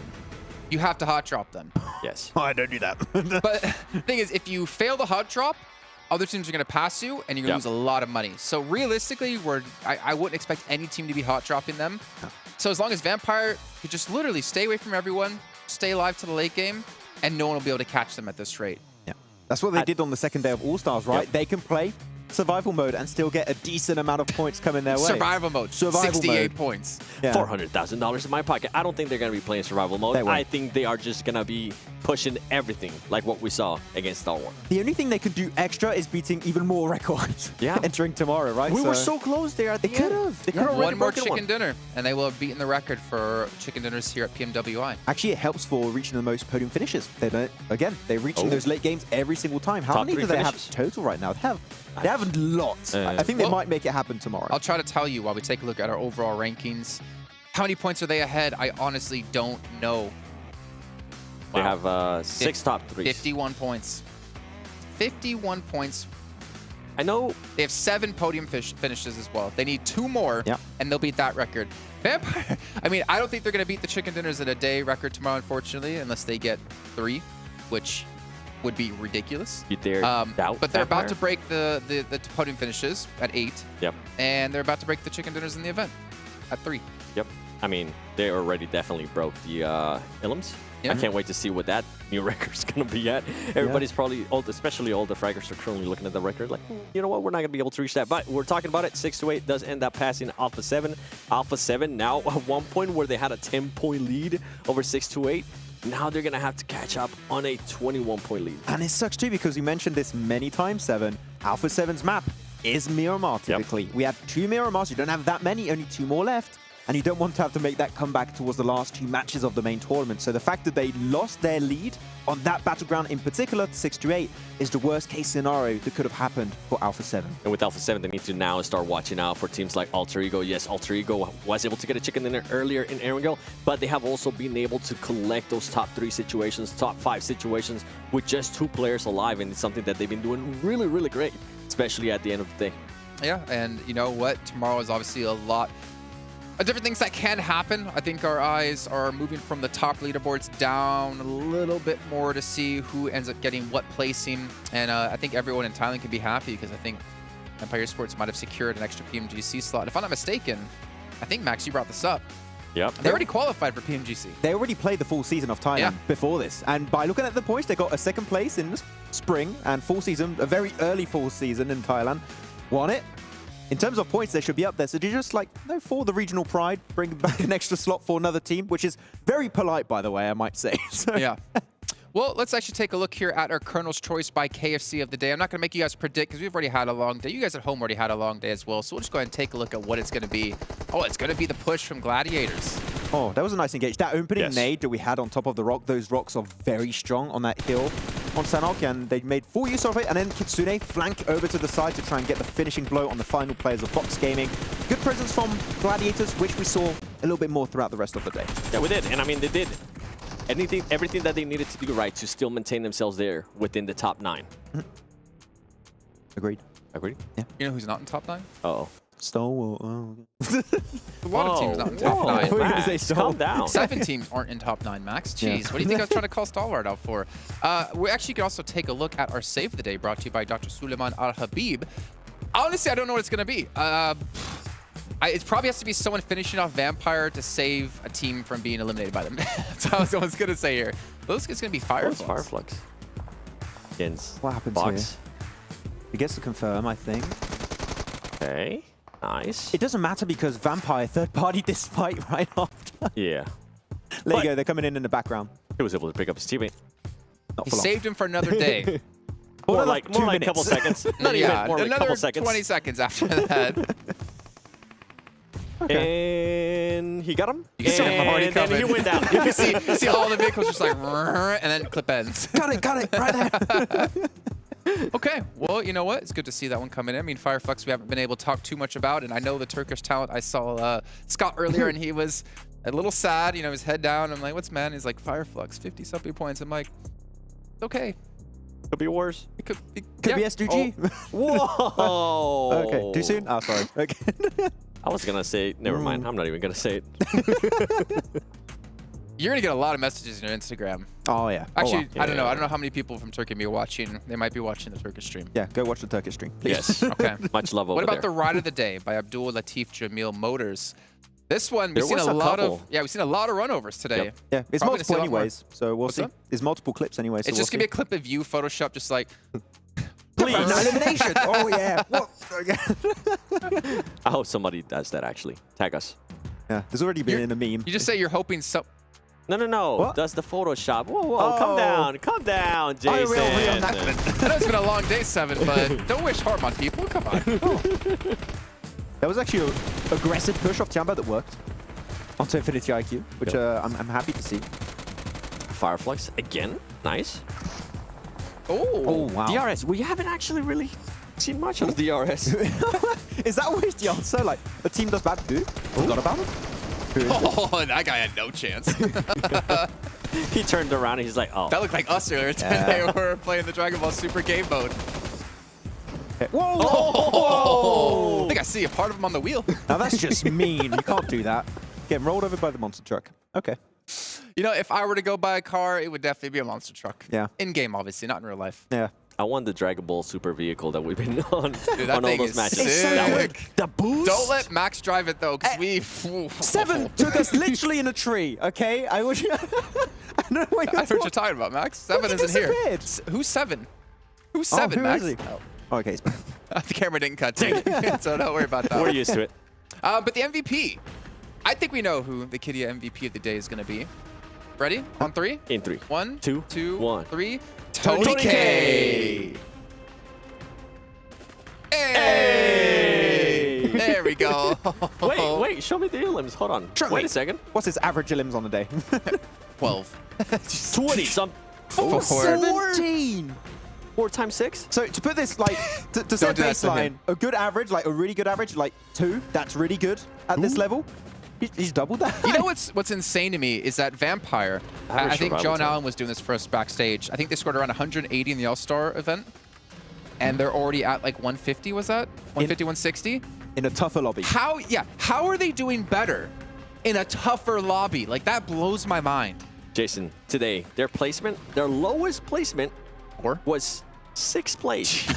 And they still managed to get 5 elims on that one too, so that is ridiculous. Almost 25 minutes of average survival time out of Tony K. That's what I'm saying. Like, we keep saying it, a bad game for them is the best game for some of the bottom teams. And this is something we mentioned yesterday at the end of the day. Couldn't be a more perfect scenario for Tony K to be in this team right now with the way they're currently playing and the way they're currently...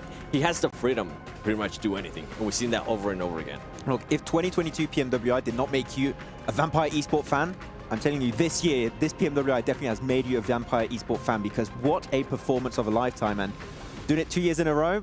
Normally qualified into PMGC, this is the year of Vampire Esport, it seems. I'm not going to doubt him anymore. I almost doubted him, actually, a little bit, coming into All-Star.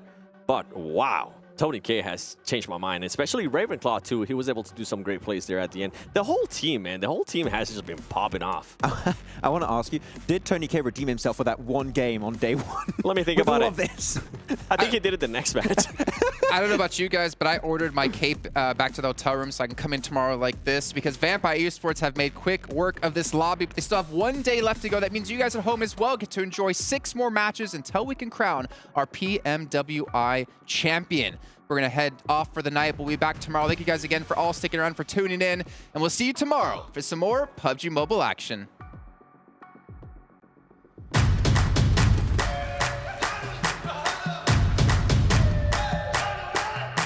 Dragging us down, face on the ground, still we so proud. Just look at the crowd, making some noise, making some sound. We got a choice, they're hearing us now.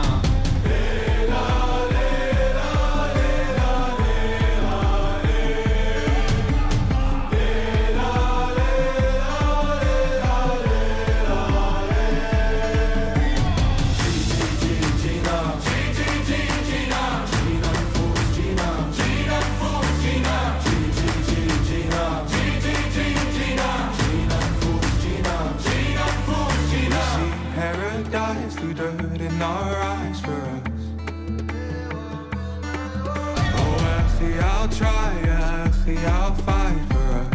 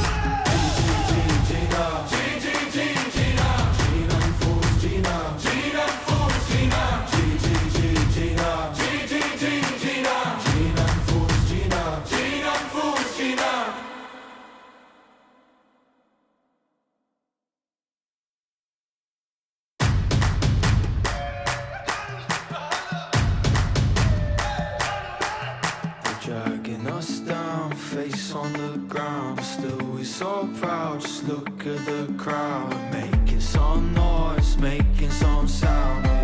got a choice, they're hearing us now.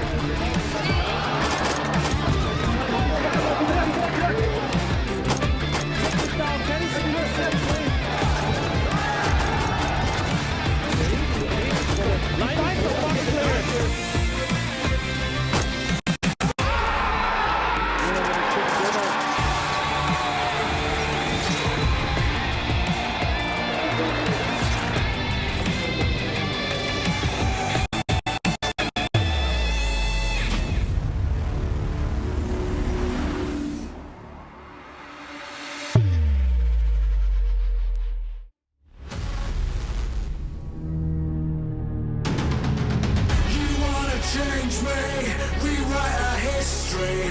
I chose on my side, drawn the front line. You wanna save face, came to the wrong place. You raise a white flag, I give the peace sign.